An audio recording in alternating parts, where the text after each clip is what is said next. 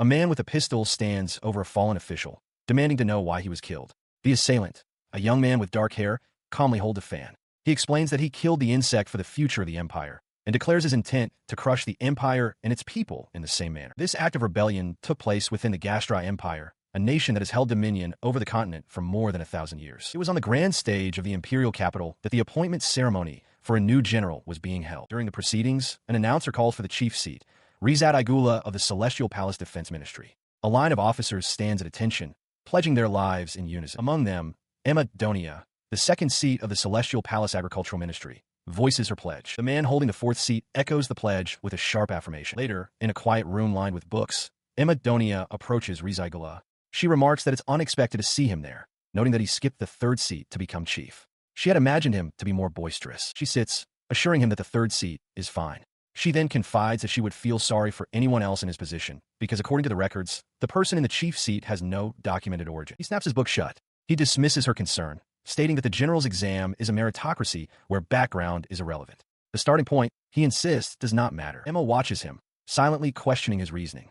Elsewhere, an older official with spectacles frantically searches through papers, muttering in frustration that he still hasn't found what he's looking for. The scene shifts to a grand coliseum where Rizad Igula stands, a faint smile on his face. His new appointment is announced. Hazenheim, assigned to the Northern Galena District Border Guard. His eyes narrow with cold resolve. He internally affirms his compliance, thinking that his true objective is the nation itself. Later, walking through a palace corridor, Emma Donia playfully hangs from his arm, complaining that his speech was far too long. She laments having to listen to the self-aggrandizing talk of nobles and the fallen empire, finding it all rather shameful. She leans in closer, wagging a finger as she warns him to stop saying such reckless things, reminding him that he never knows who might be listening. Their conversation is interrupted by a booming voice. A tall, dark-skinned woman with white hair named Leifa arrives, greeting Emma with great enthusiasm. Leifa exclaims that she arrived early after running for 3 days straight, a feat that leaves Emma utterly stunned. Turning her attention to Rizad, Leifa reports that she has already surveyed the castle town and its surroundings. She notes that, as always, the stark difference between the city's vibrancy and the state of the slums remains unchanged. Leifa then playfully ruffles Emma's hair, telling Rizad not to worry about Emma's supposed assignment to the Ministry of Agriculture. She dismisses it as a mere cover, referring to the new civil servants as nothing more than miscellaneous hires. Alone for a moment, Emma's expression turns serious. She reflects on their assignment to the Northern Galena District, realizing it's not just a border guard post, but the absolute front line. There, they will have to contend with the Cuman tribe, and a deep worry surfaces as she wonders if she will ever see someone again. Leifa, sensing this concern, confidently declares that there is no need to worry. She will protect Hazen. In contrast, Rizad calmly states that the front line is precisely what he desires, promising to achieve victory in the shortest time possible in return. A dark, swirling energy manifests as a sinister thought echoes. A quiet, confident chuckle followed by the realization, "I've gotten stronger." His departure was interrupted by a condescending voice from behind. The speaker remarked on the pity of a commoner struggling to become an imperial officer, only to be assigned to the front lines with barbarians. The man, a heavy-set classmate with a distinct curl in his hair, approached with a smug grin, congratulating them on their pointless effort. Emma Donia quietly identified him as Demidaikius. Emma responded with veiled sarcasm, noting that while his kindness was wonderful, a distinguished nobleman like him shouldn't be seen with commoners and would be better off choosing his company more carefully. Demida's attention, however, was fixed on Leifa. He announced his own assignment to the Ministry of Commerce and Industry and declared his intention to hire her as his guard knight, a post he deemed far less dangerous than the battlefield. He then turned his glare on Rizad, warning him not to cause any trouble for his friend. Rizad met his gaze, his expression unreadable. Emma interjected with a sly smile, questioning if Demida truly believed Leifa would choose him, a noble, over Rizad, a commoner, if she were to weigh their merits. Leifa stood by silently, observing the exchange. Rizad finally spoke, cutting through the tension. He stated coolly that the only reasons the women were giving Demida the time of day were his academic scores and his noble lineage. Struck by the blunt truth, Demida's face contorted with rage. He declared that from now on, people like Rizad would be his subordinates, and warned him to never associate with him again. With a dismissive smirk, Rizad simply said, "Well then, farewell," and turned to leave, Leifa following closely behind as Emma waved a cheerful goodbye. As they walked away, Leifa commented that she and Emma would be separated now, but wished her well. Rizad, however, was lost in thought, realizing that Demida's outburst was nothing less than a de facto declaration of war. He wasn't the only one concerned about the future. Emma Donia lightly teased him about his worries, but he brushed them aside. 1 month later, he and Leifa arrived in the Northern Galena district, approaching a large, fortified city. He turned to his companion. formally introducing himself as Heisenheim and stating that his new assignment began that day. His new commanding officer, seated behind a grand desk, observed him intently. The man remarked that it had been 10 years since an officer of common birth had been posted there. He then introduced himself as Geduld Magno, the one in charge of the garrison. Geduld Magno continued, informing Heisenheim that he was being assigned to the 8th platoon, as there was a vacancy. He added that a more detailed explanation would be provided in due course. The commander instructed him to focus on meeting his new platoon members and conducting training for the time being, then asked if he had any questions. Heisenheim looked back evenly and stated that he had none. A faint, knowing smile touched Geduld Magno's lips. He acknowledged the answer and simply advised the young officer to be careful. With a deep, formal bow, Heisenheim excused himself from the commander's presence. As the heavy doors closed behind him, a grim thought surfaced. He was just an uncharismatic commoner, but it hardly mattered. He was going to die here anyway. Meanwhile, back in the office, two subordinates voiced their concerns to Geduld Magno. One noted that the 8th platoon had a terrible reputation, and the other lamented the assignment, considering Central Command had sent him. Geduld Magno, with his eyes closed, corrected them. No one, he stated, wants a commoner officer, especially not a talented one. The young officer, however, was far from discouraged. A shadow fell across his face as his lips curled into a sharp, predatory grin. He arrived at the 8th training ground. His first order of business was training, and he wasted no time asserting his authority, shouting at the unseen platoon members that they were late and ordering them to run. He arrived at the training grounds of the 8th platoon to find a scene of disorganized activity. Within the fenced-in yard, soldiers were scattered about, some attempting a climbing wall, while others engaged in what appeared to be games of chance rather than disciplined drills. His attention settled on a bizarre spectacle. Two young soldiers straining to pull a large, muscular man who sat leisurely on a weighted sled. The man being pulled complained aloud, questioning if this could even be called training. He dismissed it as a meaningless, excessive weight-pulling exercise that would only damage their backs and knees. Heisenheim watched this display with a cold, silent expression. The large man continued his critique from atop the sled, remarking that this sort of daily routine was detrimental to the development of young soldiers. Below, one of the straining youths gritted his teeth, sweat beading on his brow as he pulled with all his might. Suddenly, one of the young men collapsed from the strain. The other, a soldier with a dark ponytail, threw his arms up in victory, declaring that he had won and that tonight's drinks were on his defeated comrade. The large man on the sled looked on, annoyed by their antics. Heisenheim processed the scene with a grimace. He understood they were gambling with their food and drink rations, realizing with distaste that his own drink was likely on the line as well, all due to their laziness. Just then, a new figure stormed into view, his voice booming across the yard. A powerfully built man with a distinctive marking on his temple confronted Heisenheim and Leifa, demanding to know why they were there. The man continued to shout, asking who they were. Unfazed, Heisenheim calmly stated that the reason the man lost the bet was simply because he was too heavy. He advised him to start by cutting back on alcohol. He then formally introduced himself as Lieutenant Heisenheim, assigned as the new commander of the 8th platoon as of that day. He gestured to the woman beside him, identifying her as his guard, Leifa. Observing the platoon's lack of discipline, he noted that they seemed to have been left to their own devices and demanded to know the name and rank of their supervisor. The muscular man smirked, introducing himself as Sergeant Como, the current supervisor. He casually dismissed Heisenheim's authority, explaining that the officers in this unit change so frequently that the platoon has taken to training themselves. His gaze then shifted to Leifa, and with a lecherous grin, he remarked that Heisenheim had brought a fine woman with him. Leifa met his gaze with a cool, unimpressed expression. She suggested that instead of training, they should do something much more fun together. She ran a hand along the sergeant's hip, remarking with a grin that he had a fine physique. Unmoved, Heisenheim simply ordered her to proceed. In a flash, she drove him into the ground with a single, brutal blow. The onlookers could only stare, stunned by the display of power from the Zexan woman, whose physical prowess far surpassed their own. Standing over the defeated sergeant, she announced a change in their training. They would begin with 30 laps around the grounds. She then asked if there were any objections, coolly stating that anyone who refused would be buried on the spot. A wave of terrified agreement rippled through the platoon. His attention, however, was fixed on the man still lying on the ground. With a spear-like weapon materializing in his hand, Heisenheim asked him how long he planned on pretending to be incapacitated. With his weapon aimed at a shattered crystalline barrier, Heisenheim confronts the scene before him. The force of the impact sends the injured Sergeant Como flying backward. Heisenheim demands to know what is happening, identifying the presence of both a demon beast and an anger wind user. With a calm smile, he then asks the downed man, "Are you a soldier?" He lands hard, but immediately scrambles back to his feet, grunting with effort. As the man begins to run, Heisenheim's voice cuts through the air with a sharp, three-part command. 1. Don't bleed. 2. Don't cry. 3. Don't complain. Ignoring his injuries, Como pushes himself forward, desperately urging the others to flee quickly. Sometime later, under a setting sun, two young trainees lie utterly exhausted on the ground, gasping for air after a grueling ordeal. One of the trainees helps his struggling comrade, offering him some water. Hazenheim approaches them and asks if they are all right. The trainee looks up, recognizing him and addressing him as bus commander. He acknowledges the trainee, noting that he has impressive swordsmanship and physical strength. He instructs the young man to report for guidance the following day. The trainee eagerly agrees, and Hazenheim, who has already reviewed the squad roster, asks for his name. Later, he addresses the entire group, announcing a new rule for their upcoming meals. Alcohol is permitted, but limited to 1 glass with 3 refills.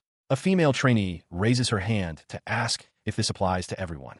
Hazenheim confirms it does, but adds a stern reminder that physical conditioning is part of their job and self-management is their own responsibility. The news is met with a loud cheer from the exhausted trainees. From a distance, Sergeant Como watches them, a hint of a smile on his face. That night, as Hazenheim works at his desk, a knock sounds at his door. He asks who it is, and the door creaks open to reveal a deeply unsettling figure with long, stringy hair and a wide, fixed grin.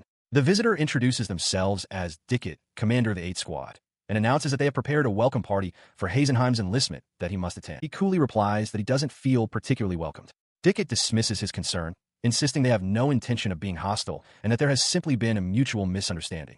They propose deepening their friendship over good food and drink. After a moment's thought, Hazenheim sighs and agrees, though he senses something is amiss. He gestured dismissively towards the object in Dickett's hand, telling them to put the dangerous thing away. He sarcastically asked if it was a protective magic wand, to which Dickett replied with a grin that they would protect him if anything happened. Their grin widened as they turned away, asking if he was scared without it. With a sweep of their arm, Dickett announced they would guide him to the party. Meanwhile, in a cramped room, Sergeant Como held one of the trainees in a tight arm lock. The trainee struggled, shouting that he'd had enough after Como twisted his arm on the bus. Como told him to be quiet, questioning if he was serious, just as the door behind them creaked open. As Hazenheim and Dickett entered, the scuffle ceased. Como, holding a bottle, offered a strained welcome, admitting the space was cramped but insisting it was from the heart. Hazenheim, already holding a glass of red wine, coolly told them to proceed. His eyes scanned the spread of food and drink before him. A single thought crossed his mind. They had probably put poison in it. As if reading his thoughts, a man with two-toned hair grabbed a bottle and drank directly from it. He grinned, declaring there was no poison and asking if Hazenheim was scared, adding that his own subordinate had prepared everything. Hazenheim calmly took a sip from his glass. He understood the ploy. The first bottle was a bluff. The real trap was set with the second. The host praised the wine's delicious and rare quality. He then leaned closer to Hazenheim, whispering with a smirk that the first glass was, in fact, poisoned, and that he would be dead in 2 or 3 nights. Changing his tone, the host declared it would be a shame to drink alone and began pouring more wine for the others. He proposed they all share a toast. The host's confidence faltered as he watched Hazenheim's utter lack of reaction. He wondered if the man was scared or just pretending. He then asked aloud why Hazenheim wouldn't join them, complaining that it was no fun otherwise, as Hazenheim sat in stony silence. He holds up the glass, a calm smile on his face. He asks if this is the wine they prepared for him, then reassures them not to worry, as there is no poison in it. The host's face contorts with shock and rage, realizing his intentions have been seen through. His host's panic is palpable, but Hazenheim calmly explains that the plan was far too crude. Their line of sight and movements were completely obvious. He remarks, telling them they need to learn that assassination requires proper training. Enraged and exposed, the host lunges forward, swinging a bottle like a club. He roars that the newcomer is getting cocky, just as a foot stomps down, intercepting his attack. The attack is over in an instant. Hazenheim stands perfectly still, a fan now in his hand, as the host collapses lifelessly to the floor.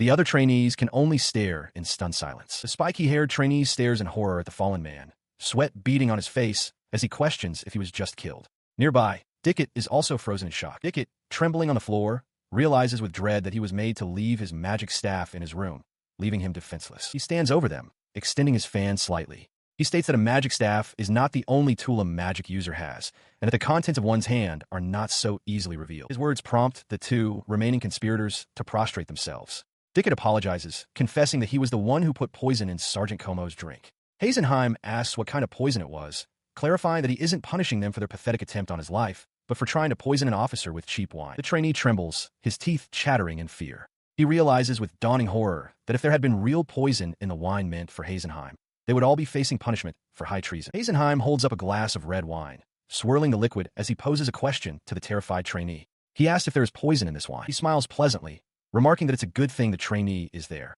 as he should have a taste as well. The trainee, trembling, stammers that this person, Dickett, was trying to poison them, and that he was only following Sergeant Como's orders. In his panic, the bottle he was holding slips from his grasp and shatters on the floor. He collapses to his knees. He looks up, sweat beading on his face, and asks what's wrong. Hazenheim's expression has turned cold as he orders the trainee to drink it, and to do so quickly. An oppressive, dark aura emanates from Hazenheim as he looms over the trainee, who is now paralyzed with fear on the floor. Suddenly, Hazenheim pivots and delivers a powerful kick to Dickett, who had been standing nearby. The force of the blow sends Dickett reeling, crying out in agony as Hazenheim calmly retracts his leg. Dickett crashes onto a table across the room, landing in a heap as the trainee watches in stunned silence. Hazenheim pins the downed conspirator to the floor with his boot. He declares that Sergeant Como and Dickett conspired to murder a superior officer, a grave violation of regulations, and notes that the trainee was merely present. He places a reassuring hand on the trainee's shoulder, telling him to relax. He reveals there is no poison in the wine and confirms that the disposal of the body and contact with the bereaved will be handled according to regulations. His final instruction is for the trainee to replace the wine he dropped. He was dismissed with a deceptively calm farewell, the door clicking shut as a voice wished him sweet dreams. The moment he was alone, the man's demeanor shifted. A knowing smirk spread across his face as a trickle of dark fluid ran down his temple, his mind replaying the word youngster. His thoughts drifted back several decades, to a time when his hand was withered and frail. He recalled his former self, a skeletal figure in a dark hood, the most powerful sorcerer in 200 years, yet bound by a curse that made him feel utterly wretched. In that life, he had lost something irreplaceable. By the time he tried to reclaim it, he was already too old, his soul rotting as his body died, a death that was the natural order of things. His spirit, however, endured, and he remembered the moment 3 years ago when he awoke in this young body, the quintessence of his magic now housed within. His eyes, sharp and clear in the present, held the weight of that ancient past. He gazed up at the moonlit sky, considering the state of a nation's leadership.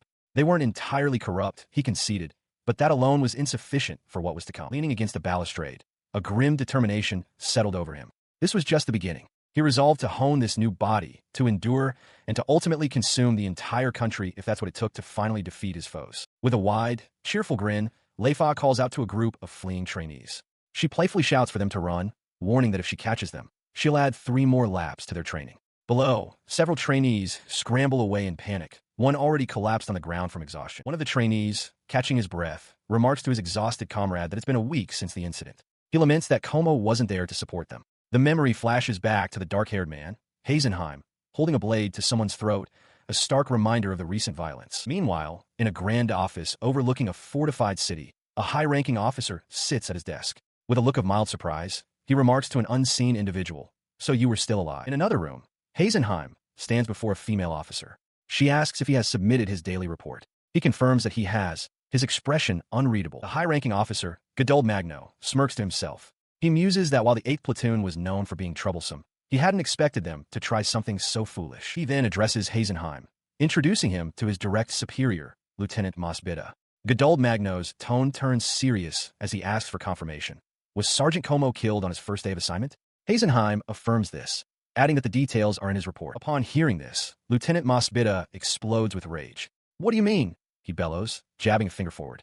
"Losing 2 subordinates on the very first day is unacceptable."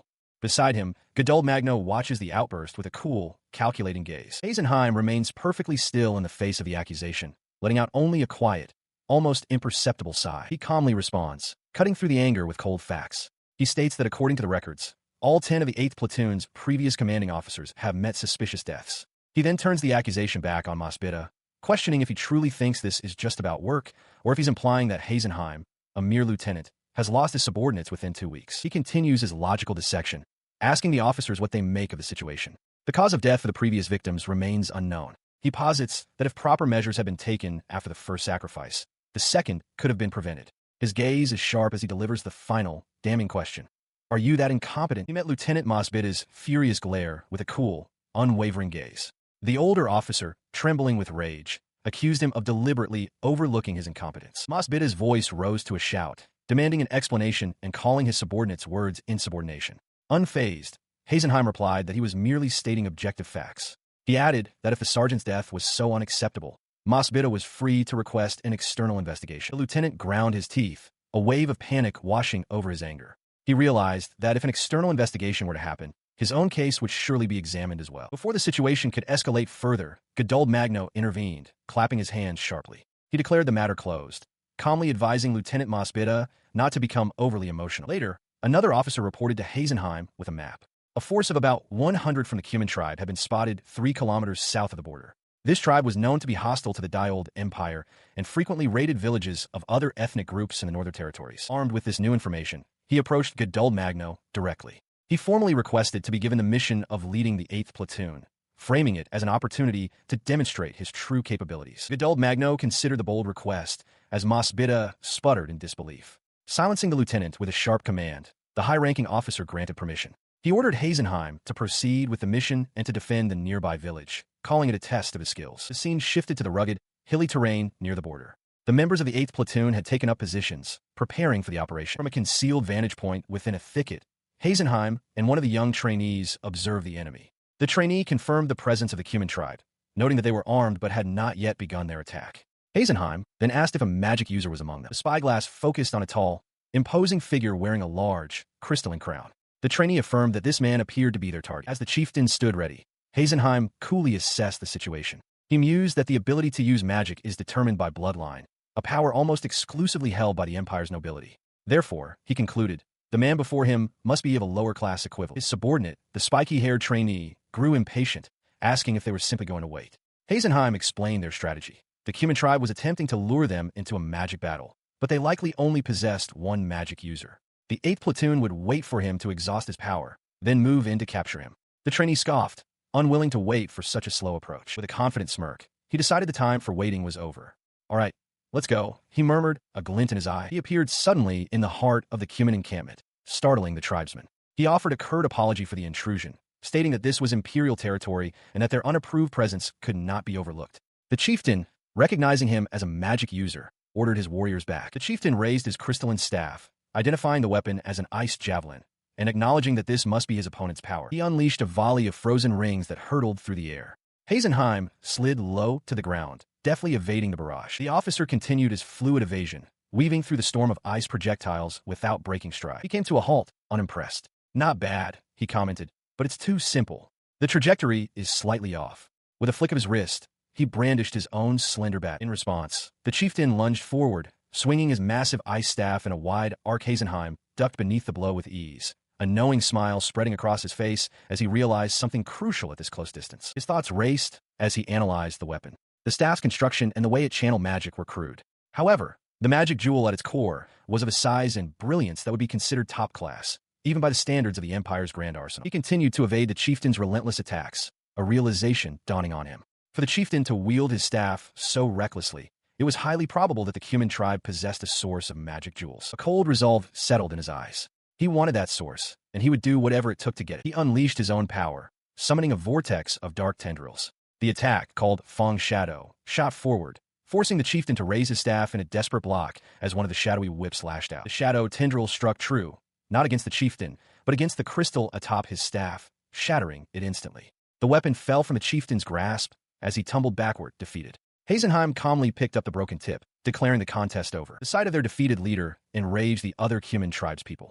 They raised their weapons, shouting in fury, calling him a jewel crusher. Hazenheim glanced back, finding their outrage merely amusing. Their shouts echoed as they vowed to join the fight against the young sorcerer, preparing to charge him en masse. Before they could advance, the thundering of hooves filled the air. Armored Imperial soldiers on horseback emerged from the dust, forming a disciplined line between Hazenheim and the charging tribespeople. Elsewhere, the wider conflict raged on. Leifa and the spiky-haired trainee fought back-to-back, fending off their own set of adversaries amidst the chaos of battle. Back at the confrontation, a faint smirk played on Hazenheim's lips. He mused to himself that everything was proceeding just as he had planned. He stood calmly, the picture of control, as his forces managed the situation. While an Imperial soldier shouted at the captured and bound Cuman tribespeople to behave, the young trainee observed the scene. He noted to himself that while a few of the tribespeople had managed to escape, they likely lacked the numbers or strength to pose any further threat to the village. As the Cuman captive kneels, the spiky-haired trainee asks his commander if they should kill him. The dark-haired man,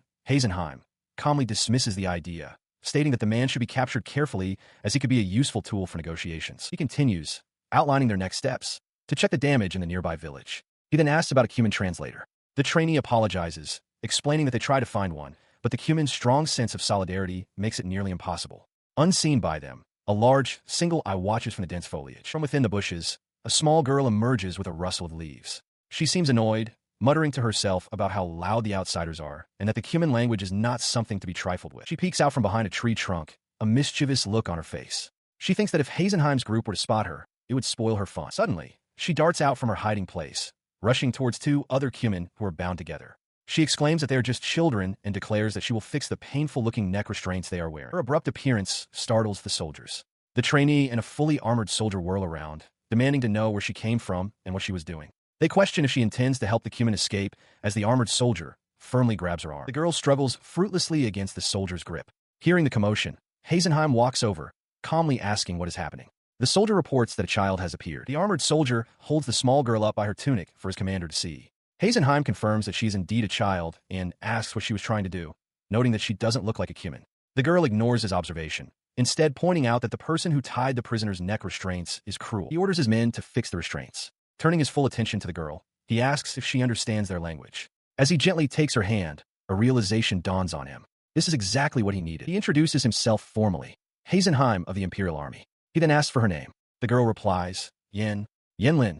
Hazenheim's face breaks into a smile, though his eyes are hidden in shadow. He thinks to himself that her smile is suspicious and that it's not safe for a child to be alone, offering to escort her to the village. He rides with the young girl, Yenlin, seated before him on the horse. He asks her why she knows the Cumin language. In response, she dangles a small, leaf-shaped jewel, explaining that Cumin jewels fetch a high price. This leads him to question if she trades with the Cumin people and whether it's dangerous. She clarifies that the Cumin have an absolute rule against harming children. Below them, a bustling market is visible, and she explains she simply splits the profits from sales. He expresses surprise at her apparent age. With a bright smile, she corrects him, stating that although she looks to be about 6, she is actually 13 years old.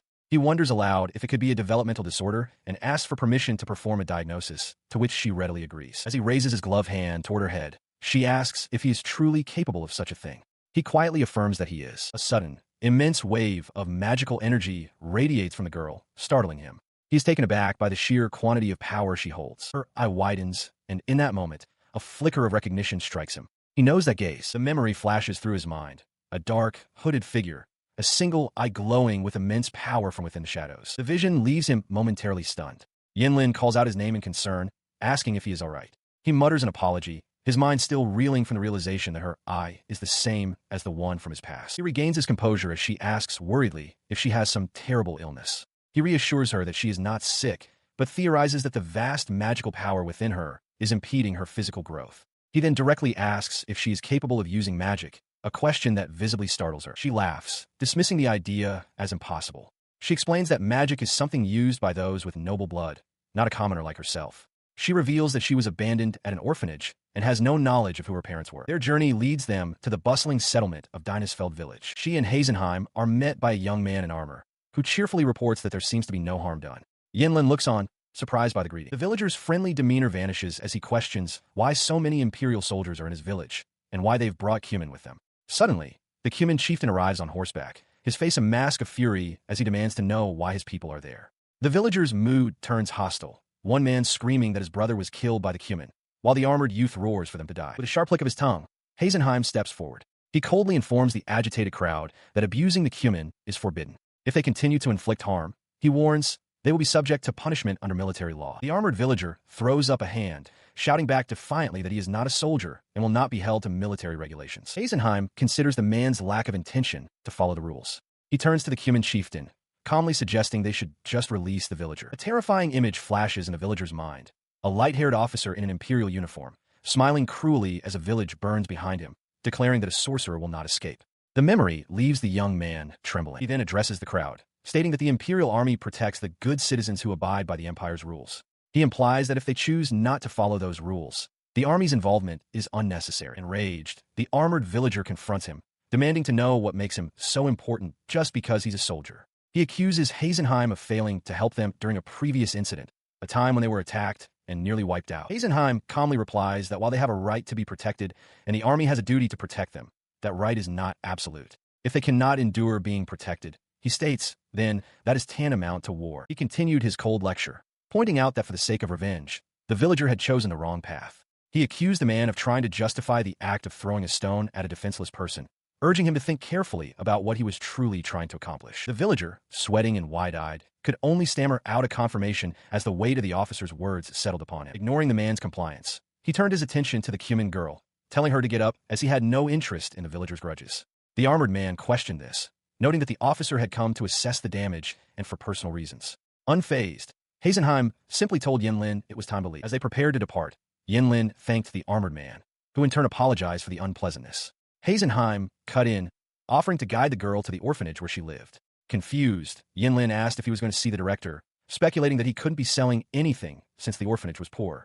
The villager then interjected, offering to escort the girl himself as a simple errand. His offer was met with a chilling, wide smile from Heisenheim. The officer's true purpose was revealed in 3 simple words directed at the girl: to buy you. The declaration, and the sinister smile that accompanied it, left both the villager and Yinlin utterly aghast and repulsed. A gloved hand places a single gold coin on a surface, offered as a down payment. The man, Heisenheim, leans forward, addressing the director of the Nori orphanage. He asks if she would be willing to entrust the young Cuman girl, Yinlin, to his care. The director holds the child, a gentle smile on her face, while Yinlin looks on with a neutral expression. In response, the director mentions the gold coin and promises to have 1 silver coin delivered each month for the other 10 children.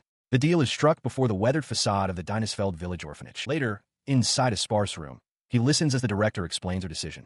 She states that she holds Yinlin's abilities in high regard and is well aware of the difficulties in running the orphanage. She also knows the Cuman people have struggled with trade due to cultural differences. With a serious expression, she asks him why he is doing this. Before he can answer, Yinlin steps forward with surprising boldness. She tells Heisenheim that his offer is insufficient. If he wishes to utilize her, she demands double the amount, 2 silver coins each month. She firmly states that this is the value she places upon herself. His expression shifts into a confident smirk. He readily agrees to her terms, declaring their negotiation a success. With the deal finalized, he sits atop a horse, holding Yinlin in front of him as they prepare to depart. The director watches them go, asking if the small bag is all the luggage the girl has. The girl confirms that it is, explaining that most items at the orphanage were communal. He then informs her that it's helpful she has so little, as she will be staying in his room from now on. Her eyes widen in shock at this revelation. She exclaims in disbelief, questioning why she would be sharing a room with him. Her gaze darts around the well-appointed officer's quarters, a space far cleaner and more orderly than the orphanage she just left. As they ride away from the village,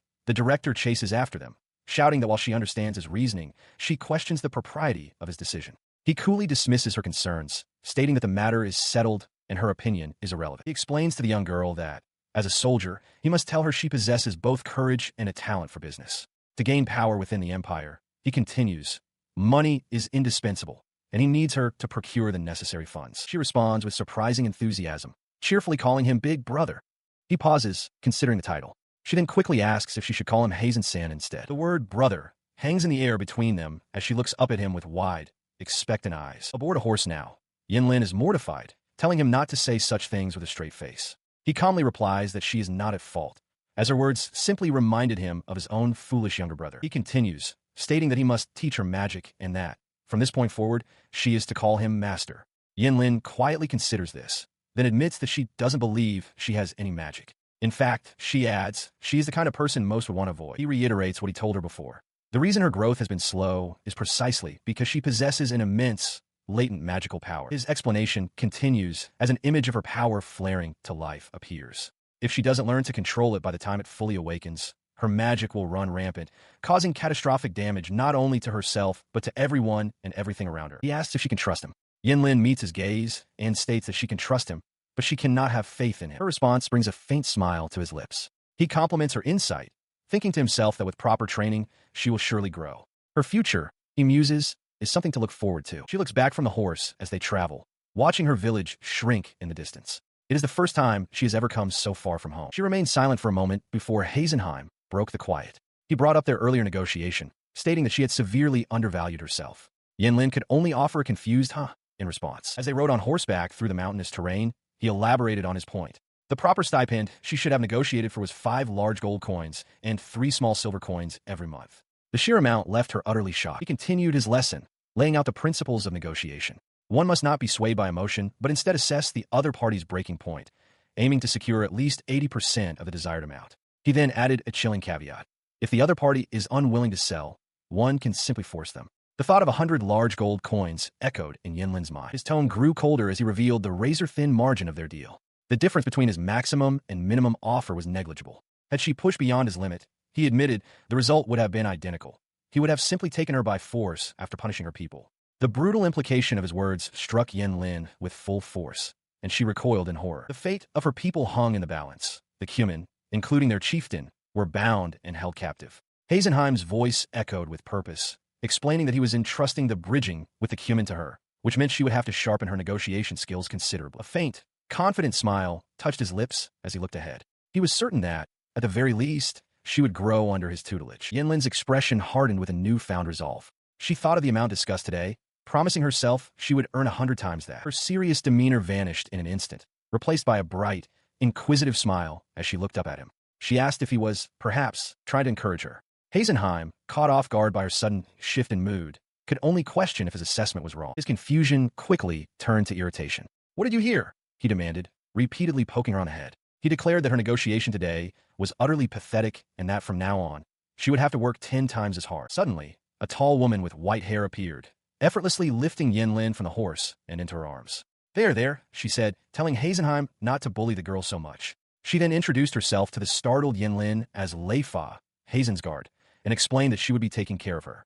Yinlin, still surprised, readily agreed. She found herself cradled in Leifa's arms, who murmured in surprise at finding such a beautiful woman within the military. Flustered, Yinlin realized it was the first time anyone had ever said such a thing to her. Leifa continued, explaining that of all the people she had met, Yinlin was by far the most exceptional. She confessed that she had always wanted a little sister, which made her very happy. The declaration left Yinlin utterly stunned. Still processing the sudden affection, Yinlin asked Leifa her age.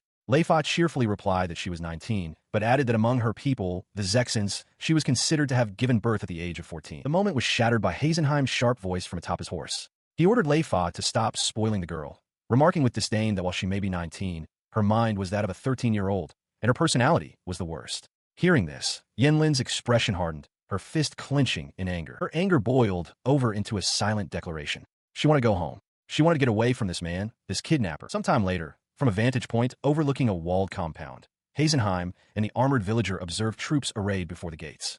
Heisenheim broke the silence, asking what they were seeing. His companion identified the force below. They were Lieutenant Mospita's cavalry, a unit of heavily armored knights on barred steeds. He noted that their preparations for departure were finally complete. The information seemed to surprise Heisenheim, who asked if half a day had already passed. The armored villager confirmed that this was indeed Heisenheim's first time witnessing the unit. The villager elaborated on the cavalry's reputation.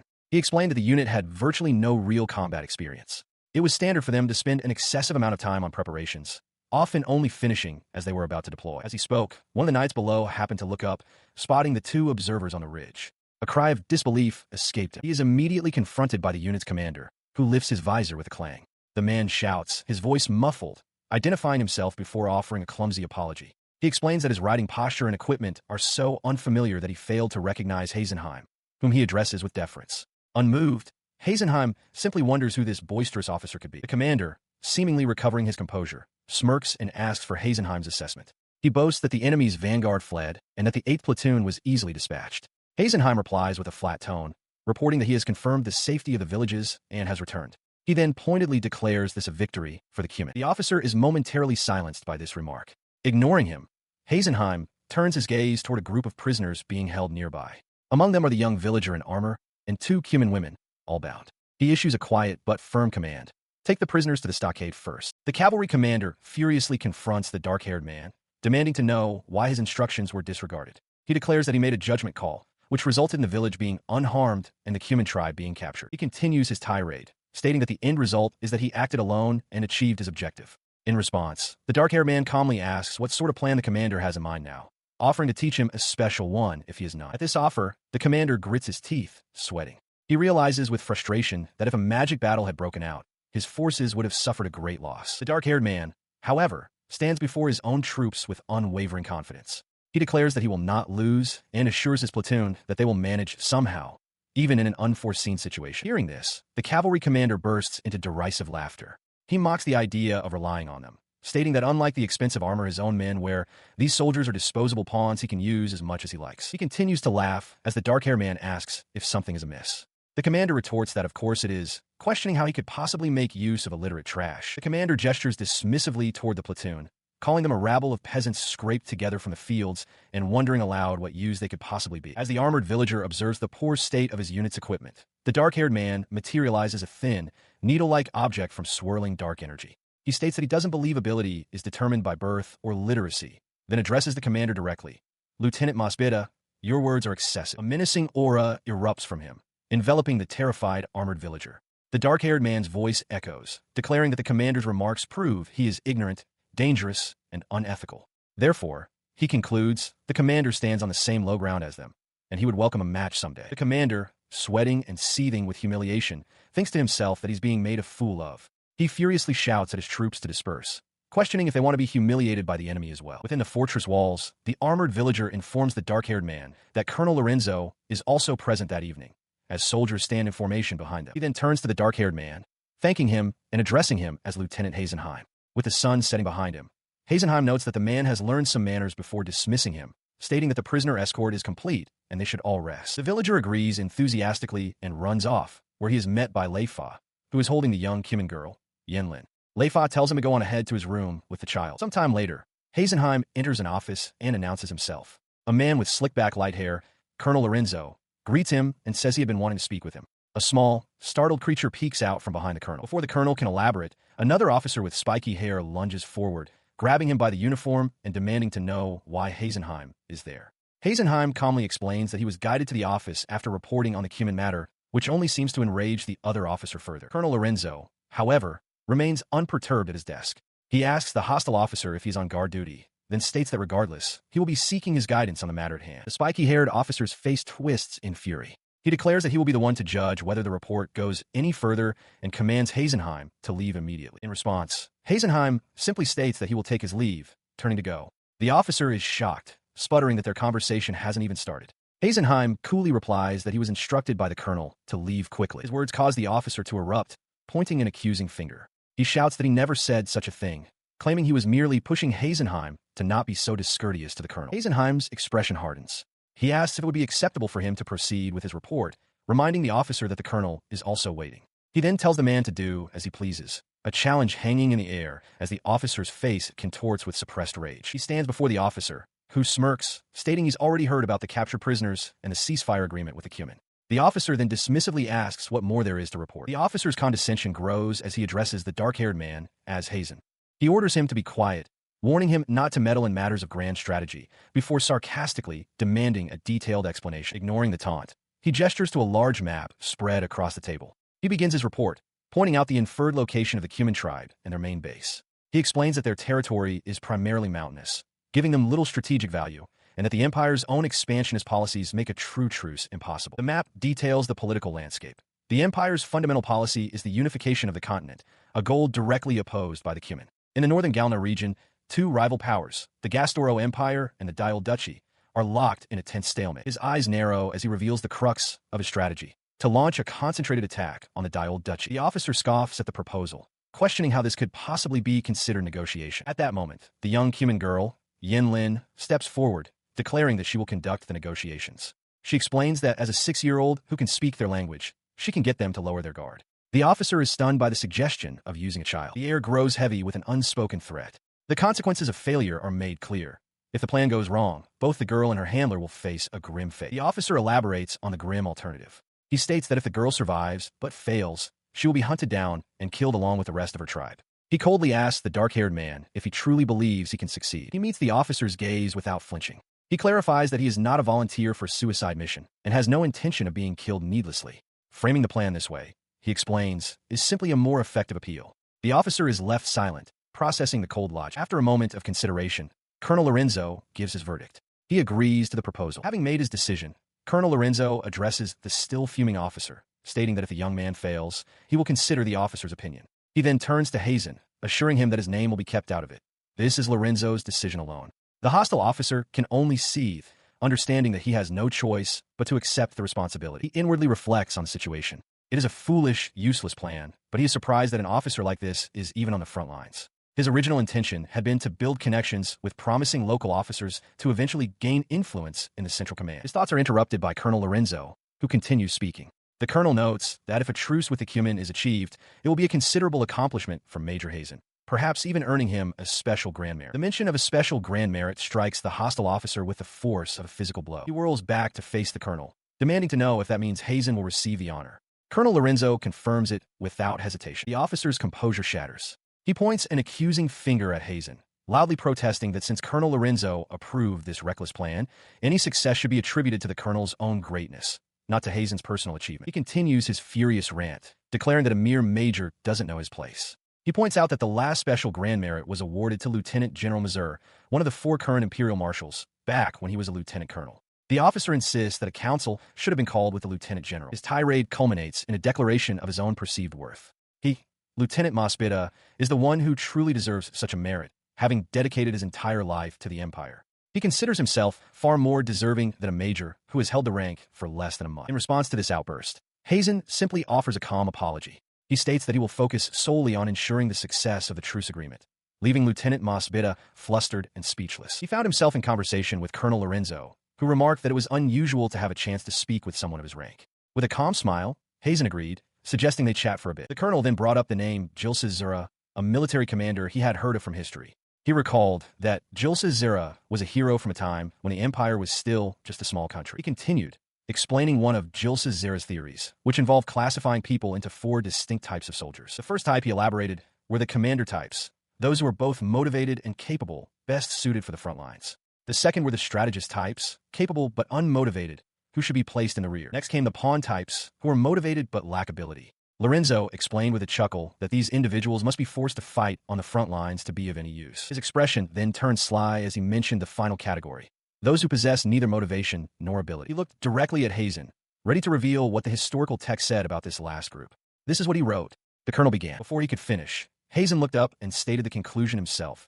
Kill them immediately. With the chilling words hanging in the air, he bowed formally, stating that if there was nothing else, he would take his leave. He turned and departed. The door closed behind him, leaving Colonel Lorenzo stunned and unnerved. As Hazen walked away down the long, dark corridor, the colonel's thoughts echoed in the silence. He was a terrifying young man, this Hazenheim. Inside the prison, the young human girl, Yin Lin, attempts to teach her fellow prisoners the human language. Holding a spiky, unfamiliar object, she pronounces with great effort, "This is a Buin Ringo boot." The 2 human men behind the bar stare back, utterly bewildered. Her lesson is interrupted by Lei Fa's gentle laughter. Lei Fa apologizes for the amusement, but Yin Lin, cheeks puffed in frustration, turns and insists that Lei Fa teach her more seriously. From a short distance away, Hazen observes the interaction. One of the prisoners reassures Yin Lin that her command of the language is already impressive and that she would be welcome in their village anytime. Flustered, she shouts back that this isn't what she meant at all. He walks down the stone corridor, reviewing a report. He remarks to a young trainee sitting nearby that Yin Lin seems to be doing well. The trainee agrees, adding that her enthusiasm is almost too much and that she should finish up soon. Yin Lin, however, is beaming with pride. She thinks to herself that it's not just about conversation. She has learned so much, including etiquette and customs. Hazen tells the trainee that with the amount of information gathered, negotiations should proceed without issue. The trainee is stunned, asking if Hazen has already deciphered everything. Hazen confirms it was simple, then adds that he, the bus commander, will remember the trainee's efforts. The young man is left speechless. Later, while sitting with Yin Lin, he poses a direct question. By the way, besides you, is there another human who can speak the human language? Yin Lin freezes mid-bite, her expression stiffening. In the background, the exhausted trainee lies collapsed on the floor. She avoids his gaze, asking what he means. She claims that what she speaks is her own unique script, a private invention. A shadowy silhouette flashes in her memory. He calmly dismisses her lie. Hazen explains that there are 2 ways to learn a language: intuitively in early childhood, or by understanding its structure later in life, which he calls a third language. He points out that her speech patterns have a distinct lag characteristic of the second method. He continues his deduction, postulating that a human merchant likely acquired a textbook and taught her, making her promise not to reveal the source. Caught, Yin Lin looks away, admitting that being seen through so completely is an unpleasant feeling. Yin Lin looks on with concern, insisting that she does not want to see the person in question captured. Her denial is interrupted by the very man she was protecting, who steps out from behind her to face Hazen. He declares that he wishes to discuss business. The man settles onto a sofa with a relaxed posture, remarking on the surprise of being summoned by the military. He notes that it was quite daunting until he realized he and Hazen were of equal rank, addressing him as Major. Hazen cuts straight to the point, asking him directly if he was the one who taught Yin Lin the human language and what he was making her say. The man remains silent for a moment. A slight smirk forms on his face. He questions what the problem is, feigning confusion as to why the military is taking the words of such a small child so seriously. In response, Hazen presents a document, explaining that it is a testimony regarding various illegalities attached to a pledge of servitude. The man coolly asks if it's acceptable for him to speak the truth, even if he is questioned for a crime. Hazen internally acknowledges the man's audacity. His gaze sharpens as he declares that they will be the ones to judge what is true and what is false. His eyes narrow with silent pressure, and a soft click echoes in the room. The man's confident demeanor falters. He admits that Hazen's intense gaze feels as though it's squeezing his heart. He relents, agreeing to talk, stating that as a merchant, it would be helpful for him. He rises from the sofa to explain. He confesses that he has been involved with a human woman, and that he has been teaching her the human language while in bed with her. The tutor explains his actions. He taught Yinlin the human language solely to acquire rare human crafts, not out of any ill will towards children. He clarifies that he found her at an orphanage, selecting her for her apparent intelligence. As he speaks, he gently pats the young girl's head. As he finishes his explanation, Hazen leans forward, placing his own hand on Yinlin's head. He states that it is time to move on to the main subject of their discussion. He then proposes a deal, referencing the impending truce agreement with the human people. With a faint smile, he suggests they begin their transaction at once, and the two men clasp hands to seal the arrangement. The tutor recoils in shock, questioning the very idea of a truce. He argues that it's a ridiculous notion given how much blood has been shed. He points out that human magic users are still being captured as prisoners, and he had at least expected an opportunity to discuss terms. In response to his outburst, Hazen leans over the stunned man, who has fallen back onto the sofa. He calmly states that if the tutor is in his pocket, then he is in the tutor's as well. The man struggles to comprehend the offer, his expression a mixture of shock and disbelief. He realizes that for Hazen to take such a risk by approaching him, a person of interest in the truce, must mean that Hazen is serious. A slow smile spreads across his face as the true nature of the proposition dawns on him. He voices his realization with a single word, smuggling. He then asks what Hazen wants and how much he is willing to pay. Hazen clarifies that it doesn't require anything. Rather, he believes a proper business arrangement should be mutually beneficial. Hazen then lays out his sole condition. The choice of the first item to be traded will be left entirely up to Yinlin. The young girl looks up in surprise, while the tutor seems to grasp the intention behind the gesture. The tutor bursts into laughter, declaring that he likes the terms and accepts the deal. He enthusiastically pulls both Hazen and a smiling Yinlin into a group hug, remarking that the girl has found herself a good man. Yinlin reacts to the proposal with immediate and absolute refusal. She shouts that there is no way she can agree to such a thing, her expression a mixture of shock and defiance. He responds to her outburst with a knowing smile, remarking that he had thought she would be eager to take advantage of the Imperial Army, but it seems she is quite the turncoat. He clarifies, however, that this arrangement is a personal matter for him. He continues his explanation, stating that while he isn't heartless, he is also not so naive as to believe they could live together without it being a transgression, a sentiment he feels they both share. Hazen cuts in, his expression unreadable. He states plainly that he acts solely for his own benefit and purpose, telling them to do as they wish. 3 days later, within a human settlement nestled in the mountains, unease about the truce spreads. One woman questions the wisdom of signing an agreement with such people, reminding her companion of the long and bitter war they have fought against the Empire. Her companion offers a comforting hand, replying that the final decision ultimately rests on the chieftain's judgment. Meanwhile, Hazen, Leifa, and Yinlin are escorted through the dense forest toward the settlement. From the undergrowth, a hidden human guard observes their approach, pondering the rumors he heard from the captured prisoners. As they enter a clearing, they are immediately encircled by a host of human warriors, their spears pointed directly at the newcomers. Hazen calmly assesses the situation, noting that this reception was expected, while Leifa urges him to remain vigilant. The commotion draws the attention of the villagers, including the 2 women from earlier, who whisper amongst themselves.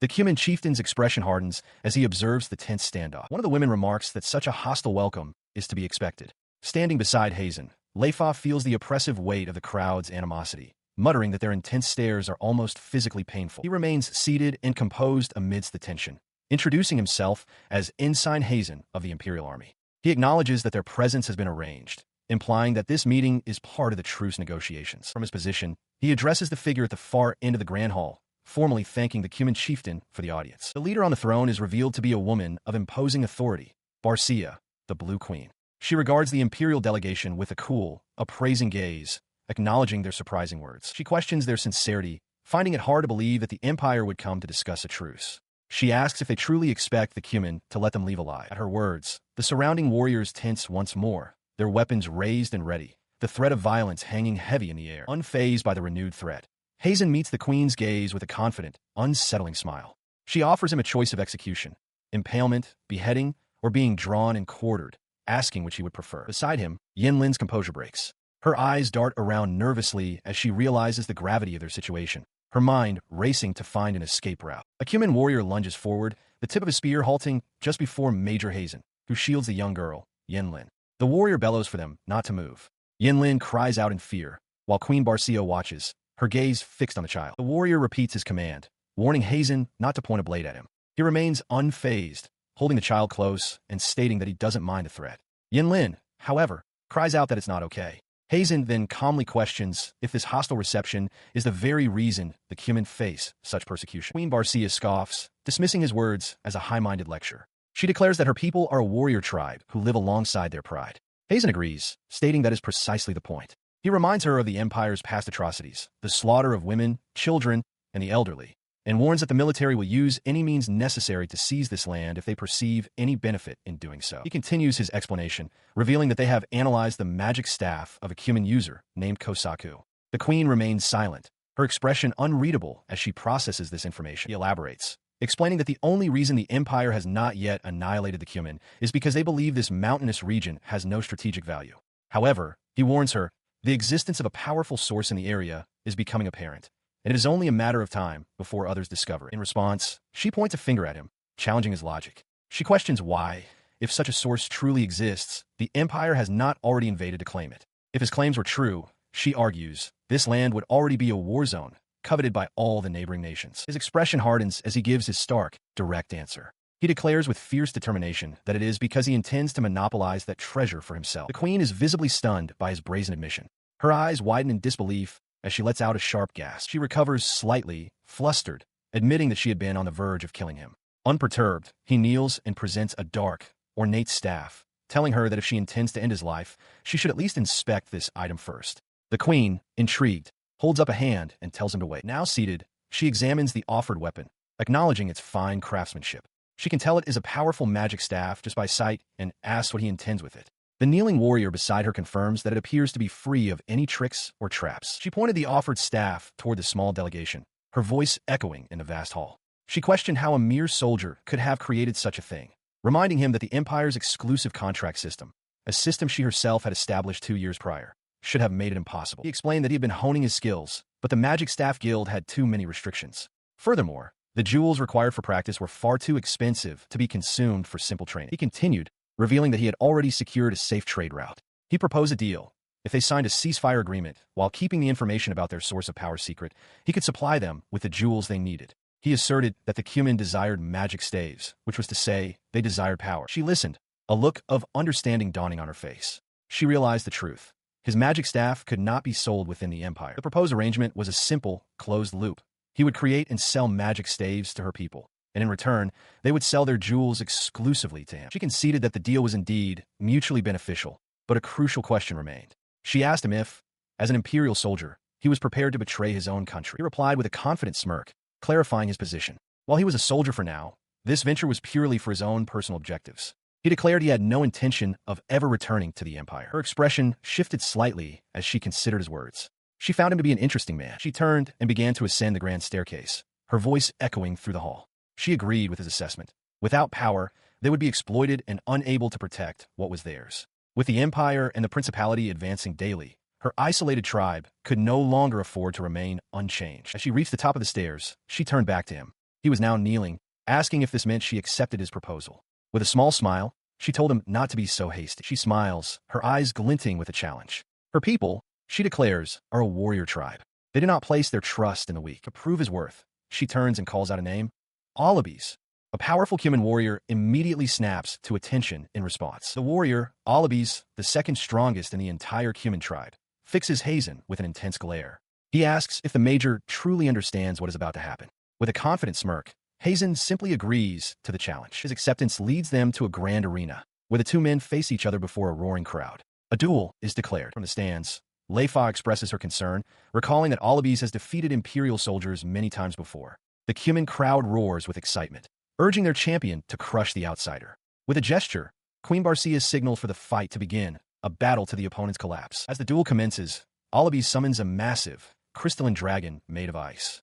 He casually warns Hazen to be careful, as the creature is quite temperamental. Hazen, unfazed, admires the magnificent jewel that must be powering such a construct, remarking that the light's hum has vanished. At Alibis' command, the ice dragon lunges forward, its crystalline jaws wide.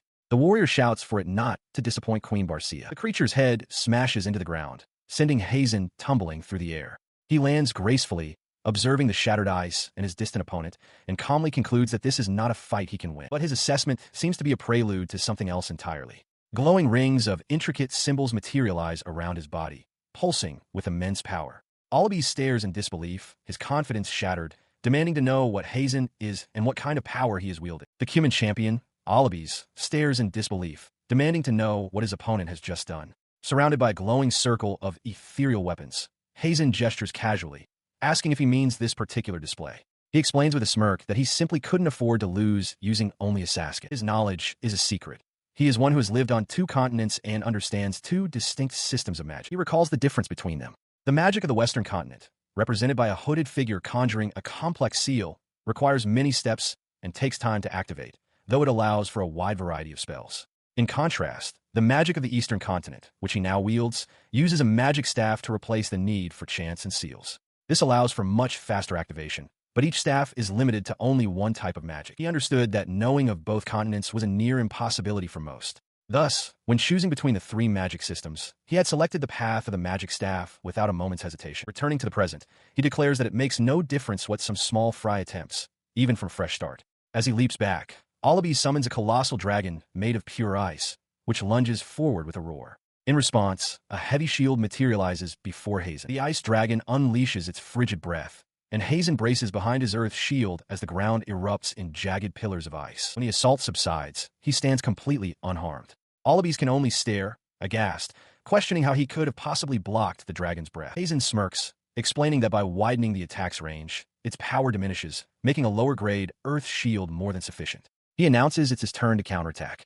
Allabies is stunned to see him wielding both a magic staff and a shield simultaneously, calling him a monster. Hazen prepares a spear of light, remarking that he has heard of the peerless historical title, Misil of the Four Greats. With a confident grin, he unleashes his technique, Giran.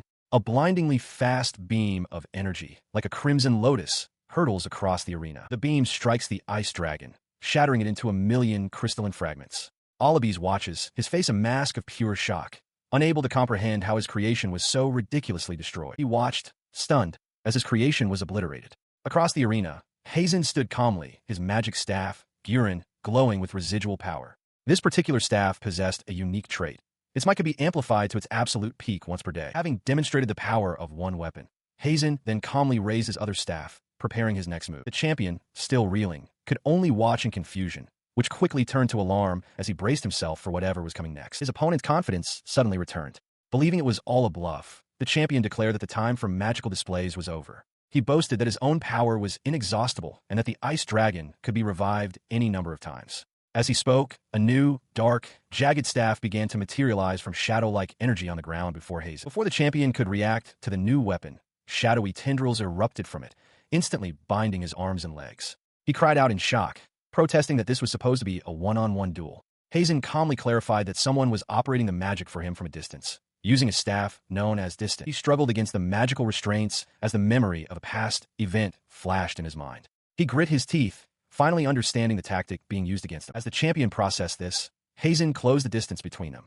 He explained that in a battle between mages, deception is the most crucial element, remarking that his adversaries were far too simple and pure. He leaned closer, a confident smirk on his face, and asked if the champion was satisfied with this outcome. Observing the decisive end to the confrontation, Queen Barcia raised her hand gracefully, declaring that the contest was over. The champion, still bound, shouted in frustration, demanding to know just how many staves Hazen possessed and how he was able to produce them. Hazen calmly explained that this method completely negates the inherent weakness of carrying multiple magic staves. He explained the technique, revealing a ring on his finger. It was a ring-type magic staff of his own creation, one that could be rendered invisible through phantom vision and swapped with others using sheer willpower. This revelation stunned Queen Barcia. She exclaimed that to call such a thing minor craftsmanship was an understatement. It was the work of a monster, something far beyond normal capabilities. He calmly replied that he was far from finished, assuring her that he could provide many more varied magic staves just like it. The reason he had revealed his hand, he clarified, was precisely to prove that very point. She conceded that he would be a terrifying enemy, but was far better as an ally. With a slight bow, he thanked her for her understanding. With an agreement reached, Queen Barcia stood beside him before her people. Raising his hand in victory, she loudly proclaimed that from this day forward, they would enter into an armistice with the Empire, bringing the conflict to an end. As the crowd roared, he commented that he had anticipated some voices of opposition. The queen simply stated that the chieftain's decision is absolute. He observed, however, that even so, there were surely more than a few among them who still harbored deep animosity towards the Empire, a sentiment reflected in the clenched fist and resentful glare of one warrior in the crowd. She dismissed the serious talk, declaring it was time to entertain their guest with a feast. The queen noted that while her predecessor might have fought to the bitter end, she felt differently. They had lost much, but also taken much. At her command, barrels of drink were brought forward. She then threw a friendly arm around his shoulders, playfully asking if he intended to break their new agreement. He stammered, admitting that he was not good with alcohol as it dulled his ability to think clearly. His protest was cut short by a familiar voice. Lei Fa appeared with Yin Lin, cheerfully volunteering to handle the drinking and eating for him. Hazen could only stare in utter shock, shouting her name in disbelief. He sharply reprimands Yin Lin, pointing a finger as she attempts to drink from a large mug.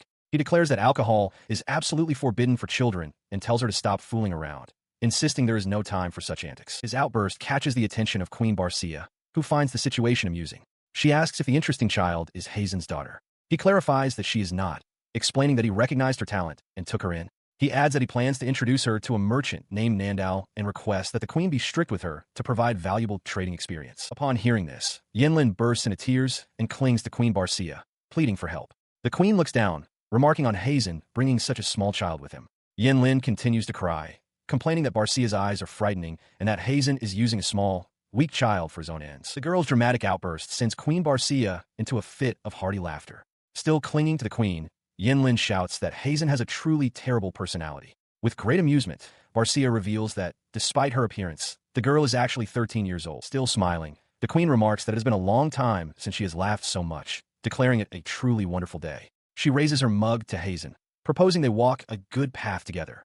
Their large wooden mugs meet with a solid clink, sealing the new accord. The next day, the morning sun feels dazzling to Major Hazen as he walks through a stone corridor, a document in hand. It is a ceasefire agreement. Elsewhere, a high-ranking officer, Goduld Magno, stares at the same document, his hands trembling slightly. He looks up in disbelief and demands to know if Hazen truly accomplished this. The officer dismisses the document as a forgery. Hazen, standing before him, calmly clarifies that to formalize the agreement, Queen Barcia herself will visit their fortress the following day. He suggests that it would be best for Goduld Magno to be in attendance. Still processing the news of the queen's visit, Goduld Magno asks if Hazen has reported this to Colonel Lorenzo yet. Hazen confirms he has not. The officer then asks if Hazen also reported his earlier command to kill the colonel. Hazen replies that he reported that matter to a higher authority first, and that the colonel is likely considering his punishment. A wide, triumphant grin spreads across Goduld Magno's face. He realizes that this is his great achievement, the first since the Fourth Company was formed. He breathes out, convinced this is no dream, but a special gunji, a great merit. He glances at Hazen, thinking to himself that the young man is a nuisance who has done nothing but abandon his responsibilities and cause trouble. Hazen, sensing the shift in demeanor, looks back with a questioning expression. Leaning in conspiratorially, Goduld Magno presents his plan to Hazen. He proposes that this special achievement should be credited to the Fourth Company as a whole. He adds that the 8th Platoon, being part of the company, has been a conspicuous source of misconduct. Hazen calmly counters that the 8th Platoon's problematic actions are a direct result of the company's poor leadership and lack of management. The accusation causes Goduld Magno to recoil in anger, sputtering in disbelief. The officer explodes, shouting that it has nothing to do with him and is entirely Hazen's fault. He then changes his tune, declaring that for this special achievement, he will recommend only the 8th Platoon. He admits that while they don't deserve it, it's the only way to make the story plausible. Hazen quietly agrees, much to the officer's surprise. Goduld Magno becomes flustered, realizing his attempt to manipulate the situation has backfired. He sputters that if the Fourth Company receives the commendation, it will naturally extend to all its platoons. He pleads with Hazen to think about it more flexibly. After a moment of silence, Hazen looks at his superior with a cold, unyielding expression. He states that he has no intention of sharing any of the credit with anyone outside of the 8th Platoon. Goduld Magno grits his teeth in frustration, outmaneuvered by the very man he sought to control. He remains impassive as the high-ranking officer, Goduld Magno, swings a hand towards his face, shouting about precedence. With a flick of his wrist, Hazen intercepts the blow, his closed fan stopping the officer's hand cold. The abrupt stop sends Goduld Magno stumbling backward, his face contorted in disbelief. He collapses onto the floor as Hazen stands over him, unmoved. From his undignified position on the floor, the officer glares up, seething with silent fury. He looks down at the fallen man as the officer accuses him of attempted murder. Hazen calmly explains that he only killed a pest. He then clarifies his intent with chilling precision.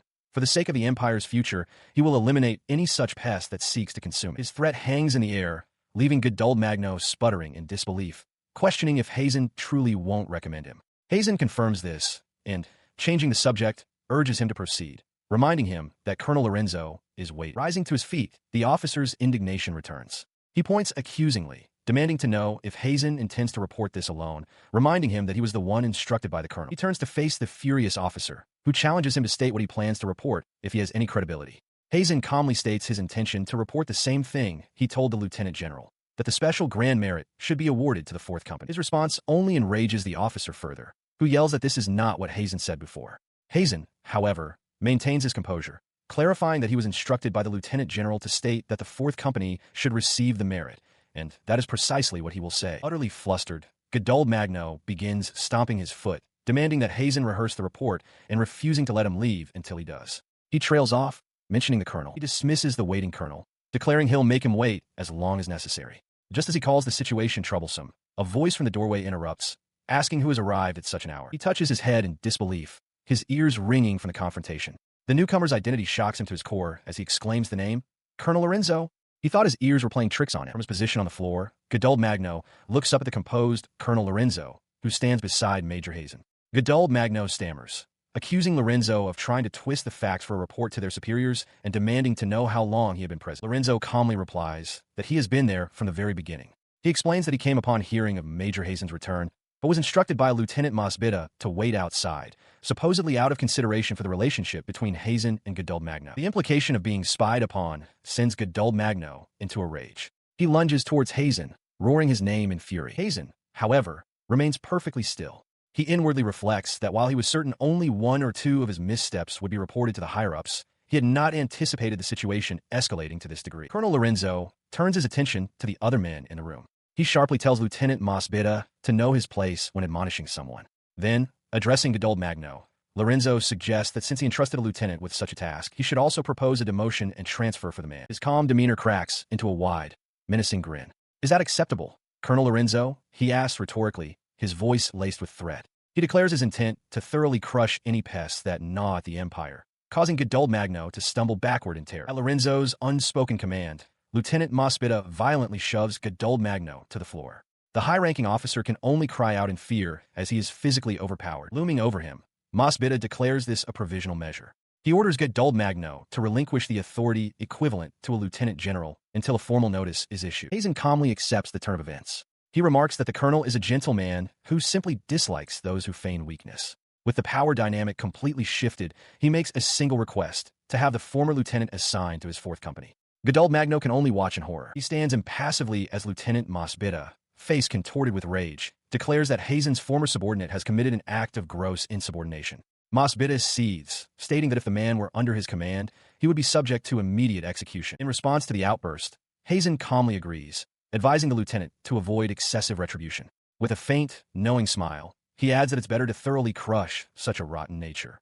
Mosbita can only sigh in defeated silence. Nearby, the source of the conflict, Godald Magno, lies defeated on the floor, whimpering in humiliation as an officer stands over him. He trembles with fear, his eyes wide with terror. While in the background, Hazen observes the scene with his arms crossed, his expression unreadable. A short while later, Lieutenant Mosbita approaches Hazen, a slight smile on his face. He remarks that it's quite something to be assigned to the major's unit, especially after being promoted to lieutenant. He remains stone-faced, dismissing the pleasantries. He states that rather than dwelling on that, they should be planning their next move immediately. The lieutenant's demeanor shifts, his hand clenching into a fist as he asks what, exactly, that next move is. Hazen's expression is grim as he begins to explain. After concluding his business, he returns to his quarters, closing the door behind him. A female voice greets him. Welcome back, Hazen. Inside, Leifa sits comfortably, cradling the sleeping Yinlin in her lap. She notes that he took longer than she'd thought, and confirms that the young girl is still asleep. Leifa continues, explaining that after the previous day's harsh trek through the mountains, it's understandable that the child is exhausted. She decides it's best to let her rest, remarking on how small she still is. Yinlin sleeps on, oblivious. Inside his quarters, Major Hazen slid open the large glass doors to a balcony. He told Leifa that whatever she decided to do, it was best for them to rest while they had the chance. As he looked down at his two clandestine guests, Leifa began to ask what their next move would be. He answered before she could finish, his expression grim, stating that a war with the Diode Principality was coming. Standing over Leifa and the young Cuman girl, Hazen announces their next objective, war with the Diode Principality. Leifa reacts with wide-eyed shock, questioning the sudden declaration of war, while Yinlin looks up, startled by the commotion. She murmurs that a war seems so sudden and reckless. As she voices her concern, Yinlin rubs her eyes sleepily. Hazen turns his attention to the girl, asking if she is awake now. He then holds out a sealed envelope, instructing her to deliver it to Queen Barcia. Yinlin accepts the letter, a feeling of unease washing over her as she looks at the wax seal. Changing the subject, he asks about the trade he entrusted to her in Nantou.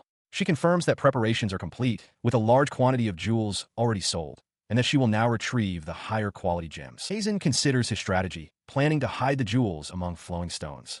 He knows their value will fluctuate, but he is confident that in the long run, his side will profit more from the arrangement. A moment later, Yinlin timidly speaks up, her expression filled with worry. She confesses that she overheard him talking about war just a moment ago. He turns back to face her and Lei Fa, confirming that he did indeed propose the idea to his superiors. Over a map of the region, Hazen elaborates on his plan. The war with the Dial Principality must begin with a surprise attack before the ceasefire agreement is widely known. He explains that the enemy's 5 forts are always garrisoned, and if they can gather 30,000 troops, now is the perfect time to strike. Later, he presents this strategy to Gaduld Magno. The officer acknowledges that the High Command has discussed it, but he feels the timing is poor and they cannot get a clear go-ahead. Hazen argues that this poor timing is an advantage, as the enemy will also struggle to assemble their forces. He insists that the rearguard support units are sufficient to begin a siege. The officer looks troubled, conceding that Hazen is excellent and understands the situation well. However, he adds a critical complication. The Principality has a castle. Hazen considers the officer's words about the enemy castle, a single name coming to mind as he asks him. The high-ranking officer confirms his suspicion. The castle is defended by General Giselle, a true warrior renowned for his mastery of lightning magic. He processes this, murmuring his understanding. The officer elaborates that lightning magic is a rare and powerful attribute, noting that many who are named among the 4 marquises begin with this power. He continues, explaining that in a few months, the 4 marquises are also scheduled to join the conflict. He stresses that the Principality is well aware of how reckless this current war is. With the briefing concluded, Hazen dismisses himself. As he turns to leave, Lei Fa remarks from the side that it feels pointless to eat anymore, given that war has broken out so soon after they made peace with the Cuman. He looks down from a balcony onto a training yard below, reflecting that attacking a stronghold like the Principality with only the 4th Company is a fool's errand. His expression hardens as he considers the alternative. Mobilizing a unit that has been dormant for 10 years will surely create an unexpected situation for all parties involved. A confident smirk forms on his lips. This chaos, he thinks, is exactly what will allow him to eliminate his targets. Down at the 8th training ground, the high-ranking officer blows a whistle, shouting for the training to begin. His command is immediately followed by disaster as his horse rears up, throwing him violently to the ground. Hazen watches, unimpressed, thinking that the man can't even ride a horse properly. He listened as another officer, Lieutenant Masbida, began to berate him. Masbida questioned why someone so incompetent, a 5th-rank senior noble, was assigned to such a critical operation. He gestured towards the man Hazen had accidentally struck, citing it as proof of his low intelligence and terrible aim with magic, declaring that he had no right to serve in the military. The officer's voice rose to a shout, demanding to know what Hazen had just muttered and accusing him of being insolent. Hazen, however, remained outwardly calm, though internally his patience wore thin. He assessed the man before him. Combat power 0, existence a net negative. The thought of simply killing him crossed his mind. His tirade was cut short as blood suddenly spurted from his nose. In a flash, Hazen had closed the distance, a retractable baton now in his gloved hand. He coolly reminded Masbida of their difference in station, a commoner's son versus a senior noble, and warned him to remember his place. The lieutenant stared, stunned, recalling that all military personnel above the rank of private were supposed to be capable magic users. The humiliated officer clutched his face, shouting that his family would not stand for this insult, and that Hazen would be executed. Hazen's response was a quiet, dismissive query. Is that so? The source of this damning information was revealed in a flashback. Another officer, Rain, had calmly laid out Hazen's situation for Masbida. He possessed no right of succession, was a senior noble with a dead-end career, had been effectively disowned by his family, and was considered a social failure. This revelation had clearly shaken Masbida to his core. He trembled, stammering as he tried to process the information. The superior officer, Rain, had continued his explanation from behind a desk, noting that it was an officer's duty to plan for his subordinates' time off, and that he had given special consideration to those who had nowhere to return. The words struck the arrogant noble with the force of a physical blow. If what Rain said was true, then Hazen was not a privileged noble to be intimidated, but something far more dangerous, a brute with nothing to lose. Returning to the present, Masbida pointed a trembling finger, accusing Hazen of using connections to pass the officer's exam and living a life of undeserved luxury. He declared an insult to his own ideals. Hazen cut him off, stating that such accusations were meaningless. He already knew the truth, with or without proof. He looked down at the sputtering officer with cold disdain. Isn't it shameful, he asked, that someone like you is part of my family? He stood impassively over the kneeling officer, the tension in the room thick enough to cut. The surrounding soldiers could only stare, their expressions a mixture of shock and disbelief at the sudden turn of events. The lieutenant trembled, sweat beading on his brow as the weight of his humiliation pressed down on him. Springing to his feet, Masbida's composure shattered completely. He furiously accused Hazen of bullying, questioning how a man of his noble standing could be subjected to such treatment. Hazen simply met his outburst with a confident, knowing smirk, his smirk unwavering. He held up a thick journal. He found it amusing that Masbida would cry bullying, now that their positions were reversed, and asked the lieutenant if he had forgotten what he'd done to his own victims before they were gone. As Masbida stared in horror, Hazen revealed the journal was a letter from the executed Sergeant Como. He added that it wasn't just Como's account. Masbida's own instructions to him were also meticulously recorded within its pages. The lieutenant stammered, dismissing the journal as inadmissible evidence. Hazen calmly countered, stating that after committing so many offenses, it was foolish of Masbida to assume everyone would simply remain silent and not understand what was happening. The accusation struck home. Overwhelmed, Masbida saw the spectral faces of his victims rising before him, their silent judgment echoing in his mind as he let out a pathetic whimper. His arrogance completely shattered, he bowed low, his body trembling. He swore he would repent for his actions and pleaded desperately for mercy. Now prostrate on the floor, Masbida continued to beg. Hazen loomed over him, his voice devoid of warmth as he asked what Masbida had done when his own victims pleaded just as he was now. Turning away, he ordered one of the trainees to prepare the bus, stating that conversation was impossible. He handed the journal to the trainee, instructing him to use it as a reference. With the matter settled, Hazen announced he was returning to his room. The young soldier accepted the book, though a hint of uncertainty lingered in his expression. He looks over his shoulder with a confident smirk, addressing the young soldier. He gives a chillingly reassuring order. If the trainee is ever on the verge of death, he is to be brought back to him. Hazen promises that he will heal him, no matter how many times it's needed. The trainee, visibly sweating and intimidated by the intensity of the command, can only manage a stammered affirmative. Hazen sits apart, arms crossed with a frustrated sigh, his mood clearly sour. Nearby, Yinlin expresses her concern to Leifa, fretting over her master's troubles. She worries that his distress is so profound it might bring about the end of the world. Overhearing their conversation, he turns his head sharply. He admonishes them, stating it's impolite to worry about someone so conspicuously.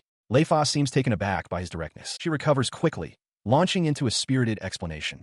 Leifa points out that becoming a slave to a high-ranking sorcerer, bound by contract magic law, is a socially useful role. However, she clarifies that this is about more than just utility. It's about her own will and deciding her own path.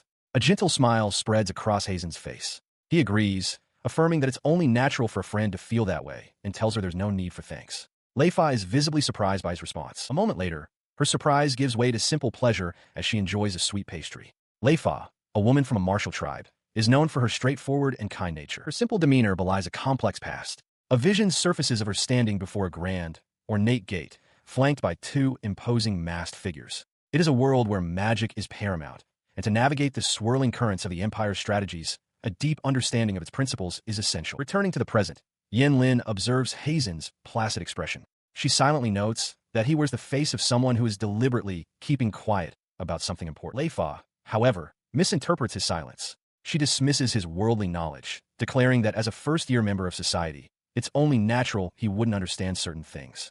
With a confident fist pump, she proclaims that they are from the same cohort. His gaze drifts out the window to where others are training below. He reflects internally, acknowledging that while his life before his reincarnation was difficult, there is a clear and undeniable difference in their respective abilities now. A subtle, knowing smirk plays on his lips. He completes his thought, revealing the true gulf between them. In his experience, he has been a working member of society for 180 years. He sat in quiet contemplation as his companions bustled with newfound purpose. Leifa announced that since she would be working for him for the next 2 centuries, she needed to go teach the Cuman language. Yinlin, not to be outdone, declared her own intention to help with the squad's training, and the two of them hurried away. Far from their current location, at the formidable Dioldgard fortress, a sense of impenetrable security reigned. The stronghold was protected by magic-nullifying walls that rendered flying tools useless, and its grounds were patrolled by heavy infantry in full armor, considered invincible. Perched on a high balcony overlooking the fortress, a lone figure scoffed at this notion of safety. He muttered in frustration, questioning why someone had been exiled by a minister. This was the formidable General Giselle, his gaze sharp and intense as he surveyed the scene below. He turned to a companion clad in white robes and a turban, remarking that it couldn't be helped if he was agitated. Giselle explained his frustration, stating that to miss a prime opportunity and be labeled incompetent by some minister would be an unbearable disgrace. Leaning back with a sigh, he expressed his profound boredom with the situation, wishing the Empire would simply attack so there would be something to do. He instructed his companion not to speak a word of his restlessness to anyone. A sharp knock on the door interrupted his lament. A messenger with braided hair rushed in, announcing his presence. Giselle's interest was immediately piqued, and he asked if there was a quarrel, or perhaps even a battle. The messenger clarified his purpose, addressing the man in the turban. He reported that a certain individual had arrived, requesting a private audience with General Giselle. Upon hearing this, a slow, predatory grin spread across the general's face. He could smell the scent of something entertaining on the wind. As his attendants led the way up a stone staircase, Giselle followed with theatrical glee. The prospect of betrayal, he thought, was exhilarating. What a shame it would be to die of boredom. He wondered aloud if the general himself was coming to meet him. He stood before his visitor, a faint smile playing on his lips as he inquired about their purpose. Was it a secret meeting, he wondered, or perhaps a death sentence? The hooded figure, face obscured, identified themselves as a general from the Gastoro Empire's Second Corps in the northern Galena district, stating they had brought a copy of a letter. The visitor then revealed their true, shocking request. They wanted Hazenheim assassinated. The demand escalated as they named a second target, and the image of Colonel Lorenzo's face, contorted in disbelief and fury, flashed into view. He, too, was to be eliminated. Several days later, at the Algiad fortress, a man in a turban reports to his superior. He confirms that the rear has been secured and informs General Gazarl that 4 of the enemy's missiles are now aimed directly at their position. General Gazarl listens, understanding that this military gathering has been convened because the Cuman tribe's merchant corps has entered Imperial territory, a direct violation of their non-aggression pact. His face splits into a wild grin as he declares it's time for war. Beside him, Nidal, the commander of the Eagle Cavalry, roars in agreement, vowing to give the enemy a fight to remember. In a calmer moment, the turban man, Guard Captain Randabru, is approached by the bald infantry captain, Nadada. Nadada urges him to settle down and requests a detailed explanation of the circumstances. Randaburu apologizes for the commotion, clarifying that the situation actually began several days prior. The scene shifts to that earlier meeting, where General Gazarl sits with a hooded messenger. The messenger delivers a warning. In 1 month, the 4 Marquis's missiles will converge on Algiad Fortress to launch an attack. Gazarl studies a document, questioning if it is proof, and Randaburu confirms he will verify it with the intelligence department. He then turns to the messenger, demanding to know why they would betray the Empire. As the messenger trembles, a look of horrified realization dawns on Gazarl's face. He clutches his head in agony, exclaiming that the newcomer, Hazenheim, has taken everything from him and questioning why this mere boy continues to torment him. Leaping to his feet, he shouts that it's not just a boy. It was Hazen who created the opportunity to attack Algiad by forging the non-aggression pact with the Cuman. Randaburu questions how a boy could achieve such a feat. Gazarl, now seated again, stares at the document, wondering if it's a public notice or his own death sentence. His distress spirals into a frantic rage. He screams for Colonel Lorenzo to find and capture Hazenheim immediately. He laments that while the boy is a source of constant unease, his actions are somehow beneficial to the country. Randaburu realizes this must be the final gambit to retake the fortress, a plan that had deceived even him. The hooded messenger smiles, confirming their negotiations are complete. Regaining his composure, Gazarl agrees, declaring that he will handle the situation personally. As the messenger lets out a chilling laugh, the focus shifts to Hazenheim, who stands stoically, aware that his time is up. Returning to the present, General Gazarl lounges atop a large crate, informing Randaburu that despite the complications, he has officially requested the main headquarters to assemble. The other commanders, including Nidal, react with shock and disbelief at the sudden order. The general listened as his subordinate, Randaburu, acknowledged the simplicity of the order, but noted that a defensive battle against Misil would indeed be necessary. With a look of understanding, Randaburu confirmed he was ready. His grin widened with anticipation. He commanded Randaburu to take 50,000 soldiers from the main force and to request reinforcements from General Bizrael's army. The thrill of the coming battle was palpable. He confidently declared that such a force could seize the Imperial fortress within 10 days, dismissing any potential pincer attack as inconsequential. His strategy was set, unaware of the silent figure of Hazenheim looming in the background of his thoughts. Suddenly, the Eagle Cavalry commander, Nidal, burst into the room, shouting in a frenzy as he charged forward. His dramatic entrance was met with Gazarl's weary frustration. Nidal reported that Hazen's plan had backfired, but Gazarl mused aloud that without the secret intelligence they'd received, the situation would have been perilous.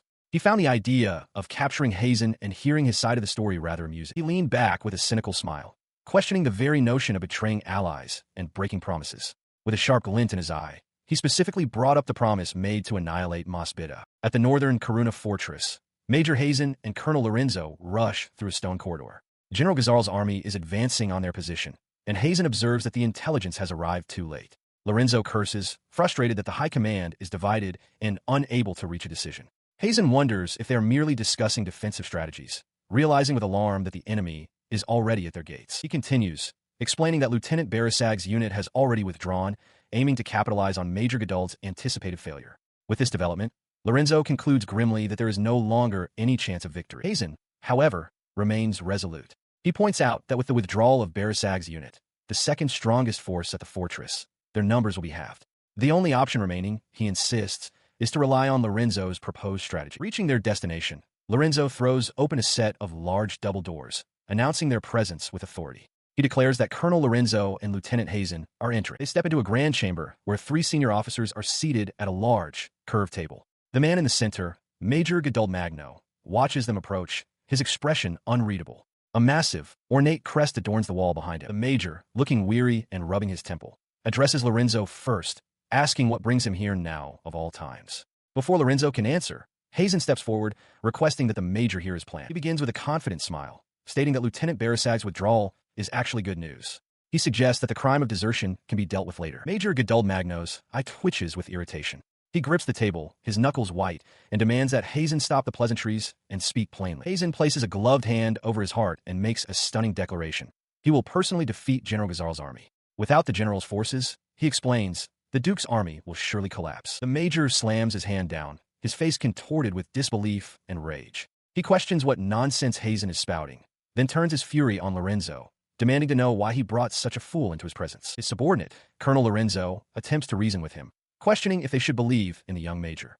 Lorenzo points out that the Cumin, who value martial prowess, acknowledged his power, which led to a ceasefire. Goduld Magno dismisses this, retorting that it was an unprecedented blunder. As the officer covers his face in frustration, Hazen interjects, declaring that the High Command's indecisiveness in this dire situation is the true disgrace. Goduld Magno demands to know what he means by calling himself a sorcerer. With unwavering confidence, Hazen states that he is one who makes the impossible possible. He explains their grim reality. They have no options.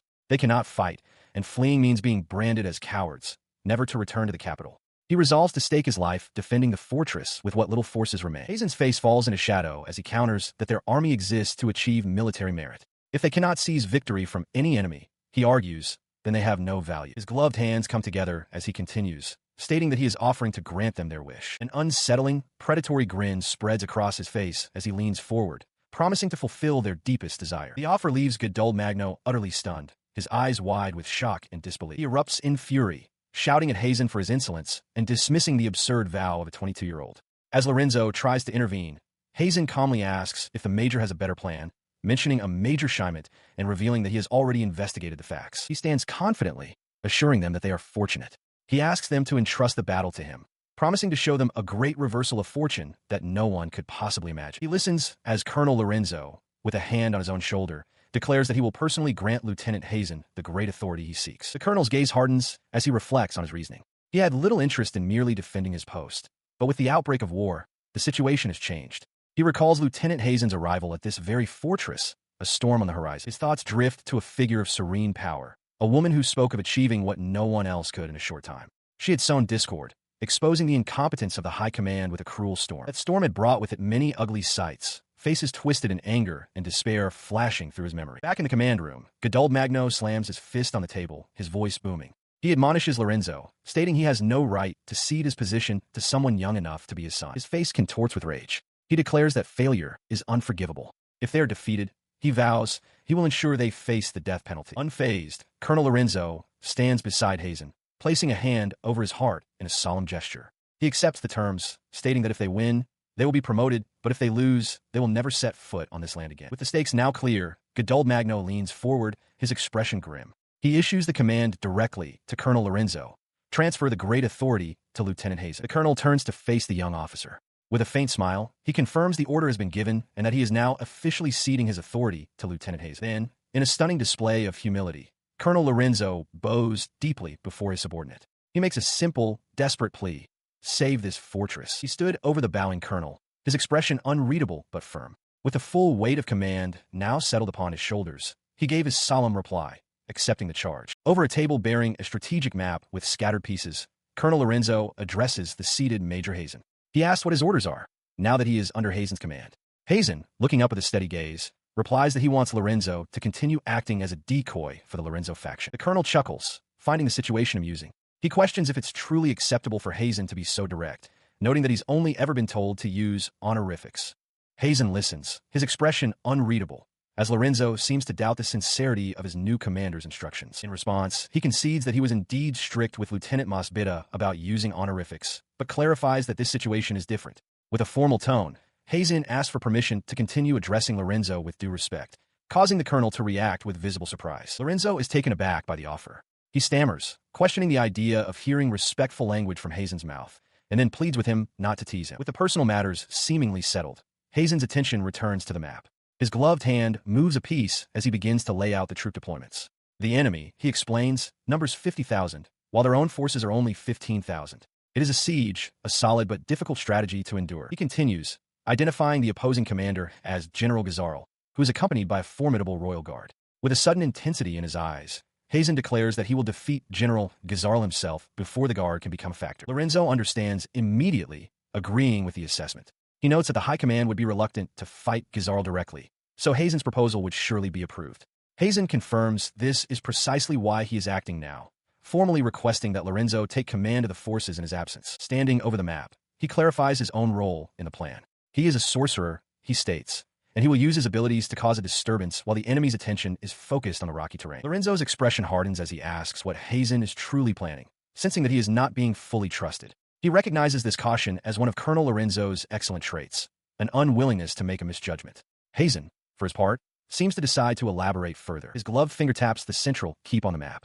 He instructs that the main force is to hold its position, but admits he does not know from which direction, east, west, south, or north, the main assault will come. Therefore, he requests that a separate unit be ready to provide support wherever it is needed. He continued to brief Colonel Lorenzo, who admitted his lack of confidence in the face of the Diol Duchy's famously strong cavalry, predicting they would aim for the central gate. In response to this doubt, Hazen offered a solution. He instructed the colonel to make use of Leifa, assuring him that she would provide an interesting spectacle. Leifa stood beside him, arms crossed confidently. The colonel processed this, his hands tightening into fists. With a resigned expression, he lowered his head and accepted the command, offering his thanks. As he accepted, Hazen posed a question, asking if Colonel Lorenzo had any conditions he wished to request from his superior officer. Lorenzo looked up, taken aback by the inquiry. The colonel then outlined his terms for a commander: excellent judgment, the capacity to forgive subordinates, and the fairness to evaluate them on ability and merit. Hazen, however, countered that this was not the most important quality. He elaborated that the crucial trait is to sincerely accept a subordinate's opinion if it is superior, a quality he claimed to possess. He contrasted this with the indecisiveness of leaders like Gadul Magno, who get bogged down in trivialities. Having made his point, he extended a gloved hand. He declared that as a soldier, he would pay due respect but offer no flattery, and formally requested the colonel's strength. Lorenzo, visibly impressed, acknowledged to himself that Hazen was skilled at winning people over. The colonel grasped his hand firmly in return. "Of course," he replied. "I'm counting on you." On the day of the battle, a vast enemy army advanced on the fortress. The disparity in forces was overwhelming, more than 3-1. Atop the battlements, Major Hazen observed as one of his soldiers crumpled in terror, pleading that he did not want to die. He turned to his demoralized men, questioning their despair.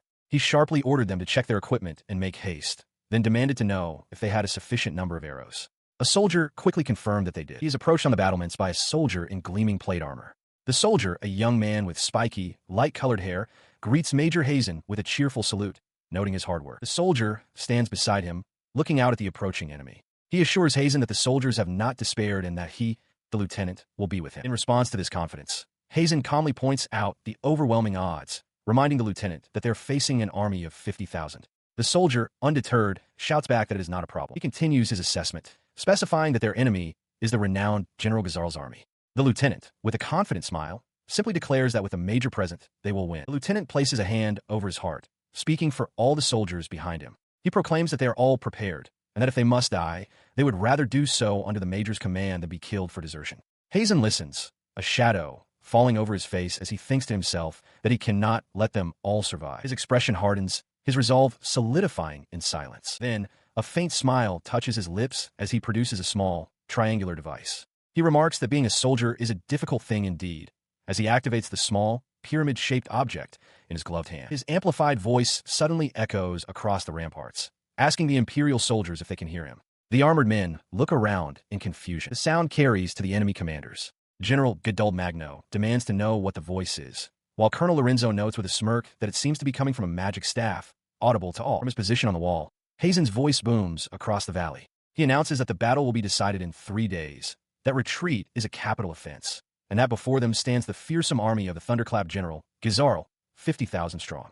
He acknowledges that many must be feeling despair, but then makes a promise to them all. On the fortress walls, the soldiers listen, their expressions a mixture of shock and resolve. An officer, Gadul Magno, rallies them, declaring that if even half of them survive, they can save the Duke's army from this desperate situation.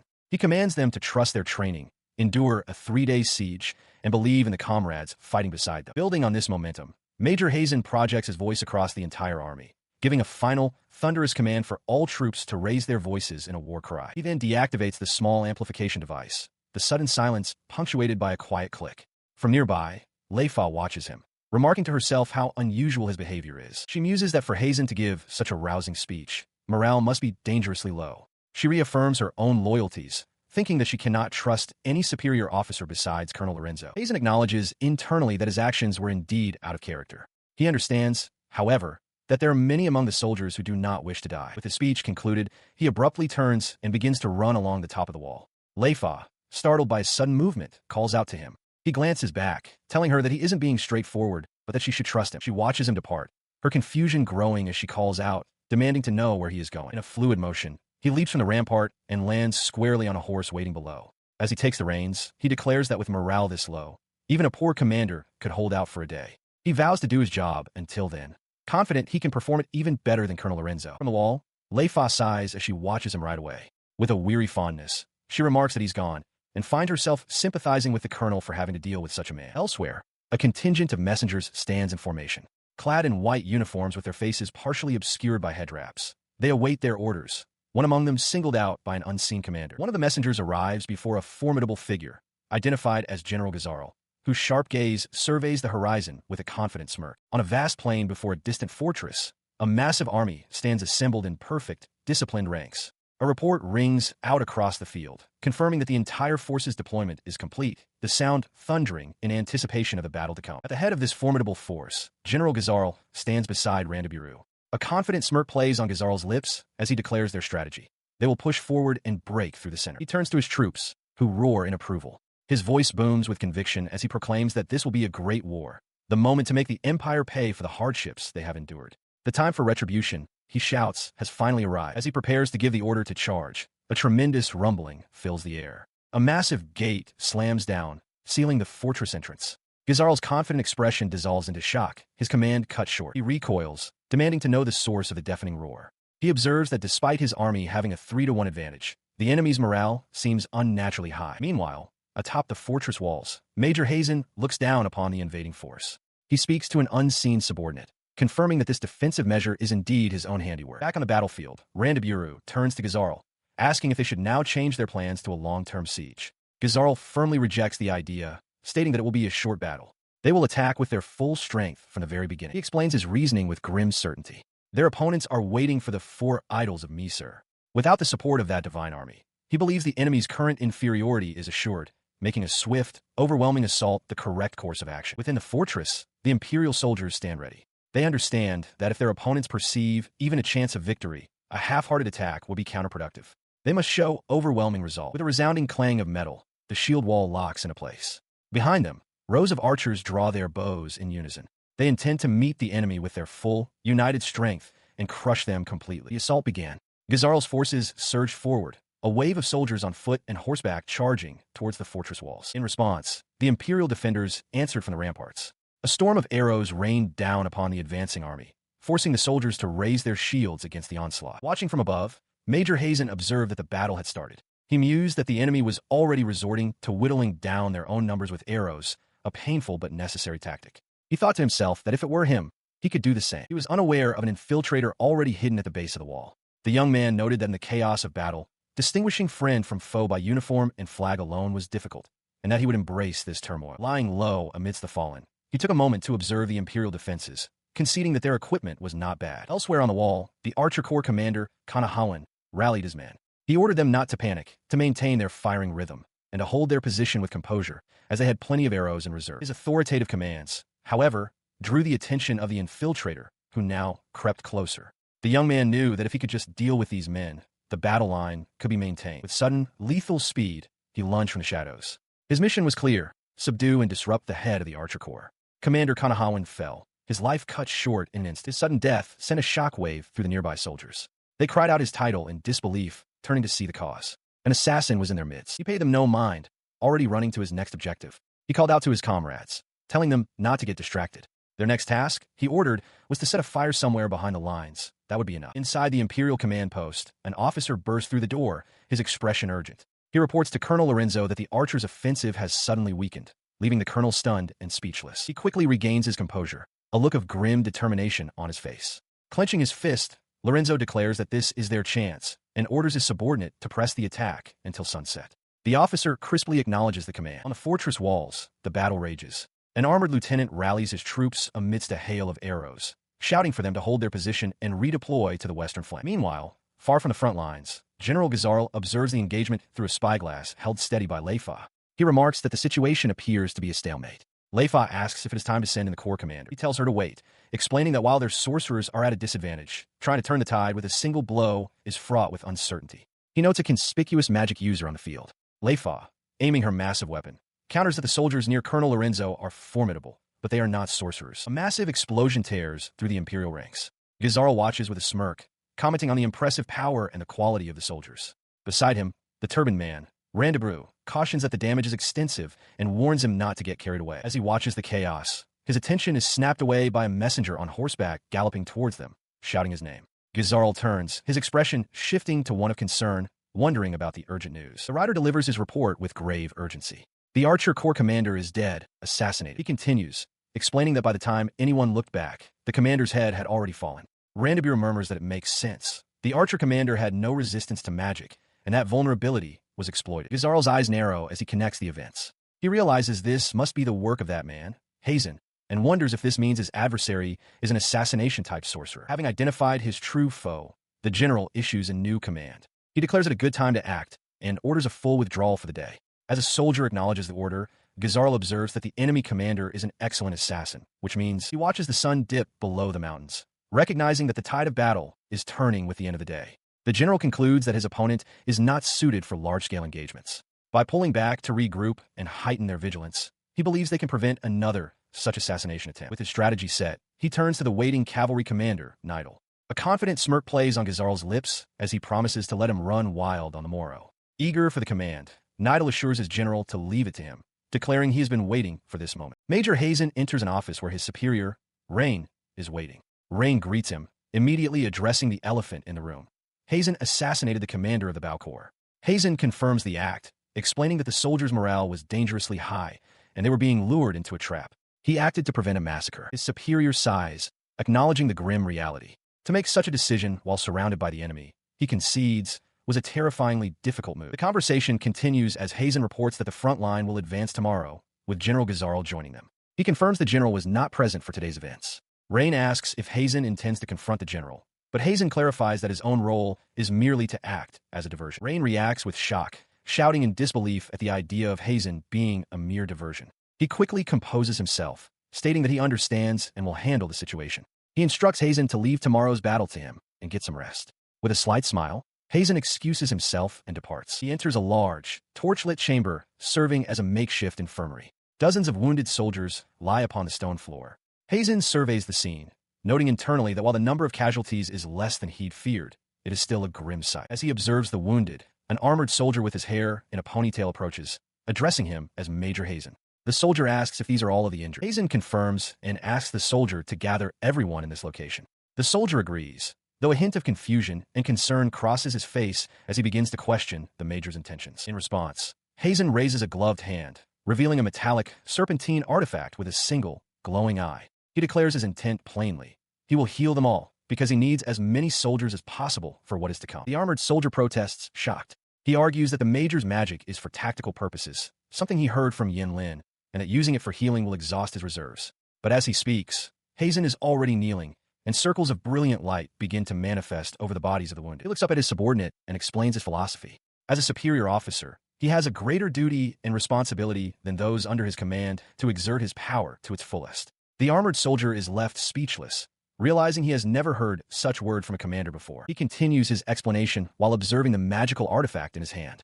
He muses that while he has borrowed heavily against his own wages, it is the superiors who do nothing but assert their authority through orders who are truly at fault. He observes that such leaders lack either ability or effort and will inevitably be silenced. The armored lieutenant listens, a confident smile on his face, remarking that this is a frightening thing to say. He turns his gaze to the lieutenant, reminding him that while he is his aide now, he will not always be there to support him. The lieutenant clenches his armored fist, his expression hardening with resolve. He declares that when the situation becomes difficult, he is simply doing his duty as a superior officer. He then stands at attention, placing a fist over his heart in a salute. He formally addresses Major Hazen, stating that he will be borrowing his strength. The major looks back at him, his expression unreadable as he processes the declaration. He then turns his head slightly, a faint smile touching his lips as he tells the lieutenant that there is no need to borrow it. He explains his philosophy further. The lieutenant must do what he must as a subordinate, and in turn, the subordinates under him must do what they must. If this principle is followed, the army will inevitably grow stronger. The lieutenant, moved by this guidance, reaffirms his stance with conviction. He declares that while such a reality is difficult to imagine, he will still rely on the major, whom he deeply respects. The following day, the lieutenant's enthusiasm has not waned. He grins broadly, declaring he will act as he sees fit. Beside him, Major Hazen can only sigh in weary resignation, realizing his words may have been taken too literally. He stood alone atop the castle ramparts, observing the enemy forces below. General Gazaral's army advanced with banners flying high. Hazen turned his head slightly, as if speaking to someone unseen, asking Leifa if Gazaral's main force had indeed gone west, confirming that he was relying on her information. His eyes narrowed with intense focus. Now, he thought, it was time to do his job. On the field below, the enemy commander, Nidal, bellowed an order to his mounted troops, commanding them to annihilate the central cavalry unit. The cavalry charged forward. From his vantage point, Hazen observed their advance, holding a staff topped with a black orb. He noted that the enemy was stronger than he had imagined, and that this particular magical tool would be of no use. Casting the staff aside, he invoked a spell with a single word, Chifu, Earth Burden. Instantly, the charging horses collapsed as if crushed by an immense, unseen weight. From the chaotic ranks, a soldier cried out in alarm, pointing towards the ramparts and shouting that a magic user was present. In response, a volley of arrows soared towards him, only to halt abruptly in mid-air, striking an invisible barrier. Commander Nidal stared in disbelief, unable to process the impossibility of what he was seeing, as one of his men apologized for the failed attack. He then descended from the high wall, landing lightly on the stone walkway before the stunned commander. Nidal, his eyes wide within his helmet, demanded to know if he was Hazenheim. Hazen calmly affirmed that he was. The commander, still mounted, regarded him with a mix of caution and curiosity. He declared that before they fought, he wished to confirm if the rumors were true, that Hazen could indeed wield multiple forms of magic. He ignored the query, posing one of his own. He asked if it was Nidal who had killed Kanahawan, the archer captain, the day before.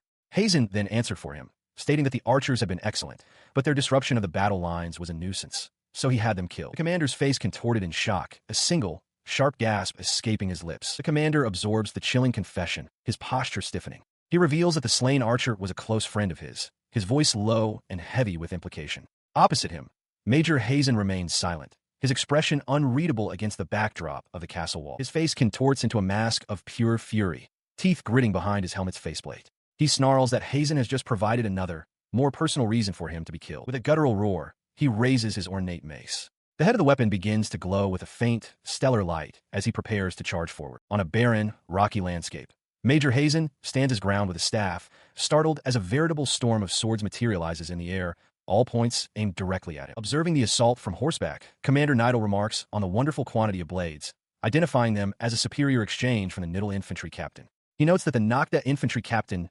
Nadada, is providing reinforcement from the rear. He leaps into the air, deftly weaving between the deadly projectiles. Nidal watches in disbelief, questioning how he can fly so freely. Hazen, however, knows it is not so simple. His aerial maneuver is the result of careful ingenuity. This ability to fly is a power coveted by all magic users, yet one that remains difficult to achieve. The method involves using floating feathers to reduce one's body weight to zero, then employing a wind-calling fan to generate gusts for propulsion. Unimpressed by the display, Nidal scoffs and commands the weapons to continue their pursuit. The entire swarm of blades shifts course in mid-air, relentlessly tracking their target. He counters by invoking Wind Whistle with his fan, creating a vortex that deflects the incoming swords. From his position, Nadada observes that the weapons seem too light to be effective. Seeing his initial assault fail, Nidal changes tactics, summoning an enormous boulder from the sky. He challenges Hazen to deal with this new threat, who realizes his fan will be useless against such overwhelming mass. He meets the challenge with a calm resolve. A brief image of his superior officer, Rain, flashes through his mind as he swings his staff, which begins to transform into a massive, ornate weapon. The transformed weapon, a great axe, cleaves the boulder in two. Nidal stares in shock. Hazen explains that he is calling upon this steel axe, a specialized magic that cuts through matter by making it as brittle as steel. With his opponent's best moves countered, he declares a checkmate. His expression is placid as he holds the formidable weapon. With the immediate threat neutralized, he prepares his own assault, invoking Ice Circle as frost begins to crystallize at his feet. As the spell took effect, a strange, intense cold swept over the battlefield, startling Commander Nidal as a shard of ice shot past his helmet. The source of the chill was a massive, intricate formation of crystalline ice that erupted from the ground, ensnaring the commander's magically controlled weapons within its frozen lattice. This immense power originated from his staff, a modified version of a magic scepter once used by the human people. The high grade of its jewel allowed for an extraordinary magical output. In a desperate response, Commander Nidal ordered Nadada to unleash his maximum power alongside him. The infantry captain complied, and together they launched a massive, concentrated assault directly at Hazen. Their combined force slammed into his position, yet he met Nidal's furious roar with an unflinching gaze. On the ground below, the remnants of their magically controlled weapons lay shattered and useless. The backlash of the attack proved too much for Nadada, who collapsed with a mangled arm. Seeing his comrade fall, Nidal cursed his name before letting out a strained, almost crazed laugh. Nidal, in disbelief, called him a monster for emerging from the attack completely unharmed. Hazen calmly dismissed the title as unnecessary for such a minor engagement, adding that he was looking forward to the fight. When Nidal declared his ambition to defeat General Gazarl, Hazen simply stated that there was a more immediate matter to attend to first. The matter was settled swiftly. Nidal knelt in defeat amidst a field of swords, his own weapon planted before him. Standing over the vanquished commander, Hazen delivered a final, chilling message: "I'll be waiting in hell." After the confrontation, the strain of the battle became apparent as a bead of sweat ran down his temple. He was immediately joined by Rain and Masbida. Masbida asked if he was all right, but Rain correctly observed that Hazen had simply overused his magic through the Ryusuke. As Masbida began to celebrate their victory, Hazen cut him off, ordering them to take the enemy commander's head and for the entire army to charge. He turns his attention to the west gate, a confident smile playing on his lips. He muses that everything now hinges on that location. Below, the battle rages as his troops surge forward against the enemy's defensive lines. Meanwhile, observing the conflict from a command post, Colonel Makaza remarks with disdain that they have been underestimated, as the invaders seem to possess a military strength merely equal to their own. Colonel Visor concurs, noting that with the famed General Gazarl leading the dukedom's forces, it is understandable that the Empire would proceed with caution. Their conversation is interrupted by the mocking laughter of Major Scheimet. He approaches them with a dismissive wave, inquiring if Colonel Lorenzo has already been forced to retreat by a mere lieutenant like Hazen. The Major's amusement quickly sours into rage. He clenches his fist, shouting that there is no need for such a disgrace, and that he will not tolerate taking orders from an upstart like Rain. Standing before the furious officer, Rain remains perfectly composed, explaining that he was simply instructed to provide support. Superior Officer Rain observed the enemy formation, a troubled expression on his face. He recalled that Lieutenant Hazen had been entrusted with the West Gate. With their forces being roughly equal, he couldn't understand what was unfolding. Meanwhile, Colonels Visor and Makazer were brimming with confidence. They declared that victory was already assured and the matter of their promotions was all but decided. They felt so certain that they believed coordinating with Colonel Visor and Major Scheimet will be entirely unnecessary. On the ramparts, Leifa turned to Colonel Lorenzo, thanking him. He replied that he was always ready to move out, but advised her to simply watch for now. As they stood beside Rain, her attention was caught by a distant flash of light, her heart pounding as she wondered what it could be. Her gaze fell upon a lone rider galloping towards them, General Gazarl. He shouted that he had come seeking a proper battle and challenged them to defeat him, promising it would be a great prize for them.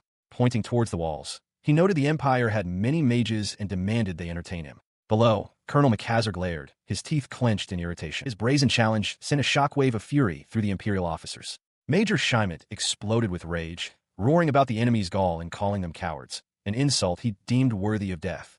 Leifa quickly warned Colonel Makazer that a one-on-one fight was surely a trap. He ignored her, turning his fury on Colonel Lorenzo, demanding he get into position. He angrily questioned if Lorenzo was suggesting they should accept defeat even at the hands of Makazer.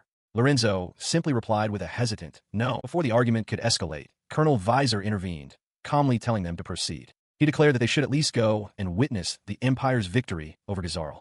Beside him, Rain watched the exchange with a bead of sweat on his temple, his expression tense. And so, the stage was set. Outside the fortress gates, Colonel Makazer stood alone, hefting a massive war axe. He faced General Gazarl, who waited patiently. Behind Makazer, the other officers, Lorenzo, Scheimet, Rain, and Leifa, watched from a safe distance. He stepped forward, pointing his weapon at the general.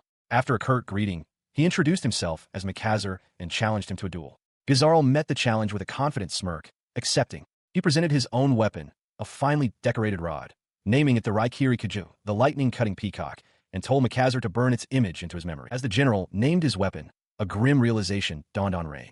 He knew that staff. It was General Gazarl's magic staff, the Raikiri Kujaku. He recalled that it was the work of a master craftsman, a weapon said to bestow a blessing upon its wielder. Colonel Makazer, wielding a massive spiked mace, scoffs at General Gazarl. He declares that while Gazarl's martial prowess may be known, it has its limits within the Empire. With a confident grin, he announces his intent to demonstrate his own technique, the Yellow Rock Turbulent Wave. Before he can act, General Gazarl is upon him. Gripping the colonel's head, he dismisses him as a noisy little fish and asks if he is finished talking, stating he has a magic staff meant for killing. In an instant, it is over. Mikazer's headless body remains standing, mace raised, while Gazarl calmly holds the severed head. Watching from a distance, Rain asks Leifa if she saw the movement, but she admits she couldn't follow it either. She explains that this is the essence of General Gazarl's power. He moves with the speed of lightning, and death arrives before one even realizes he has moved. As she speaks, Gazarl, now holding a blade, glances back at the Imperial forces and coolly asks who will be next. His challenge sends a wave of terror through the Imperial officers, who stumble back in disbelief and fear. Recovering his composure, Rain points towards the lone general and bellows an order for the entire army to advance. He reasons that no matter how powerful Gazarl is, he is still just one man and can be overwhelmed by sheer numbers. As he prepares to join the charge, Colonel Visor grabs his arm, demanding to know where he is going. Flustered, Rain can only stammer that Gazarl is a monster. Visor's face falls in dismay. He had only come expecting to witness a victory by Hazen. He is immediately swept up in the tide of his own advancing troops. Trapped, Rain screams for the soldiers to get out of his way, cursing the wall of flesh preventing his escape. The front line of armored soldiers reaches the general, only to be bisected in an instant, their upper bodies sliding cleanly from their legs. Gazarl stands amidst the carnage, casually holding a small, ornate key. From his position, trapped within the ranks, Rain stares in utter disbelief. The Imperial soldiers are being effortlessly cut down, some even appearing to strike their own comrades as chaos erupts. The source of the chaos, General Gazarl, watches the slaughter with a cold, confident smirk, a stark contrast to the sheer terror etched across Rain's face. He is frozen in place, utterly terrified as General Gazarl stands over the dismembered remains of another soldier. Gazarl looks at him with contempt, calling him a pathetic man for ordering his subordinates forward while trying to save himself. Rain can only stammer that his legs refuse to move, his face a mask of pure horror. He stumbles backward, desperately trying to flee from the approaching general, pleading for him to wait and spare his life. In a final, desperate bid for survival, he shouts that he will use his authority to open the west gate for Gazarl's forces if he is spared. Gazarl remains unmoved, stating coldly that he despises men like Rain more than anyone. He points a finger at the terrified officer and tells him to die. Meanwhile, another group of Imperial officers is in full retreat, their disciplined formation completely broken. Major Shyment, his face contorted in fear, screams for a retreat. He sprints towards the fortress gate, leaving General Gazarl and Leifa in the distance, and bellows at the guards to open it quickly. He pounds his fists against the massive doors, frantically shouting that it is an order from a superior officer. From within, the armored gate guards refuse, yelling back that the gate will absolutely not be opened. Just as his panic boils over, Colonel Visor grabs him firmly by the shoulder. Visor urges him to calm down, explaining that if they open the gate, the enemy will swarm in and it will be over. Shyment, lost to reason, screams back for him to shut up and open it. From a distance, General Gazarl observes the chaos with a smirk, remarking on the pathetic sight. Leifa confirms that a puff of smoke from the fortress is the signal from their general. Recognizing the opportunity, Gazarl gives the command for a full-scale advance. Visor continues to restrain the hysterical major. He realizes with grim certainty that Shyment and the other soldiers are completely overcome with terror, and he wonders what could possibly be done. As the officers struggle, Leifa steps forward, telling her commander to leave it to her. She brandishes a bizarre, segmented weapon made of what looks like bone plates, declares she is going, and unleashes her technique. Sunkai Rakukatsu. Her weapon, the Sunkai Rakukatsu, shatters into its countless individual components, the pieces flying apart with a sharp clatter.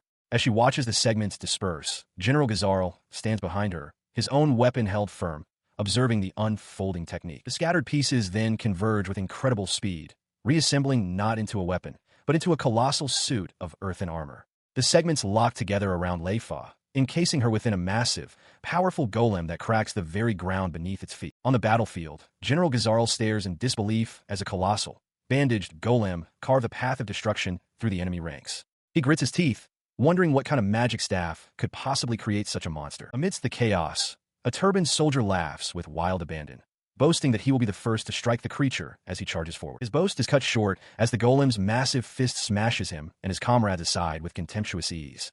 Seeing the futility of the charge, the turbaned commander, Randebrew, orders his elite soldiers to advance while General Gazarl watches, stunned. From a command post, Superior Officer Rain observes the deployment. He identifies the troops as the elite soldiers of the Diral Kingdom, chosen for their strength and equipped with reinforced armor. He questions the decision to throw such valuable assets against General Gazarl's forces without even a preliminary warning. The golem continues its rampage, crushing another soldier beneath its hand.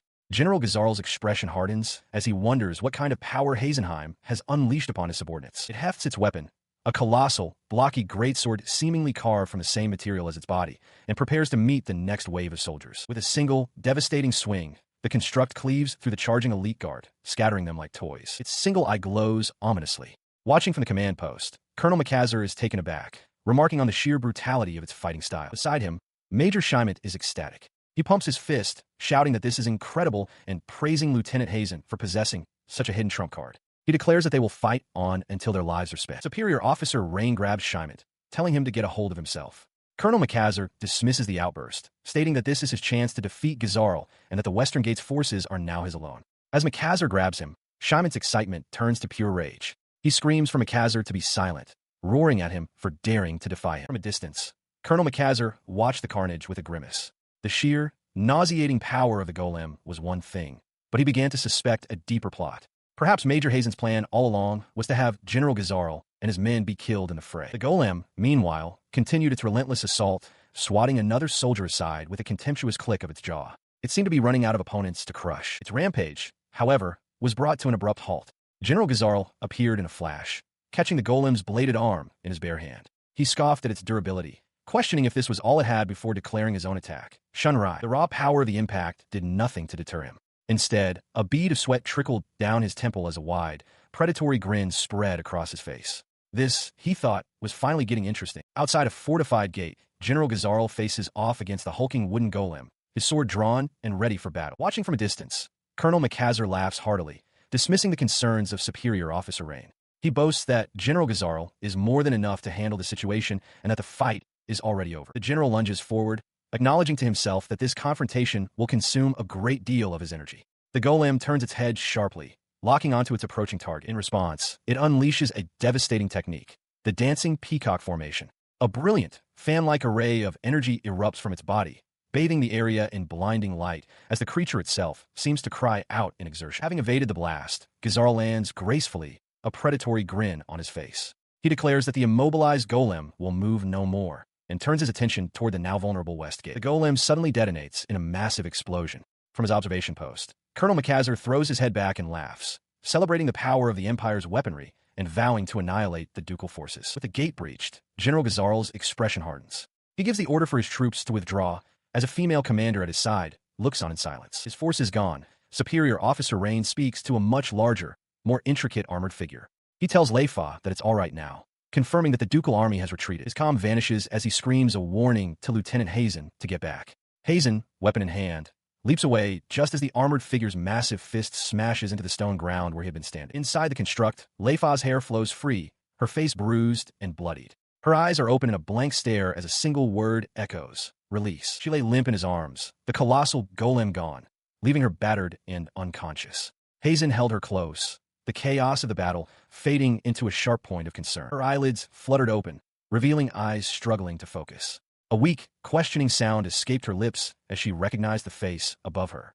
Zen. He looked down at her, a faint smile touching his lips despite the gravity of the situation. He praised her for protecting the fortress, stating that without her, it would have been overrun. As a reward, he promised she could eat 100 times more than usual. A faint, pained grin spread across her face. Despite her injuries, she managed a weak, triumphant laugh, pleased with his praise. His attention snapped back to the battlefield. He noted the damage she sustained was worse than he'd anticipated. Turning to the nearby soldiers cowering behind a barricade, he ordered them to quickly get a stretcher. The soldiers hesitated, muttering that she was a monster and they'd be killed if they got close. Before he could press the issue, Rain grabbed his arm, stopping him. Hazen whirled on him, his expression darkening. "What are you doing?" he demanded. "How can you treat our savior this way?" Rain calmly stated that he would take responsibility for her, as he had a strategy meeting to attend with Hazen. His voice dropped to a low, menacing growl, his eyes flashing with fury. "Don't make me angry," he warned, his intensity causing the nearby soldier to flinch in terror. Moments later, a lieutenant approached, reporting on the battle's aftermath. He explained that the central forces had been heading for the West Gate, but the situation had become too severe. Leifa was now resting on the ground, being tended to by another soldier.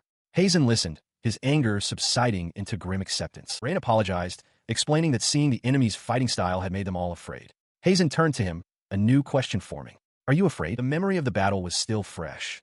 The one who had saved them from General Gazarl and the ducal army was Leifa, unleashing a terrifying, overwhelming power. Rain counters Hazen's unspoken defense, stating that not everyone possesses his level of strength. With his fist clenched at his side, Hazen retorts that he cannot understand their fear, comparing Leifa's loyalty to that of a dog who would never forget the kindness of a meal and shelter. He continues, explaining that the soldiers on the wall behind them have families and people they wish to protect, even at the cost of their own lives, implying their fear is a natural human response. A nearby soldier in full armor flinches at the intensity of the exchange. Hazen's frustration boils over as he demands to know how those very soldiers would feel if they were labeled as monsters by the people they are fighting to protect. His argument made, he turns and walks away along the battlements, conceding internally that it is something he must think about carefully. The fortress gate stands impassively in the distance under a cloudy sky. In a grand hallway, Major Shyman confronts Lieutenant Hazen, berating him for keeping a monster in his service. Despite the insult, Shyman declares that this monster, Leifa, is useful and that he looks forward to deploying her tomorrow. Hazen, his expression hardening, retorts that being called a monster is a bold claim for someone whose life was just saved. Shyman scoffs, claiming it would only be a problem if you were mistaken. He boasts that it was his Third Corps that drove off General Ghazar's forces and that he will report as much to Colonel Gadol. In response, Hazen calmly proposes that if the Major's troops can defend themselves the next day, then he will not deploy Leifa. The suggestion enrages Shyman. He points an accusatory finger, shouting that this is an order from a superior officer and that defying it is grounds for immediate execution. He tells Hazen to do as he pleases. His bravado falters as he clenches his fist, admitting through gritted teeth that he was forced to use Hazen's subordinate. Hazen, feigning concern, asks what is wrong and urges him to report to Colonel Gadol quickly. Shyman's tone shifts to one of resignation. He explains that if he had sent out his own forces, many of his officers and soldiers would have perished. He had no other choice. Suddenly, he shouts, conceding that he was wrong and that Hazen should use Leifa. Hazen simply replies with a quiet, questioning yes. A condescending smile spreads across Hazen's face. He points a gloved finger downward, remarking on how high Shyman holds his head. In an instant, Major Shyman throws himself to the floor, pressing his forehead to the ground in a full prostration. He begs Hazen to show him his sincerity and pleads to be allowed to use Leifa in the battle tomorrow. Hazen's boot comes into view, resting near the bowing Major's head. Well done, he says, his boot pressed down on Major Shyman's head, forcing the man's face toward the floor. Shyman gritted his teeth, realizing it was useless to resist. He then calmly instructed the Major that if he truly wished to use Leifa, he would have to bring her himself and bow his head in supplication, just like this. In the background, Rain watched the scene unfold, his expression one of disbelief. The utter disrespect of the act was palpable. With his foot still firmly planted on the back of Shyman's head, Hazen coldly asked if he had learned his lesson. He presented the humiliated Major with a stark choice. He could be executed for insubordination by General Ghazar, or he could borrow the power of the very man he disdained and lived. A cruel smile spread across his face as he explained the logic. To overlook such blatant insubordination, Shyman would have to protect the fortress, no matter the cost. He pressed his advantage, declaring that Shyman had now admitted he would accept the benefits of insubordination to ensure his own safety. He mocked the Major, stating that if he valued his own life so dearly, he should just kill himself. Before he could say more, Rain lunged forward, striking him squarely in the jaw. He shouted that Hazen had gone too far. The force of the blow sent Hazen sprawling to the ground. Seizing the opportunity, Major Shyman scrambled to his feet and fled the room, crying out in fear. Rain stood over Hazen, his fists still clenched. He turned his back on the seated officer, warning him to remember this moment. He declared his intention to report everything before walking away, leaving Hazen alone on the floor. Sometime later, in what appeared to be a medical bay, Rain approached him with concern. He asked if Hazen was all right, noting he didn't seem like himself. Holding a cold pack to his bruised cheek, Hazen replied that he was fine, admitting that Rain's intervention had helped him cool his head. He knelt by Leifa's bedside, where she lay unconscious and wrapped in bandages. The young Cuman girl, Yin Lin, watched from the foot of the bed as he spoke to his injured comrade. He assured the still form that she would be all right, that he wouldn't let her die. He then turned his head slightly, explaining to Rain that Leifa had risked her life, her very soul, to save someone she loved. He continued, confessing that in response, he had called forth a monster. Rain's eyes widened in surprise at the admission. The memory showed Leifa standing protectively over his fallen form. He recalled that she had also tried to protect him, someone she cared for. His obsession with saving just two people had led him to break a taboo. To stop her from sacrificing herself, he had to summon a power far beyond his own, calling forth that monster again and again as a massive, intricate magic circle formed around him. His confession continued, his expression pained. He explained that if he hadn't stopped her, she would have died. He could make excuses, but he would never forgive himself for calling her a monster just to save someone else. The flashback shifted, showing the terrified face of Major Shyman. Hazen recounted how those men had piled onto him. Despite the animosity from the soldiers that day, Leifa had still risked her life to protect him, the one they called a monster. He admitted that he couldn't bear it. His pained recollection was cut short as Rain spoke, telling him he had spoken nonsense and that he should forget it. He then placed a hand on Hazen's shoulder, a comforting gesture. Rain remarked that some part of him must be human after all. Later, Hazen stood alone in a room, a faint, thoughtful smile on his face as he reflected. A quiet knock sounded at the door. He is met by 3 armored soldiers from the 3rd platoon. Their leader steps forward, explaining that they were paralyzed by the fear of General Ghazar's power.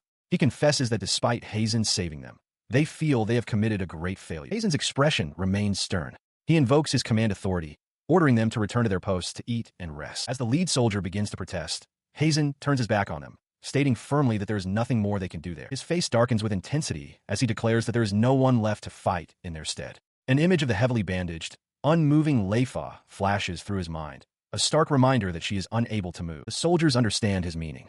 With renewed determination, their leader places a fist over his heart, accepting the order.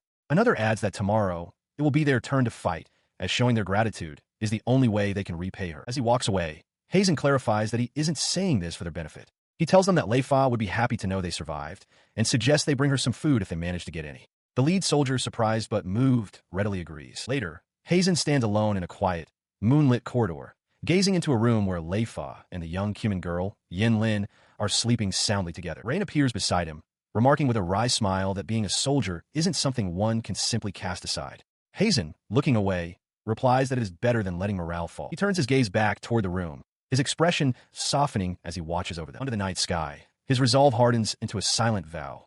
Tomorrow, he will defeat General Gazarl. He will not fail. He arrived alone before the imposing central gate of Garna Fortress on the third day. The massive wooden and iron doors remained shut as he stood his ground, awaiting his opponent. His wait was not long. A man with spiky, light hair and tribal markings on his face approached, a confident smirk on his lips. "A pleasure to meet you," Hazen began, introducing himself as Imperial Lieutenant General Hazenheim. The other man identified himself as General Gazarl of the Dialed Republic, noting with amusement that Hazen had come out for a duel. He raised a single finger, cutting the general off. Now, let's not be hasty," he said calmly. "If you're amenable, how about we make a little wager?" With a confident smile, he laid out his terms. "If I am victorious, General Gazarl, you will become my subordinate." The proposition struck Gazarl with such force that his expression twisted from amusement to enraged disbelief. Major Hazen flips a coin, proposing a wager to General Gazarl. If Hazen wins, Gazarl will become his subordinate.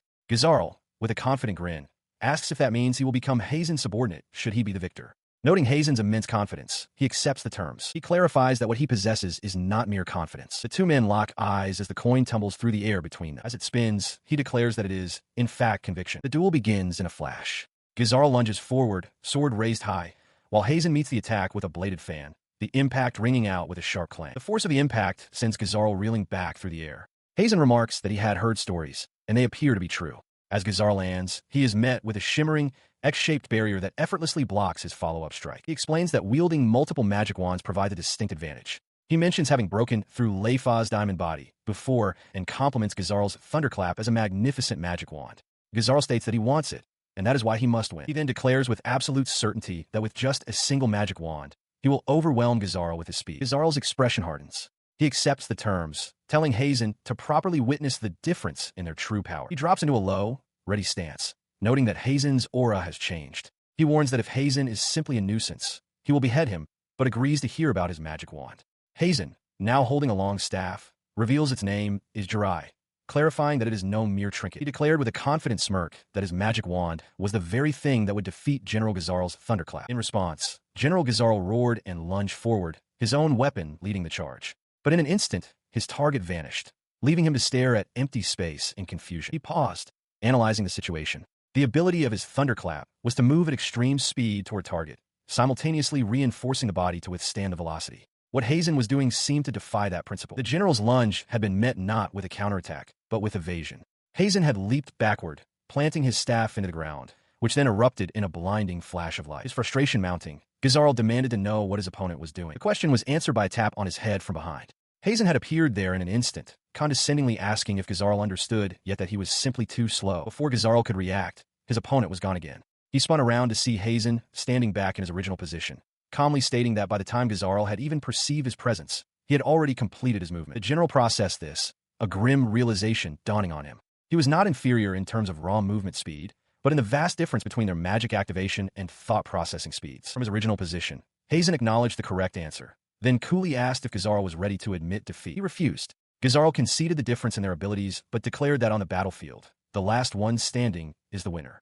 He resolved to use his body reinforcement to its fullest and challenged Hazen to endure it. As General Gazarl prepared to re-engage, Major Hazen's expression turned to one of admiration.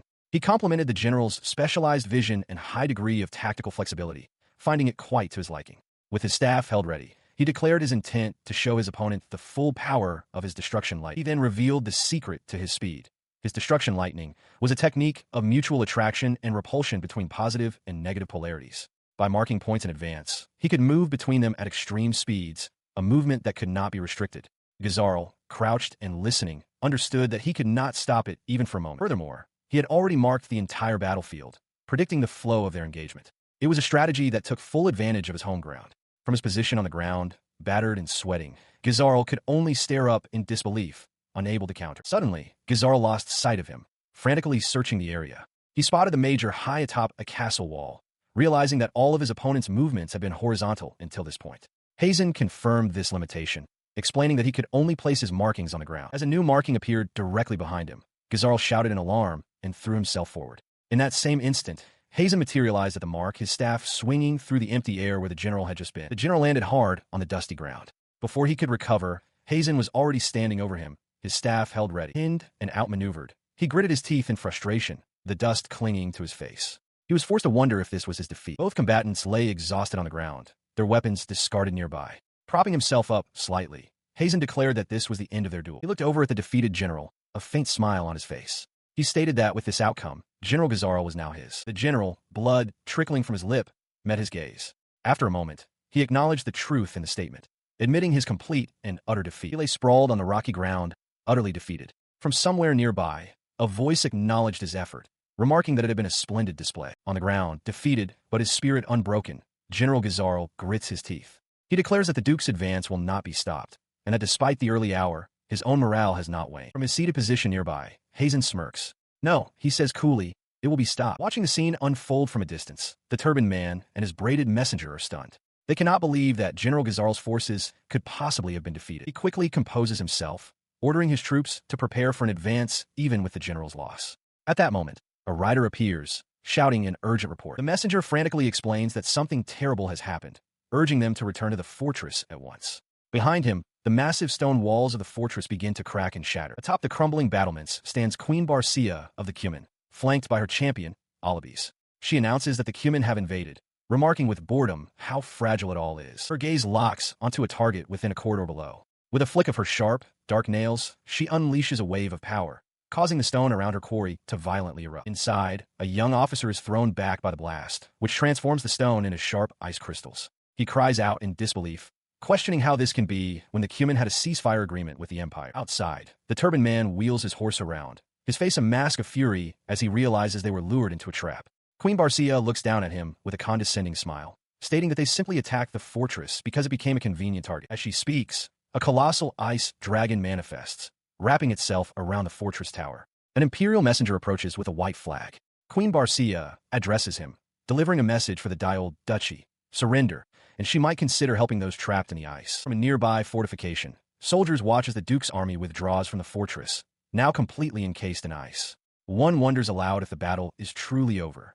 Hazen observes the scene, his mind already on the next step, ensuring General Gazarl's capture after his desertion. In the aftermath, General Gazarl examines a document presented to him. He scoffs at its contents, a master-servant magic contract, and questions why he would ever agree to join the Imperial Army as a subordinate. He sits with Hazen, who clarifies his own position. Hazen explains that he has no loyalty to the Empire, and is merely using his position as an Imperial soldier to achieve his own personal objectives. It would be a complication, he adds, if Gazarl were to join the Imperial forces on his account. Gazarl considers this, realizing that it was Hazen who leaked information and manipulated the conflict between the Duke and the Empire. He reflects that Hazen's tactics, skills, and mindset are far too advanced for someone who appears to be only 20 years old. As he walks away, Hazen pauses and turns back, placing a hand on the general's shoulder. He delivers a stark warning. Gazarl should never attempt to discover his true age, or he will face certain regret. The general looks down at the contract once more, a predatory grin spreading across his face as he commits the warning to memory. Elsewhere, at a victory celebration, Gaduld Magno raises a glass of wine. He remarks to Major Scheimet that he was certain Major Hazen was supposed to bring the Emperor to the event. Scheimet nervously agrees. He bursts into laughter, finding it amusing that someone could dedicate their entire life to the Emperor only to suffer such a profound humiliation. Major Scheimet, however, insists it is no laughing matter. His amusement vanishes, replaced by a cold certainty. He declares that the disrespect shown by that man is an undeniable fact. Regardless of any past accomplishments, the only suitable punishment is death. Major Scheimet's face twists into a malevolent grin. He adds that the Berzak faction has also defected due to their own incompetence. He inwardly celebrates the perfect timing, believing it is the ideal moment for his rivals to be eliminated. He laughs derisively from across the hall, mocking the idea of groveling. He muses aloud that even if both he and Lieutenant General Hazen were to prostrate themselves, it wouldn't be enough. As the Major continues his tirade, his face twisting into a sneer, Hazen remains impassive. Scheimet declares it's all nonsense, vowing that he'll make his rival eat horse dung. He turns away from the confrontation just as a young man and a cheerful girl approach him. The man waves, commenting that the celebration lacks energy without its host, while the girl offers a platter of food and a drink. Hazen simply responds with a quiet refusal. Dismissing their concern by stating it is nothing, he walks past them down the corridor, leaving the pair to watch him go. Meanwhile, in the dungeons, Colonel Lorenzo dangles a key over a figure lying motionless on the stone floor. He sneers, declaring that by letting Gazarl escape, Hazen's capture is complete. He pronounces the prisoner's life to be at an end. His triumphant declaration is cut short by a sharp command. He freezes, turning to see Hazen and Rain standing at the end of the corridor, a lantern illuminating their stern faces. Rain demands to know what he is doing there. Lorenzo's eyes dart to the cell behind him, finding it empty. He stammers, holding up the key as he tries to explain to Hazen that General Gazarl is no longer there, realizing with dawning horror that the prisoner has somehow escaped. He quickly tries to backtrack, insisting that's not what he meant. He quickly composes himself, suggesting to Hazen that perhaps Gazarl was a spy who was leaking information, a possibility he deems highly likely. Lorenzo states he will inform their superiors, but Hazen calmly interjects, confirming that he will be the one to report on General Gazarl's capture. With that, he turns and walks away, his pace quickening, leaving Colonel Lorenzo sputtering in his wake. His expression shifts into a satisfied smile. He reflects internally that he has been saved. After winning the defensive battle, it was fortunate that his new subordinate did not have to escape on his own. Behind him, General Gazarl follows in lockstep, his loyalty now secured. Colonel Lorenzo stares, beads of sweat forming on his brow as he struggles to process the revelation. He can only stammer, questioning what he's just heard and asking if Hazen is admitting to his own failings. Back in the dungeon, he calmly addresses General Gazarl, explaining that his actions have not been as clever as he believed. Hazen reveals that he is aware of everything, including the general's secret communications. The general seems to grasp the situation. Hazen informs him that he will be transferred from the Western Garrison, a development Gazarl acknowledges with a wry comment about having been a nuisance to Mosbida. His business with Gazarl concluded for the moment. Hazen turns to another prisoner, an officer with a long nose and a distinctive hat. He mockingly notes that the man is fortunate not to be an aristocrat, as that would have meant a death sentence. The imprisoned officer vehemently denies everything, shouting that it's all lies. In response to the outburst, he reaches through the bars and violently grabs the officer's hair, pulling his head forward. With a chilling smile, Hazen tells the man that he is supporting his career, hoping he becomes a fine senior officer. The consequences of such failures are stark. Elsewhere, under a gray sky, prisoners toil, digging long, deep trenches that resemble mass graves. The vision of that fate hangs heavy in the dungeon air. The imprisoned officer trembles uncontrollably, sweat pouring down his face, his eyes wide with the pure terror of what Hazen represents. Later, Colonel Lorenzo stands with his back to a window, his hands clasped behind him. He reflects on the morning's events. The anti-Gazarl faction has been eliminated and the victory celebration was a success. Turning to face Hazen and Rain, however, his tone shifts. He points directly at Hazen, stating that amidst these successes, it is deeply regrettable that Lieutenant Colonel Hazenheim is now being disciplined for insubordination. A high-ranking officer, Gaduld Magno, points a gloved finger forward with stern authority. He formally declares that he is taking Lieutenant Hazenheim into custody under suspicion of insubordination. From a hallway, Lieutenant Hazen looked back over his shoulder with a cool, unwavering gaze. He calmly acknowledges the order, stating simply that he understands. He and his colleague, Rain, now stand at attention before a set of closed doors. From the other side, Gaduld Magno's voice can be heard, seething with frustration that they are being made fools of and have no grasp of the situation. The doors open to reveal Major Scheimet, a heavy-set officer with a smug grin. He approaches Hazen, reminding him that insubordination is a capital offense without exception.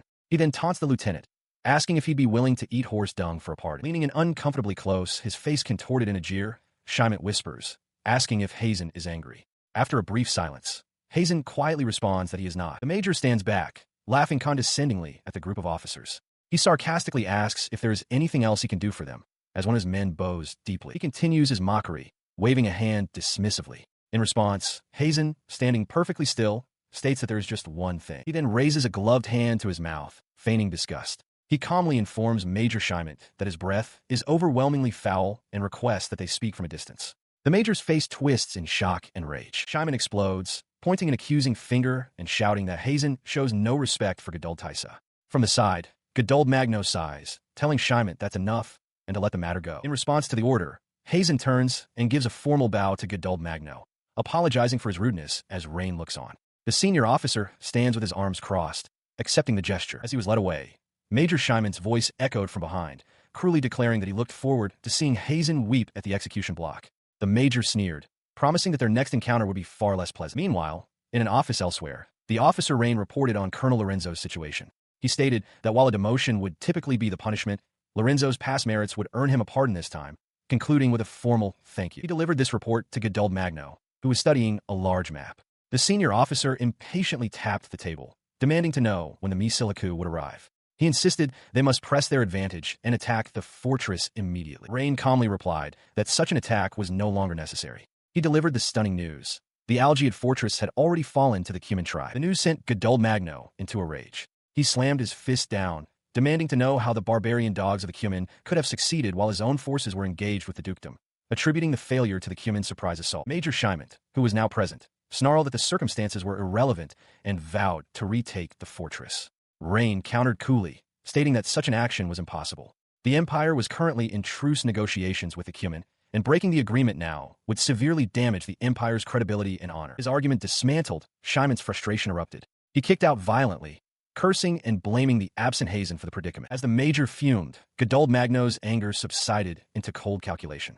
He mused aloud that there might be one way forward, noting that the territory they had recently seized from the Cuman was mountainous and held little strategic value. He turned to Rain, a thoughtful expression on his face, and voiced his idea, a land exchange. Rain confirmed the proposal, adding that since Algiad Fortress was a crucial strategic point, they could even offer other territories seized from the Cuman as an additional incentive. Godald Magno threw his head back and laughed, delighted with his own brilliance. He declared it a wonderful plan, a sentiment echoed by Major Shyman, who applauded enthusiastically. The senior officer waved off any potential complications, stating it was a simple matter. Rain, however, remained silent, his expression unreadable. He gave the order to begin negotiations at once, specifying that they were to proceed without Hazen. Superior Officer Rain immediately protested, his hand raised in objection. He insisted that the plan was impossible, as only Hazen's Fourth Corps possessed the ability to communicate with the Cuman tribe. Before Rain could continue, Major Shyman erupted, demanding to know what Rain could possibly accomplish if Hazen couldn't. Godald Magno watched the outburst, a slight, confident smile playing on his lips. His fury escalating, Shyman lunged forward, grabbing Rain by the collar of his uniform. He berated the younger officer for his constant complaints, shouting that every word out of his mouth was about Hazen before shoving him back and dismissing him as incompetent. Having asserted his dominance, Shyman's demeanor shifted to one of gleeful confidence. With a wide, unsettling grin, he announced that in a mere 3 days, he would have negotiations with the barbarians arranged, grandly offering to handle everything for Colonel Godald. Godald Magno calmly accepted the proposal. He then turned his gaze to the silent Rain, expressing disappointment that the young officer had chosen to oppose him. Turning back to the eager Shyman, Godald Magno entrusted the entire matter to him, promising a recommendation for a promotion if the mission succeeded. Overjoyed, Shyman expressed his profound gratitude, while Rain could only stand by and quietly acquiesce. Walking down a long, sterile corridor, Superior Officer Rain comes to a sudden halt. He is surprised to see Major Hazen waiting for him by a set of double doors. He opens the door, ushering Hazen inside. Rain states that he has also become an escort, and then questions Hazen's decision not to use his own name during the territory exchange proposal. As Hazen steps through, Rain places a hand on the door to close it behind them. Hazen explains that the other two parties would not have accepted the proposal if his name had been attached to it. Instead, he subtly guided them to believe it was their own idea, which he admits was a great help. He continues, asserting that it doesn't matter who carries out the plan, as long as they proceed with it. Rain listens, his expression growing more concerned. With a confident smile, Hazen assures him they can succeed. Rain, however, remains unconvinced, crossing his arms and asking if there's a clear reason why they must be the ones to accomplish this. Hazen's demeanor shifts. He tells Rain not to look so troubled, explaining that it is precisely because Rain is such an excellent Imperial soldier that he cannot be told everything. If Rain were allowed to speak freely, Hazen argues, it would lead the Empire to make the worst possible choice. A bead of sweat forms on Rain's temple as he asks if this isn't his natural duty. Hazen, turning back at the doorway, confirms that it is, but states that his own optimal solution differs from Rain's. The superior officer sighs, a strained smile on his face as he concedes that the situation seems impossible. He asks Hazen to at least try to make it seem less stressful, but Hazen curtly tells him to deal with it. The next day, at a formidable fortress nestled among snowy peaks, Major Shyman greets the arrivals with open arms. He welcomes them, apologizing for being short-staffed amidst the current busyness. Inside, he gets straight to the point, informing the assembled officers, including Godald Magno and Hazen, that he wants them to go to the Algiad fortress. Their mission, to negotiate with the human tribe currently residing there. Another officer standing with him reacts with visible shock. Rain addresses Major Shimet, proposing that Hazen's fourth company should take the lead in the negotiations with the human tribe. The suggestion causes the Major visible distress. He erupts in fury, forbidding the very mention of that man's name. He declares that the man committed an act of insubordination against the Emperor himself and cannot be entrusted with such a critical mission. Rain can only offer a quiet apology. Elsewhere, Hazen discusses the practicalities of the mission, noting that an interpreter is essential for any negotiation. He explains that besides his own company, the only other available interpreter is with the 8th Platoon of the Bass Company. Back in the tense meeting, Major Shimet scoffs at the idea. He expresses his dislike that the potential interpreter is a subordinate of that woman and reveals the man was recently dispatched on a secret mission to the Die-Old Republic. Rain grabs his superior's arm, trying to make him see reason. He insists that the man is already deep undercover in the Republic's capital, and recalling him would take at least 2 months. A frustrated Major Shimet demands other options. In another conversation, Hazen considers alternatives, asking about merchants who have recently begun trading in Nandalton. One of his men reports that a contact went to the Salgava district to make a purchase but has not been heard from in 3 months. He stomps his foot, his patience completely gone. He berates the officers before him, demanding to know why they only present him with excuses and impossibilities. He calls them incompetent and orders them to find a solution. His tirade continues as he shouts that impossible is not an option. He glares at Rain, declaring that even without Hazen, they must proceed. Hazen's shadowed face appears, a specter in their heated debate. Rain calmly cuts through the anger, suggesting that if the Major has an alternative plan, he should share it. He pledges his full support to execute any viable strategy. The Major points accusingly, shouting that it is Rain's duty to devise the plan, not his. He will simply give the order. His face contorted with fury, he bellows that this is a historic conference that must succeed at all costs. Rain counters with cold logic, stating that if both his and Shimon's aides are sidelined, they will be forced to make unreasonable demands. He concludes that if that is the case, they must appoint a new lieutenant. He calmly explains that they have no choice but to rely on Major Hazen's abilities, as it's a fact that their comrades will die under such an incompetent superior's command. Trembling with rage, Major Shimet retorts that he is prepared for the consequences, declaring it a disgrace to have to depend on Hazen. Having said his piece, he turns to leave, followed by Hazen and the other officer. With a final, formal, "Excuse me," they exit the room. Left alone in the room, Major Shimet stands frozen, his hand outstretched as the door clicks shut, his face a mask of stunned silence. His silence shatters as he whirls towards the closed doors, his face contorting with rage as he bellows, "What is this?" He collapses into a chair, clutching his head in despair. He cannot believe this is happening. After all his efforts to cut Hazen down, he realizes his own recommendation will be erased and the next major will be chosen instead. This realization propels him into a panic. He bolts from the room and sprints down the corridor, shouting that he must do something. He is the major, he insists, and that is all that matters. He roars for Major Hazen to open the door. The door swings open, but not at his command. A young girl with reddish hair and a distinctive headband looks up at him. Startled, Major Shimet can only wonder what a child is doing in a place like this. The girl asks if he has business with Hazen. Inside, Hazen sits calmly reading a book and, without looking up, states plainly that he refuses the mission. He acknowledges it is an order from a superior and that he understands the principles of command, but declares that he has no right to refuse. As he speaks, a memory surfaces of a smug-looking Shimet and a stern Gadul Magno, alongside a vision of the Cuman Queen. Major Shimet kneels on the floor, gritting his teeth as the dark-haired man, Hazen, calmly presents him with a choice.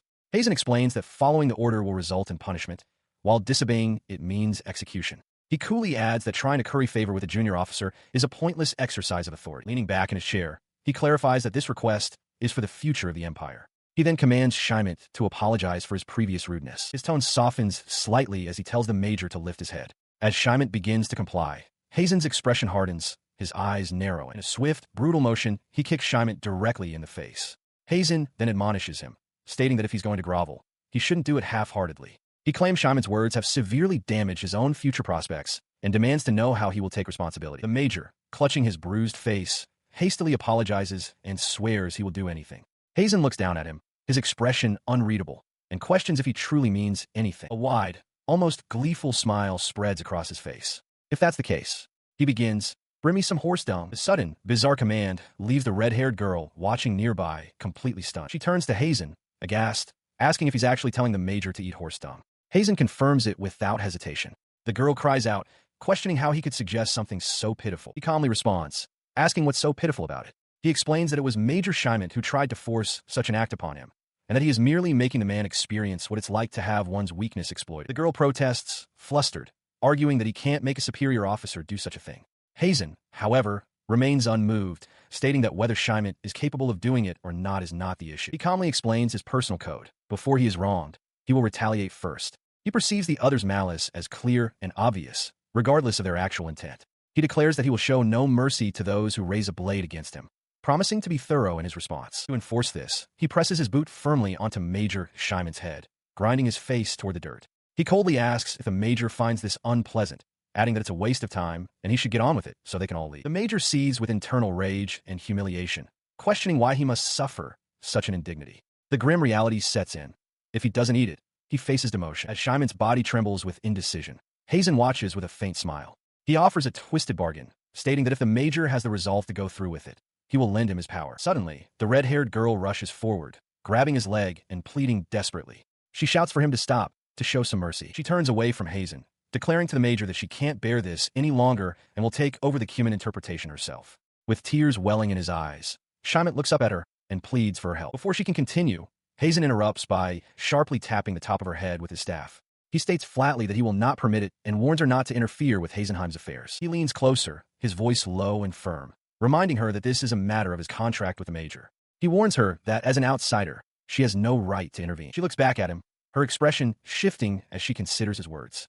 She counters that he is merely a ward and therefore lacks the authority to alter or dissolve the contract himself. A thought begins to form in her mind. In response, she presents him with a document. His eyes widen in disbelief as he reads it, realizing it is a notice of contract termination and delegation. He questions how this could be, stunned that it was done without his knowledge. He stared at the document, and the girl's own memory surfaced, a warm embrace from the director of the Norway Institute. The girl had wondered then if the director truly believed she wouldn't scrutinize the contract's details. Returning to the present, she held the document out to Hazen, explaining its contents. To dissolve the contract, a penalty of 10 gold coins was required, an exorbitant sum for award. However, she had secured the director's signature upon her return to the orphanage. She looked at him expectantly, asking if this was sufficient. As the girl made her case, another figure with long, red hair appeared, brandishing the same document. With a light laugh, she addressed the stunned Major Scheimet directly, reminding him that she was right there. The Major could only stare, utterly dumbfounded. Her companion having made her point, the young girl turned her full attention back to Hazen.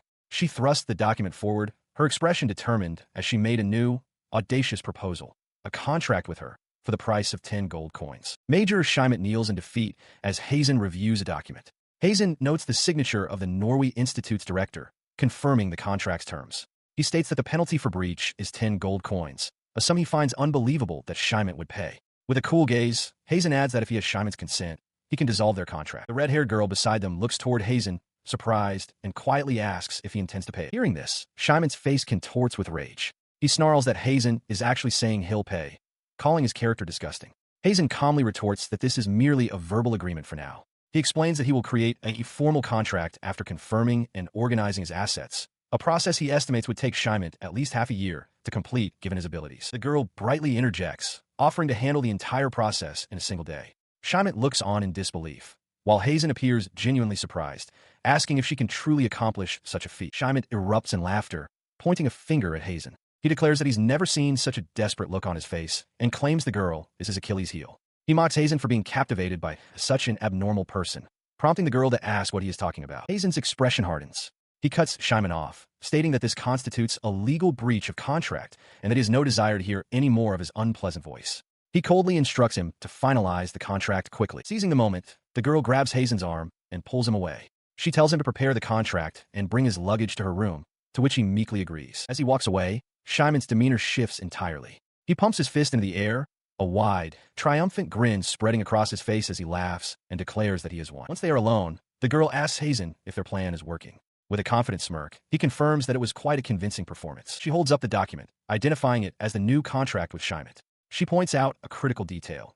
After the Cuman clan's affairs are settled, her master could buy her back for a pittance. She then questions Hazen, asking if they can truly deceive Scheimet with such a blatantly flawed contract. As Major Scheimet knelt in reverence, viewing the girl as a radiant savior, Hazen mused on the nature of belief.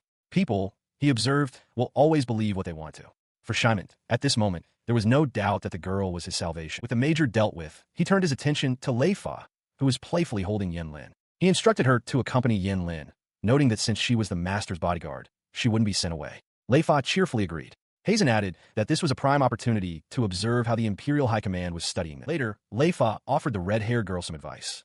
She dismissed the idea that judging character was a skill that could only be learned through experience, insisting the girl already possessed the eyes to see through worthless individuals, an innate ability that could not be taken from her. The girl grew flustered at the compliment, thinking that Leifa's standard for scum was quite high. Hazen, overhearing, burst into laughter, finding the entire exchange amusing. His laughter subsided, and the girl turned to him with a bow of her head. She expressed her gratitude, confirming that the funds had been successfully transferred to the orphanage.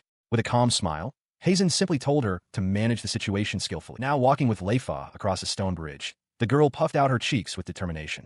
She announced that she had a message from her master. Leifa turned, remarking on how the girl had become quite the dependable courier, and asked what the message was. She listened, then offered a piece of her own philosophy with a smile. It might seem harsh, she explained, but she doesn't waste her breath on good people. She only speaks bluntly to villains because their ill intentions are transparent to her. The girl immediately refuted this, shouting that it was a lie. She pointed out how incredibly kind Leifa was to Yinlin. Leifa simply replied that, of course, that was different. Sometime later, inside a room, Leifa observed that Yinlin seemed to have acquired more luggage. The red-haired girl, holding a pen and ink, clarified that the book was borrowed from her master. She explained her desire to read it in her free time, admitting there was still much she needed to learn. Setting the book aside, Leifa announced their arrival. She placed a supportive hand on the girl's back, telling the hard worker that the critical moment was about to begin. Carrying a box filled with supplies, the girl affirmed her readiness. She and Leifa were brought before Major Scheimet, who presented a document with a grimace. He insisted that all she needed to do was sign it. He then boisterously declared that he was now acting as her guardian, a move intended to serve as a deterrent against the Cuman tribe. Leifa, taken aback, questioned why one of Hazen's own bodyguards was present, bluntly asking if she was a spy. The girl looked on, bewildered, as Leifa internally noted Scheimet's terrible attempt at deception and a strange gaze, concluding that Hazen's character was truly the worst. Ignoring the tension, he continued to explain the terms to the girl. He stated that the 10 gold coins mentioned in the contract represented 99.9% of her total assets, a sum he considered insignificant. The moment she signed, he explained with a smug grin, it would become a mere pittance, a reward he was paying out. He gave her one last chance to back out. In response, her expression hardened with resolve. She firmly took the quill, thinking to herself that she had already staked everything on this single job. With a steady hand, she began to sign her name to the document. Before the imposing Algiad fortress, Major Scheimet stands with his hands on his hips, remarking with disdain that the Duke's associates would build such a thing deep in the mountains.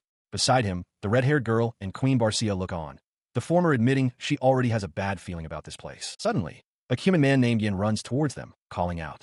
The girl rushes to meet him, and they share a warm embrace. He expresses his relief that she's well, and she returns the sentiment. Major Scheimet watches with a scowl, chastising her for hugging a man in public. She turns to explain that in their culture, a hug is a form of greeting. Scheimet dismisses it as a barbaric custom unfit for a noble house and tells her to stop. As he walks away irritated, she insists their cultures are different and that he should try to understand. Ignoring him for the moment, the girl kneels before Queen Barcia, congratulating her on her victory in the recent battle. The queen smiles warmly, acknowledging her and remarking that it has been some time. As she speaks, she notices Major Scheimet has already started running ahead, a determined look on his face. She realizes with a start that he's about to do the same thing. He charges forward and forcefully embraces Queen Barcia, burying his face in her chest with a look of pure bliss. The surrounding Cuman people stare in stunned silence. The red-haired girl screams in horror, asking what he is doing. Still holding the queen, Scheimet declares that since hugging is their culture, he is simply matching their greeting. He adds that if a hug is insufficient, he will compensate with his own body. The girl is frozen in disbelief. His actions do not go unnoticed. The Cuman chieftain and his warriors appear, their faces grim. The chieftain's voice rings out, declaring Scheimet's actions an unforgivable insult to their clan chief. The declaration ignites the crowd. The Cuman warriors raise their weapons, axes, swords, and spears, and surge forward, a unified cry of "kill him," erupting from them all. Watching the mob descend, the red-haired girl's face falls in utter despair. She thinks to herself that it's over, that she'll be killed along with everyone else, and sends a silent farewell to the director and the others, hoping they are well. Just as she braced for the end, a hand with long, black nails appeared, halting the Cuman warriors' charge. Queen Barcia's voice cut through the tension, declaring that she would not permit this. Her intervention did little to quell the girl's fury. She seethed at Major Scheimet, calling him a pathetic fool and a typical piece of trash who was a disgrace to the Empire.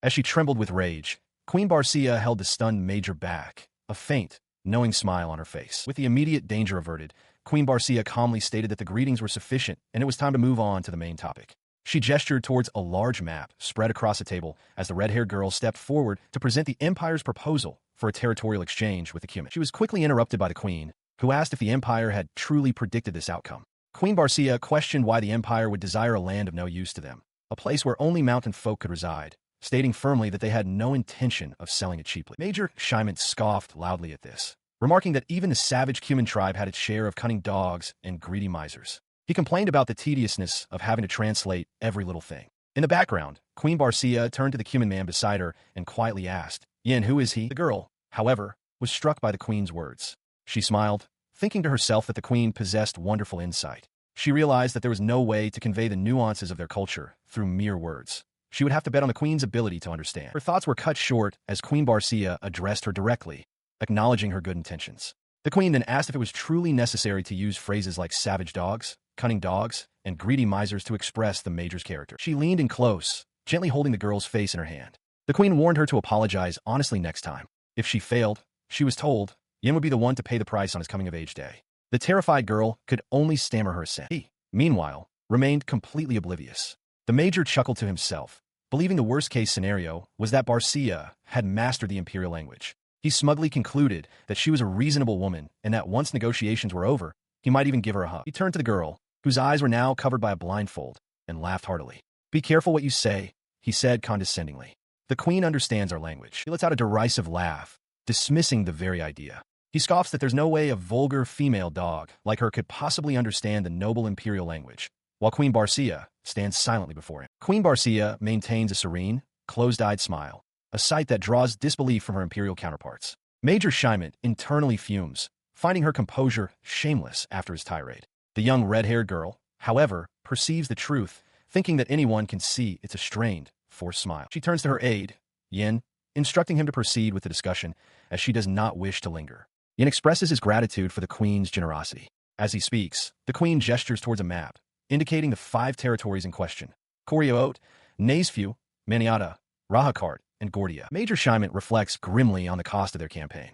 He thinks of the fortress they bled to capture, only to now be asked to cede more land than they have ever lost before. He considers it a pointless waste of effort and demands they cease this line of negotiation. The red-haired girl analyzes the complex situation. She acknowledges that while territorial expansion is a core tenet of imperial policy, and the army is tasked with this annually, ceding such a crucial fortress feels wrong. She reasons that it is never good for the nation's territory to shrink. Her thoughts turn to the map. She understands the queen's choice of Koryoot and Naesfu, as they were originally Cuman lands. However, the other 3 are more strategic, better suited for launching attacks. She curses herself for falling asleep while reading the history of the founding of the empire the previous night, feeling the gap in her knowledge keenly. Major Shimon cuts through the silence with a declaration. He concedes Koryoot and Naesfu, but dismisses the others. Holding up 3 fingers, he states firmly that taking back 3 imperial territories is simply too much to ask. In response to his firm stance, Queen Barcia calmly counters, asking if returning only Maniata and Gordia would be acceptable. Shimon, seemingly satisfied with this compromise of 2 territories instead of 3, readily agrees. With the terms seemingly set, he declares the matter settled. He announces they will proceed with the official signing of the treaty and that no further discussion is necessary, turning to depart. His departure is halted by the arrival of high-ranking officer Geduld Magno and his subordinate, Rain. Geduld Magno announces himself, stating he observed the proceedings. To Shimon's shock, the superior officer kneels before Queen Barcia, thanking her for accepting their previous proposal for a territory exchange. The sudden, formal turn of events is too much for the red-haired girl. She collapses to the floor, weeping. The negotiation was too proper, too straightforward, leaving her completely dazzled and overwhelmed. The young girl watches, stunned, as Major Shimon suddenly changes his tune. He laughs heartily, draping an arm around Geduld Magno, and declares that since Queen Barcia is the head of a neighboring Cuman tribe, equivalent to a king, they should show her proper courtesy. The girl can hardly believe it, wondering if he has finally realized the extent of his own rudeness. His superior, Geduld Magno, questions him directly, asking if this means the empire is to lose the territories of Maniata and Gordia. With a hand over his mouth, Major Shimon confirms it, describing both as lands perfectly suited for the vanguard of the Nekka Central Plains. Geduld Magno acknowledges that the Algiad fortress is a crucial location for their expansion. As she signs the agreement, Queen Barcia comments that although the empire's demands were severe, she is relieved the negotiations are finally settled. She admits that Major Shimon nearly overwhelmed her, conceding that he is a surprisingly skilled negotiator. The young girl observes the exchange, realizing the incredible smoothness of the conversation is a result of both parties expertly controlling the flow of the negotiation. Queen Barcia gazes down at the signed document, her expression unreadable as she contemplates the terms. She then addresses Geduld Magno, expressing her gratitude and stating that the terms are acceptable as long as her people can complete their evacuation within the year, reminding him that they have lives to consider. Nearby, The red-haired girl feels a wave of relief, having worried about how things would turn out, only for them to conclude peacefully. That night, within the Algiad fortress, the Imperial officers celebrate their success. A heavily intoxicated Magno leans on Rain, slurring that he's glad Rain was there to keep watch, as it's better than advancing recklessly. He boasts of accomplishing a historic feat, while a similarly drunk Major Shyment eats ravenously. Rain remains composed as they all raise their glasses in a toast. The drunken celebration continues, with the three officers stumbling arm in arm. Watching from afar, the red-haired girl observes their behavior with disdain, thinking to herself what a truly tragic sight it is. Later, Rain reviews the details of the agreement, pointing to a map on the table. He lists the territories that were exchanged: Koryoot, Naysview, Gordia, and Maniata. His eyes widen in disbelief as he reads the document. He shouts out the name Maniata, questioning if the document is accurate. A drunken Major Shyment waves his bottle dismissively, slurring that Rain's eyesight must be failing him. He desperately tried to explain the gravity of the situation, his hands trembling as he pointed to the document. He insisted that this was a major problem, but his superiors were dismissive. The high-ranking officer, Magno, grunted, waving it off as something he had personally signed. Major Shyment, already deep in his cups, slurred that it was no big deal. His voice rising with urgency, he spelled out the catastrophic error. He questioned how they could have overlooked that Maniata is the sacred site of the 13th Emperor Silgarna's mausoleum. The historical and cultural significance of the location was immense, a fact that now hung heavy in the air. His dire warning, however, was met with utter incomprehension. Magno and Shyment, arms slung around each other's shoulders and drinks in hand, simply stared back with drunken, vacant expressions, muttering confused questions into the tense silence. Within the fortress, Major Shyment confronts his superior, Magno, his voice rising with indignation. He points out that the land of Maniata contains the mausoleum of the 13th Emperor, Silgarna. Magno looks on, his expression hardening in surprise. Elsewhere, a young red-haired girl reacts with shock to this revelation. She questions how they could possibly offer the resting place of Emperor Silgarna, a man who contributed so much to the nation's development, in a negotiation with a minor tribe. To do so, she declares, would be a stain on the Empire's honor. The consequence of Shyment's outburst is immediate as he is struck down. From the side, Superior Officer Rain casually asks what is so wrong with exposing a grave. His question is answered by Magno's fury. The high-ranking officer seizes Shyment by the collar, demanding to know why he would bring up such a condition. He hisses that if this information reaches the central government, their entire three-tribe subjugation plan will be exposed. As the confrontation escalates, Rain steps in, urging Magno to calm himself. From the floor, Shyment seethes, vowing to burn the land to the ground before he allows them to hand it over. He stands over the fallen major, reminding him that the document is an officially signed treaty. He questions if Shyment truly intends to trample upon the Empire's trust. Their duty now, Rain states firmly, is to renegotiate as quickly as possible, even if it means offering other lands. The Algiad fortress looms in the background, the site of these tense negotiations. Moments later, the Imperial delegation stands before Queen Barcia. She regards them coolly, asking Magno if he forgot something. Shyment, now sporting a bandage on his cheek, forces a grin and claims there was a simple mistake regarding the land exchange, asking if she had confirmed the document was in order. He attempts a more diplomatic approach, explaining that the land they requested was not Maniata. He offers more fertile and accessible lands like Gabald or Koba instead. Queen Barcia listens with a faint, knowing smile before confirming that her request was, in fact, for Maniata. Her smile widens into a look of cruel delight. She reveals her true motive. Her greatest pleasure is to desecrate the graves of those who stole the most land and lives from the human tribe. She warns them not to interfere with her enjoyment. The chilling declaration sends a shockwave through the officers. Magno stares, a horrified realization dawning on him. He has known this woman's nature from the very beginning. At his feet, Shyment prostrates himself, apologizing and pleading that Maniata alone is unacceptable. Queen Barcia's serene expression remains unchanged as she addresses Major Shyment directly in the Imperial tongue. She calmly identifies him as the man who insulted her people during their first encounter, causing him to flinch in shock. As he stammers in panic, Magno steps in, questioning if his subordinate has committed some discourtesy. Shyment vehemently denies any wrongdoing, insisting it is all a misunderstanding. The queen dismisses his plea, questioning how it could be a misunderstanding. She clarifies that her evidence is not an imperial document, but a magical recording device from a Nandra merchant, capable of capturing both image and sound. She elaborates, noting that among the many shining things in the world, there are also some rather dull ones, and that even the dogs of the royal family have better bitches. With a condescending smile, she offers to let him hold one of these little mutts after their talks conclude. Shyment trembles with barely suppressed fury. Realizing the full extent of his subordinate's transgression, Magno acts immediately. He bows deeply, offering a profound apology on Shyment's behalf. He declares that this rudeness is inexcusable and that Shimon is not worthy of her notice, acknowledging that he knew of the Major's lecherous nature, but failed to anticipate it becoming a diplomatic incident. He then seizes Shimon by the hair, forcing his head down in a gesture of complete submission. With Shimon forced to the floor, sobbing out another apology, the queen looks on dispassionately. She states that the negotiations can proceed only after they bring Hazenheim to her. Inside a dimly lit room, a high-ranking officer addresses Major Shimon, who sits dejectedly beside Superior Officer Rain. The officer states that Shimon's character has been a disappointment and demands to know what he intends to do now.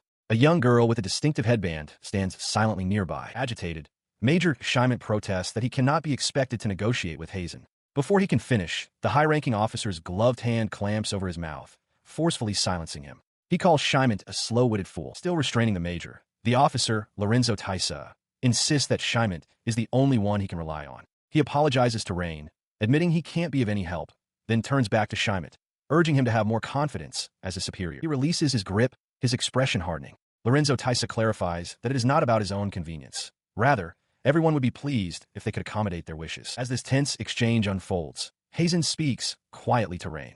He remarks that a man like Shimon, who shows his fangs when perceived as an enemy, cannot be forgiven. He adds that everything now depends on what the Major offers next. With a subtle, knowing expression, Hazen watches as Major Shimon is unceremoniously ejected from the room, tumbling through the doorway and landing hard outside. Scrambling on the floor, Shimon desperately pleads with Hazen, promising to do anything and begging him to negotiate with Queen Barcia immediately. He even offers to eat horse manure, but Hazen coldly cuts him off, telling him he's being annoying. Ignoring the Major's groveling, Hazen calmly snaps a book shut in his gloved hand, remarking that he has been perfectly polite to them. A chilling smile spreads across his face. He then reveals his true thoughts. He had been wishing for them to die. The confession hangs in the air, met with stunned silence. Both Lorenzo Taisa and Major Shimon stare forward, their faces masks of pure, unadulterated shock. His composure rattled. Lorenzo Taisa could only listen as Hazen continued his unnerving monologue. Hazen dismissed the need for incompetent superiors, suggesting that with Lieutenant Colonel Kanek also being dispatched, Lorenzo Taisa himself would be a convenient replacement. He casually asked if the senior officer was truly serious, dismissing the entire affair as a trivial matter. Hazen's expression remained cold and unreadable as he felt a strange sensation in his head.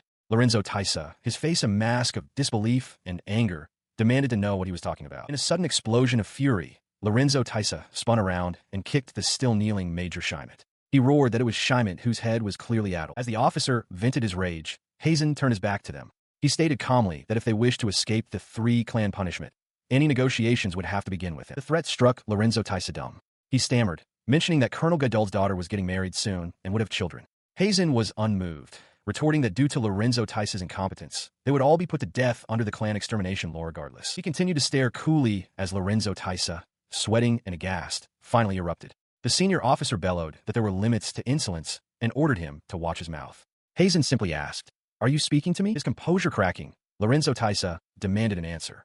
Hazen replied that he was only stating the facts of what was to come, and questioned if speaking the truth could be considered an arrogant attitude. He then spread his arms with a chilling, closed-eye smile. He told them to do as they pleased, confessing that he had no interest whatsoever in whether they or their families died. The statement finally broke the senior officer, who pleaded that their families had nothing to do with this. Hazen agreed, but cruelly added that it was because of Lorenzo Taisa that they would all be killed anyway. Utterly defeated, Lorenzo Taisa fell to his knees, pressing his forehead to the floor and begging Hazen to do something. In response, Hazen's gloved hand seized the officer's hair, yanking his head back to face him. He tightened his grip on the colonel's hair, his voice low and menacing. He reminded the older man of his past insolence, questioning if he remembered trying to look down on him. The terrified colonel stammered that he was sorry and would take it all back, pleading for him to reconsider. Hazen stood over the kneeling officer, declaring that everything that had happened was Lorenzo Taisa's own fault.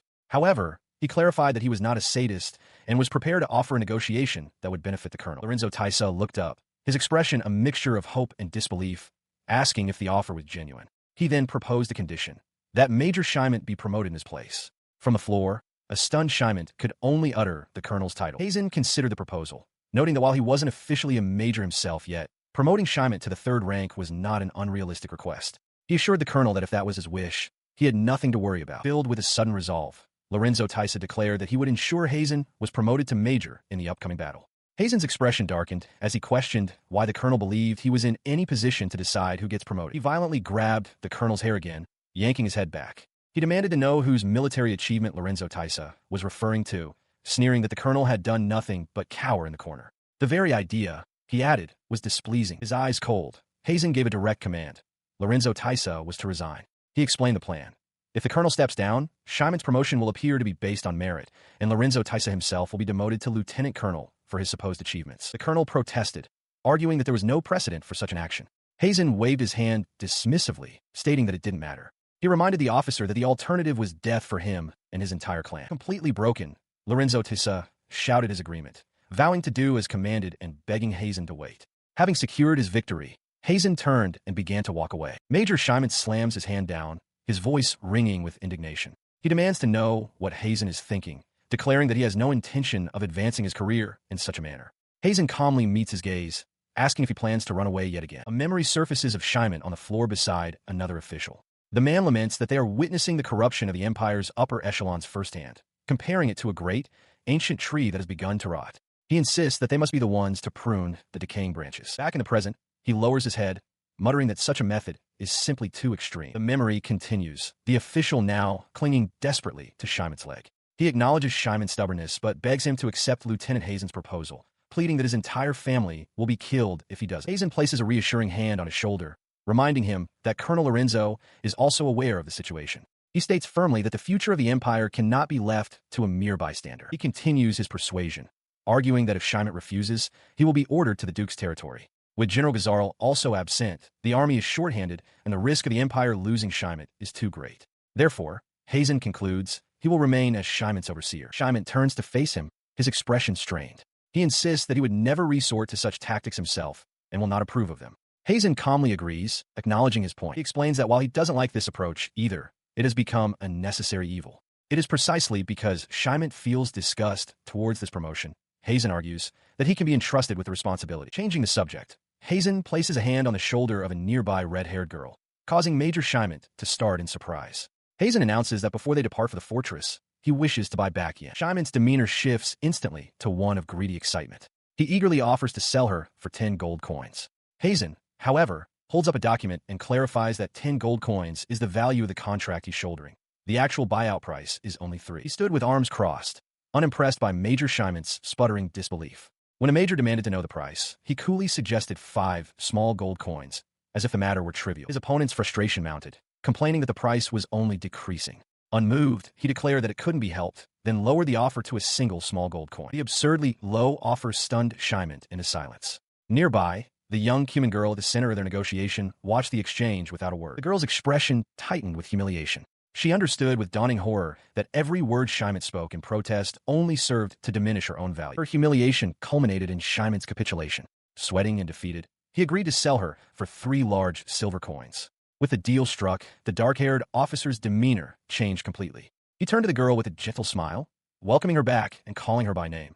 Yen, now free from Shimon's custody, Yen remarked that the major was a terrible person for valuing her so cheaply. She warned that the insult was causing her curse to stir, on the verge of going berserk. Ignoring her warning for the moment, he began writing on a document. He addressed Colonel Lorenzo, stating that from now on, the colonel would follow his instructions, a condition that would guarantee Lorenzo's position as an aide. After Lorenzo's formal acceptance, he turned to a nervous Shimon, informing him that he, too, had a major role to play. The major, though visibly terrified by the proposition, clenched his jaw and shouted his acceptance. In response to his reluctant agreement, the officer tossed a small object toward Shimon, ordering him to wear it. He looked on with a sharp, knowing gaze, explaining that Shimon would understand soon enough. From this moment forward, he declared, the major was no better than a dog in his service. Within the grand, domed halls of the domain belonging to the one known as Barcia, a new arrival was imminent. Within her opulent chambers, Queen Barcia reclines as her champion, Alibis, reports that Hazen's party has arrived. Alibis expresses his surprise that they were able to get Hazen to move at all, a sentiment that piques the queen's interest. The champion's gaze drifts down a long, arched corridor. In the distance, a figure emerges from the shadows, Hazen, pulling someone along behind him.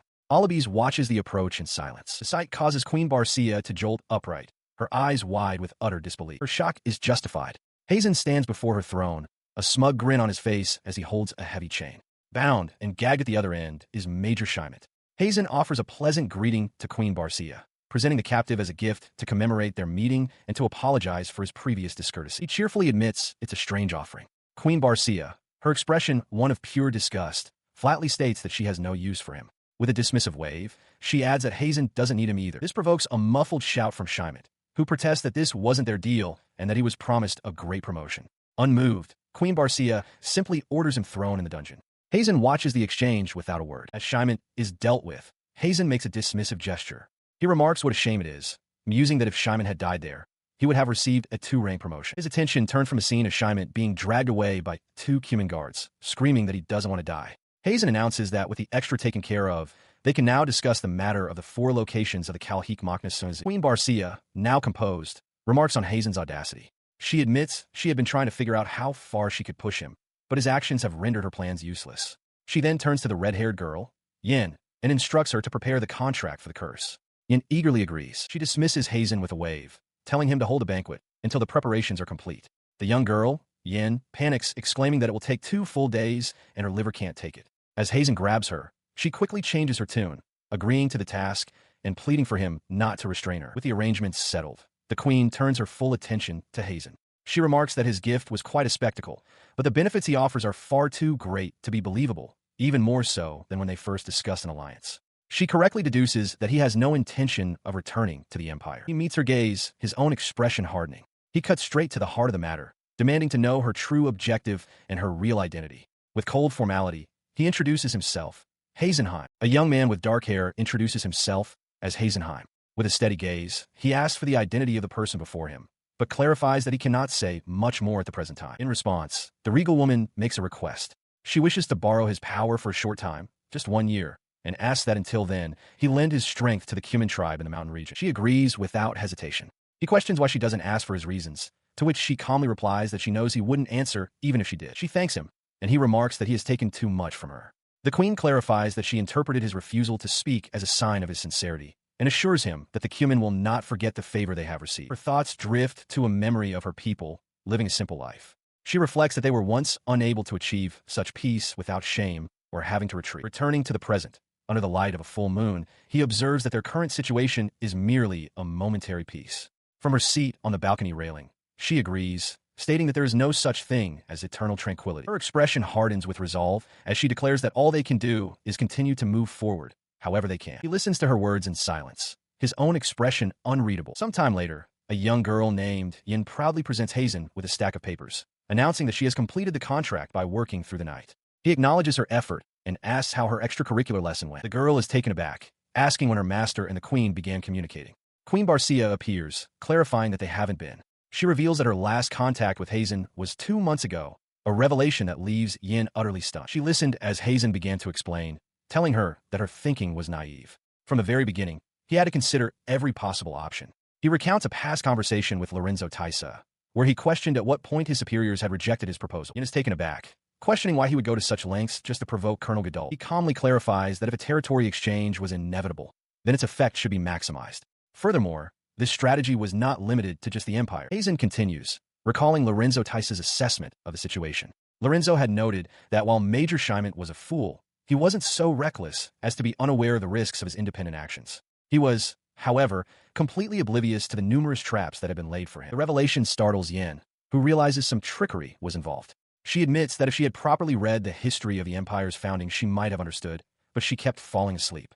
Hazen dryly remarks that her lack of vigilance is also a problem. She retorts defensively, reminding him that he was the one who told her to call him master and learn from him. With arms crossed, Hazen replies that he never promised to teach her everything step by step, and that it was necessary to implant assets other than simple knowledge from the very beginning. Her brow furrows in confusion as she struggles to understand his meaning, wondering aloud what exactly he was trying to teach her. He provides the answer with a steady gaze. Humans. The most difficult thing to obtain, he explains, is a pawn. A glimmer of understanding dawns on her. She concedes that she understands the point regarding Major Shyman, but notes that Colonel Gadol seemed perfectly fine to her. He elaborates on the long-term strategy. By observing Gadol's capabilities, he saw that the colonel surrounded himself only with his own believers, which ultimately crippled his judgment as a commander.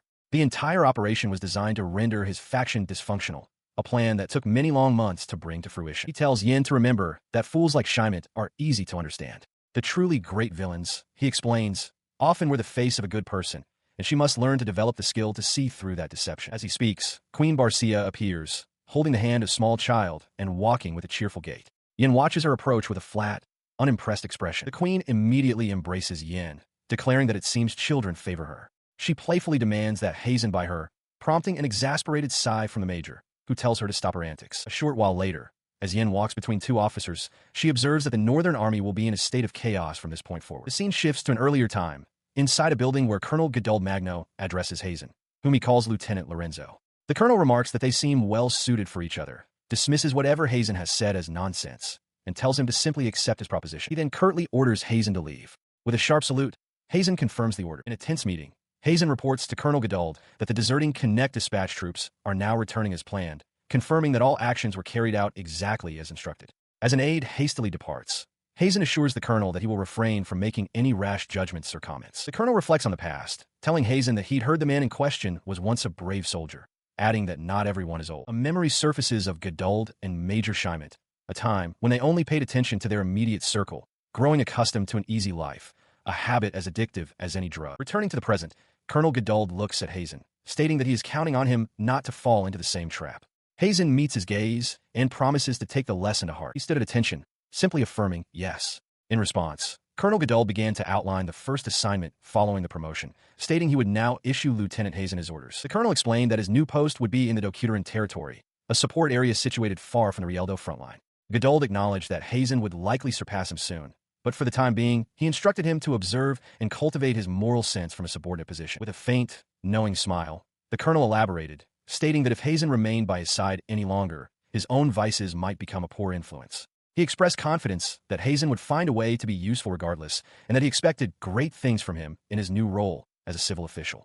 Hazen, with a calm expression, acknowledged the orders, remarking that the position of lieutenant seemed to be quite a handful. A young man with reddish-brown hair rushes through a doorway, calling out to Major Hazen, who stands with his back turned.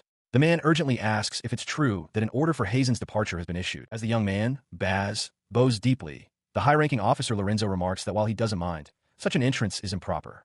Hazen, turning to face them, confirms that he was just formally informed of the decision. His shoulders slumping, Baz expresses his deep regret, lamenting that Major Hazen will be leaving. He then confronts Hazen directly, insisting that it cannot be true. He argues that Hazen is not the kind of person who is disliked by others. Hazen calmly refutes this, stating that he is, in fact, not well-liked. Baz passionately disagrees, declaring that Major Hazen was fair from beginning to end. He explains that it was because of Hazen that he was able to take pride in his own work. Hearing this earnest praise, Hazen turns away with a subtle, almost embarrassed smile, while Lorenzo watches the exchange with a thoughtful expression. He turns back to Baz with a proposal.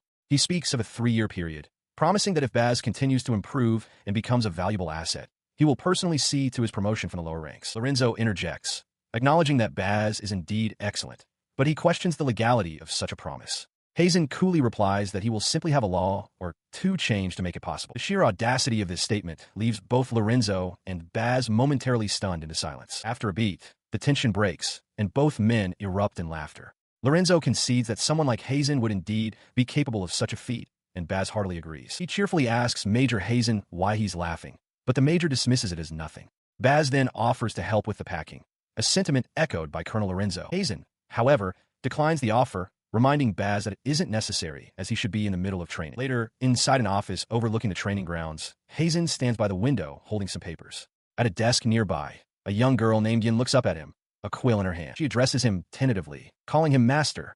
He turns his gaze towards her, a faint smile on his lips. He then hands her an additional stack of documents, prompting her to cry out in surprise and demand to know what they are. The documents, reviewed by Colonel Lorenzo, detail the case against Lieutenant Masbida. They include a letter of denunciation to the Ministry of Justice, a grim letter urging Masbida's family to take their own lives, and charges of aiding a criminal's escape. Lorenzo concludes this will likely result in a demotion. Back in the office, Yin furiously calls Hazen a demon for the mountain of work. He responds with a calm smile, suggesting she should be grateful for the valuable experience. She grumbles to herself, thinking that a simple scolding won't be enough. She reflects on her next posting, realizing it will be even more grueling as she pictures a vast, arid desert. Her premonition becomes reality. 15 days by horse south of the imperial capital, she, Hazen, and Leifa arrive at the desert fortress known as Dokuteran Collar. Yin looks upon the sprawling settlement with awe. The trio, cloaked and hooded against the sun, ride their horses through the city's gates, venturing into the heart of the desert outpost. She rode through the streets, a stark contrast to the gaunt, desperate faces that surrounded her.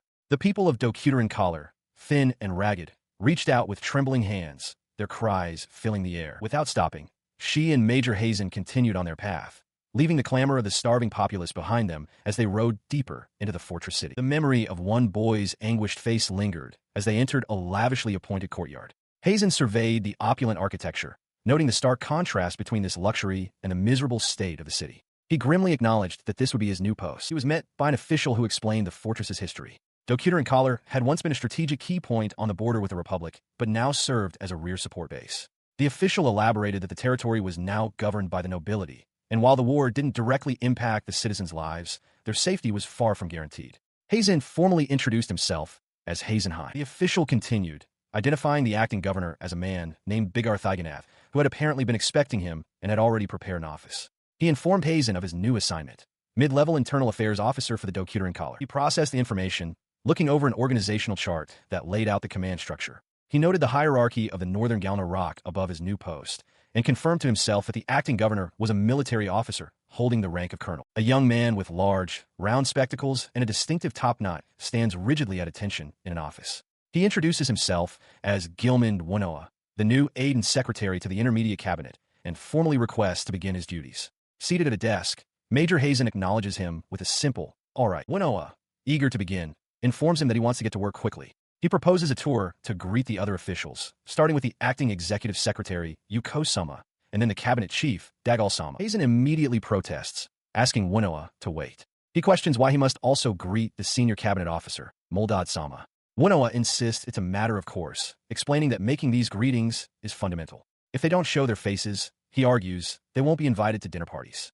Hazen looks utterly exasperated by the suggestion. He sighs, a bead of sweat on his temple, thinking to himself how tedious this all is. He just wants to do his job. His patience snaps. He slams his hand on the desk, startling Winoa. He declares that he won't follow such customs and refuses to even look at documents from people whose names and faces he doesn't know. He states that while he doesn't deny the importance of precedent, it's meaningless if it causes his work to stagnate. The work in question is critical. The Dokuterin territory is a relay point for supplies to the front line at Rieldo, the final base before crossing the Bahana Desert. Improving this route is the primary mission.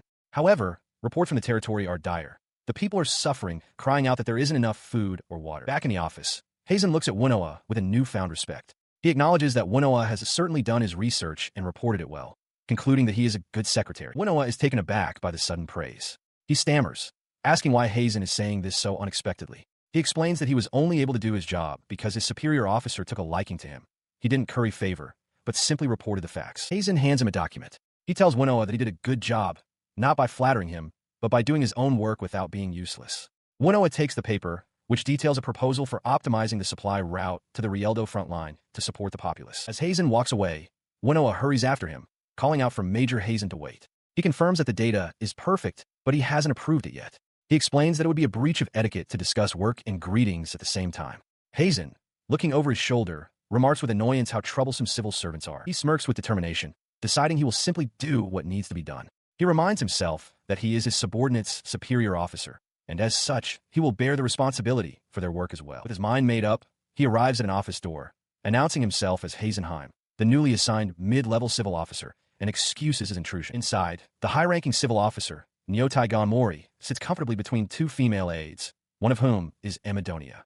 Gonmori acknowledges Hazen, stating that he has heard about him and welcomes him to his office. He wastes no time, immediately presenting a document and requesting that the proposal be passed as quickly as possible. Gonmori takes the papers, surprised by the urgency. Hazen internally questions why work is so stagnant here, especially with two aides present. The official, however, waves a dismissive hand, telling him not to be so hasty.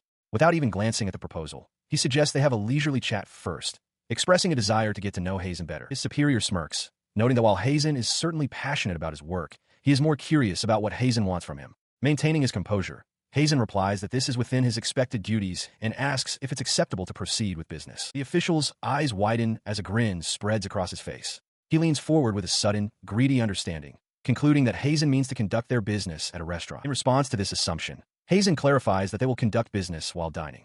He then offers to handle all the culinary arrangements himself, adding that Gonmori certainly appears to be a man of considerable means. He elaborates on his offer, proposing to serve a meal made with fresh ingredients specially ordered from the Northern Galena region. At the mention of such a rare delicacy, Gonmori's eyes light up with astonished delight, and even one of his aides gasps in surprise. Overjoyed, Gonmori points decisively. He exclaims that while he had only intended to lend Hazen a venue, he will now allow him the use of his private villa. Having successfully secured the meeting, Hazen turns and walks away. He confirmed it was only natural, presenting a wrapped gift and suggesting the official could take it home if he wished.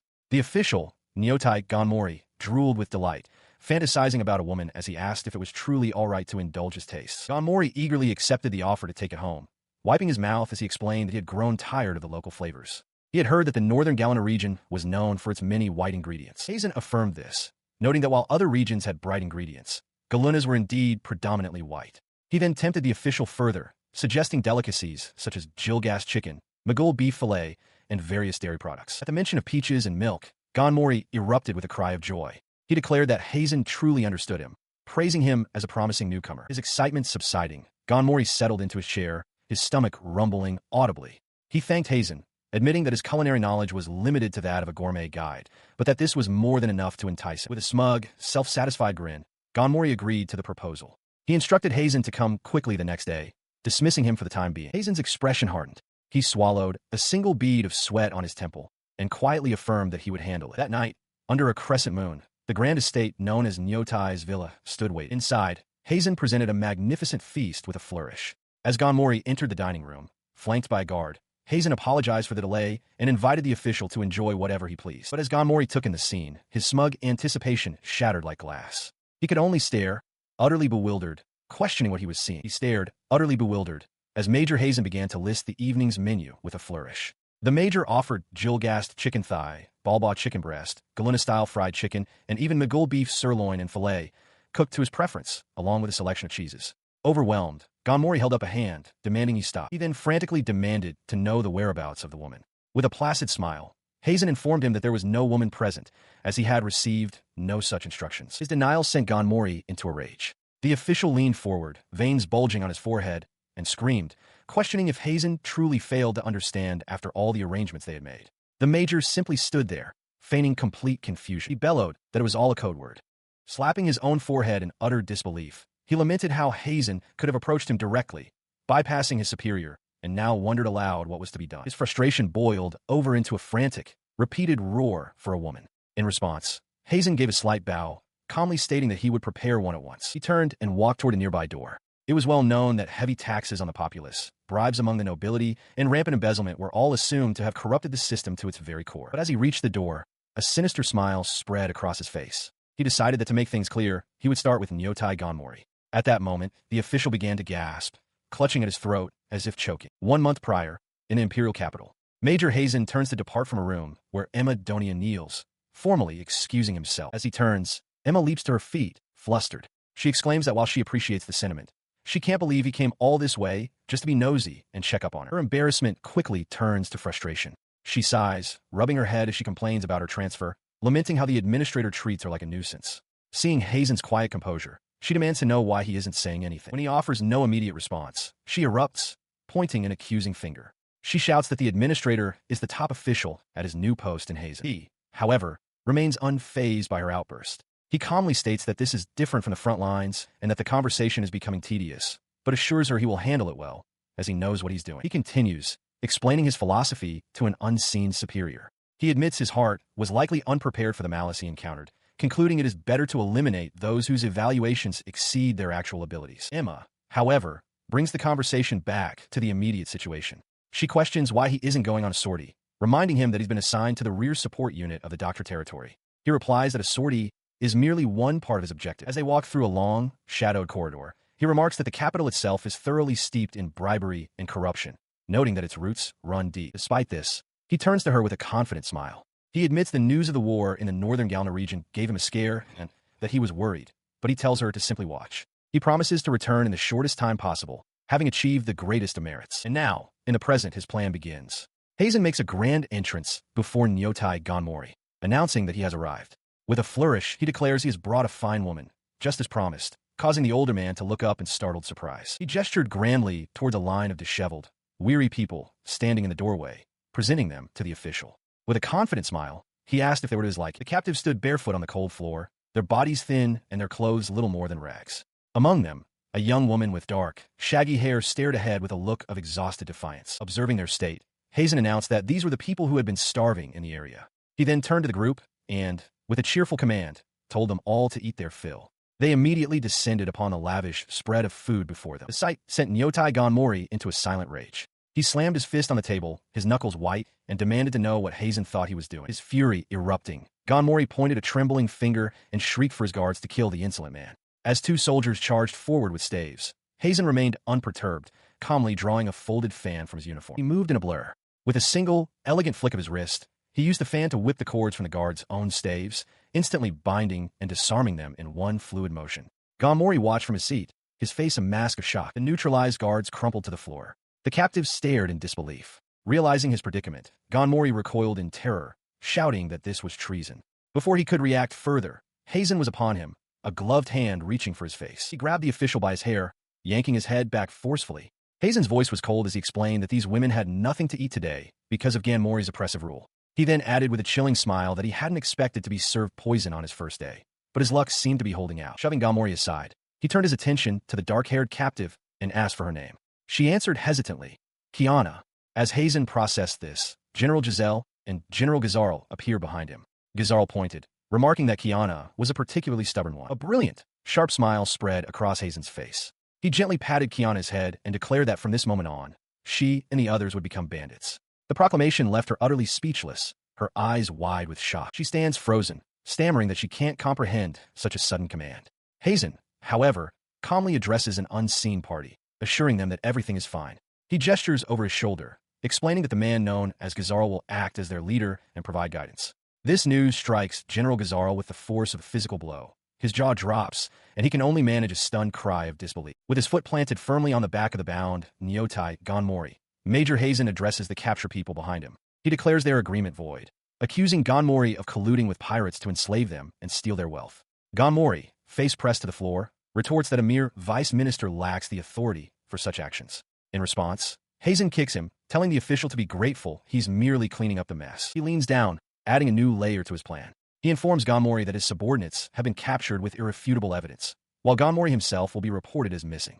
With a confident smile, Hazen explains that he will forge special evidence, leaving no trace, which will compel Ganmori's family to change their household registration out of fear. The bound official grits his teeth, his voice strained with disbelief as he questions who would ever believe such a fabrication. Hazen calmly counters that everyone will believe it. He looks down at Ganmori's enraged face and states plainly that it's because he looks exactly like the kind of man who would commit such crimes. At this, Ganmori's defiance shatters. In a panic, he concedes, promising to use his wealth to support the captured women and govern for the good of the people. Hazen listens to the desperate plea and replies that he will consider it. His consideration is swift. Clapping his hands, he orders his men to separate the valuable assets and take Ganmori away. Stunned, Ganmori screams from the floor, reminding Hazen that he just said he would consider it. He turns back with a chilling grin, revealing the deception. He explains that his words were a code, a secret language. He asks Ganmori if he understands. The meaning dawns on Ganmori, his face contorting in terror. He realizes the result of the consideration was a verdict. He was not worth saving. He shouts in despair, questioning how he could have possibly known. Hazen looks down on him, his expression cold and dismissive. He states that it's only natural Ganmori wouldn't understand, as he couldn't possibly comprehend the secret language of a scumbag with such excessive desires. Meanwhile, under a crescent moon, General Gazarl sits perched on a balcony railing, a bottle of wine in hand. He watches as the captured people are led into the city below, remarking with a smirk that they've been sent to quite an extraordinary place. Major Hazen stood, his expression grim as he assessed the dire state of affairs. The situation was abnormal. Heavy taxes had already driven the citizens to their deaths, and now, supplies were being diverted to the front lines and rail. His thoughts were interrupted by General Gazarl, who scoffed at the idea of losing a war over mere internal strife. He declared that in politics, bribery and corruption were simply par for the course. He then turned his attention to the major, confirming that the cargo had been loaded. Hazen affirmed that it was done, while Kiana stood silently beside them, her expression troubled. He elaborated on the plan. The goods would be exchanged for cash through a merchant named Nandal. He gave the order for them to be trained and made useful within a few months. Listening to the cold instructions, General Gazarl remarked that while he didn't consider Hazen a good person, he was certainly useful. He then questioned what the major intended to do next, calling his tendency to meddle with people a bad habit. A sinister smile crept across Hazen's face as he agreed with the general's assessment. He vowed that he would see this matter concluded within half a year. At the crack of dawn, Major Hazen enters an office to find his subordinate already hunched over a desk. He offers a simple greeting as he steps inside. Startled, Secretary Gilman Winnoa leaps to his feet with a clatter, formally greeting Lieutenant Hazen. Hazen places a reassuring hand on his shoulder, calling him by his first name. He asks if Winnoa worked through the night again. The secretary admits he did, but hasn't finished checking the documents. Hazen advises him not to rush the proposal for Nyotai's senior aide, stating that all-nighters reduce efficiency and instructing him to hold off for now. He continues, acknowledging Winoa's strong sense of responsibility, but firmly telling him to take the rest of the day off. The secretary begins to protest, citing his workload. Hazen clarifies his order. There will be times when he needs Winoa to work relentlessly, and there are demanding tasks ahead. For that reason, he needs him to conserve his strength now. Understanding, Winoa bows and excuses himself. As he walks away, muttering to himself about the prospect of a full day off, he stops short. A small child stands in the hallway, and he calls out in surprise. The girl turns to him, asking what he's doing there and if he's lost. At that moment, Hazen appears in the doorway behind her, announcing her arrival. The girl quickly corrects herself, addressing him as Lieutenant Hazen. With a gentle smile, Hazen places a hand on her head, explaining that the introduction is overdue. He presents the girl, Yin, as his private secretary. Yin beams, asking Winoa to work well with her, leaving the secretary utterly stunned by her youth. He tells the still-shocked Winoa that while he is very capable, Yin is special and cannot be compared to others. He trails off, remarking on what an amazing person Winoa is in comparison, before walking away. Yin puffs her cheeks, questioning Hazen's comment about being kind, insisting he is only kind to others. She immediately pivots, asking about the supply situation and declaring it a huge problem. Hazen looks on, surprised by her immediate grasp of the situation, realizing she is more than he expected. She mused internally, realizing the man was already exceeding her expectations. After some preliminary investigation, she had acquired information that, while containing subtle points, seemed credible when cross-referenced with other materials. Turning her attention back to Major Hazen, she gestured toward the map spread before them, questioning why he was staring at her. She pointed out that all 12 of the current supply routes were circuitous and seemed to deliberately avoid passing through other nations, questioning if this was a form of risk management. He confirmed her suspicions, explaining that there was simply no way to cross the vast desert. No oases existed within it, and the cost to artificially transport water to create one would be astronomical. In response, she simply stated that it would be fine if it rained. Hazen dismissed the notion as impractical for a desert region and asked if she was some kind of sorcerer. Yin retorted that even a great sorcerer couldn't make it rain in the Empire, a fact she had already investigated. She then urged him to look at the people affected by this situation. His expression hardened as he understood her implication. He asked if she truly intended to save the people of this arid land. He acknowledged that creating an oasis and a new supply route would stabilize the residents' lives, agreeing that an immediate and effective measure was necessary. Elsewhere, in a barren wasteland, General Gazarl stood beside Kiana. He remarked that it would take a month to make someone useful, but that he needed people to build the foundation for an oasis, even if the rain were to wash it away. Back in the office, Hazen gave his approval. He instructed Yin to proceed with her plan while he went to observe the situation on the ground. With a determined look, she accepted the order. Meanwhile, in the office of Nyotai's senior aide, a man named Mozgul Venus erupted in fury. He demanded to know why he couldn't contact Nyotai Gonmori and confronted Gilman Winoa. Winoa presented a visitor list from the previous day. Mozgul noted a report about a sold residence, and, seeing Hazenheim's name, demanded to know who was responsible for him. He directed his rage at two female officers, who stood bewildered. They admitted they were in charge, but confessed they couldn't remember anything.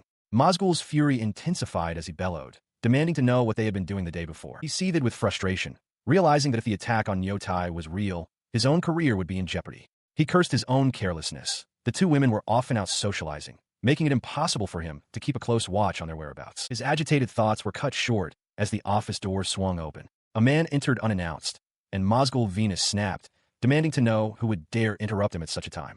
The visitor identified himself as Hazenheim, his presence immediately amplifying the aide's suspicions. He calmly stated his purpose. He had come to inquire about the progress of a proposal he had submitted the previous day. With a placid smile, he then asked if Senior Aide Nyotai was available. The question struck Mozgul Venus dumb. He exclaimed in shock before quickly composing himself and stammering that Hazen's visit was a great honor. Ignoring his flustered state, Hazen gestured towards the seating area, calmly suggesting they sit and explaining that he might be of some service to them. Now seated across from him, Mozgul Venus formally introduced himself as Senior Secretary to Nyotai.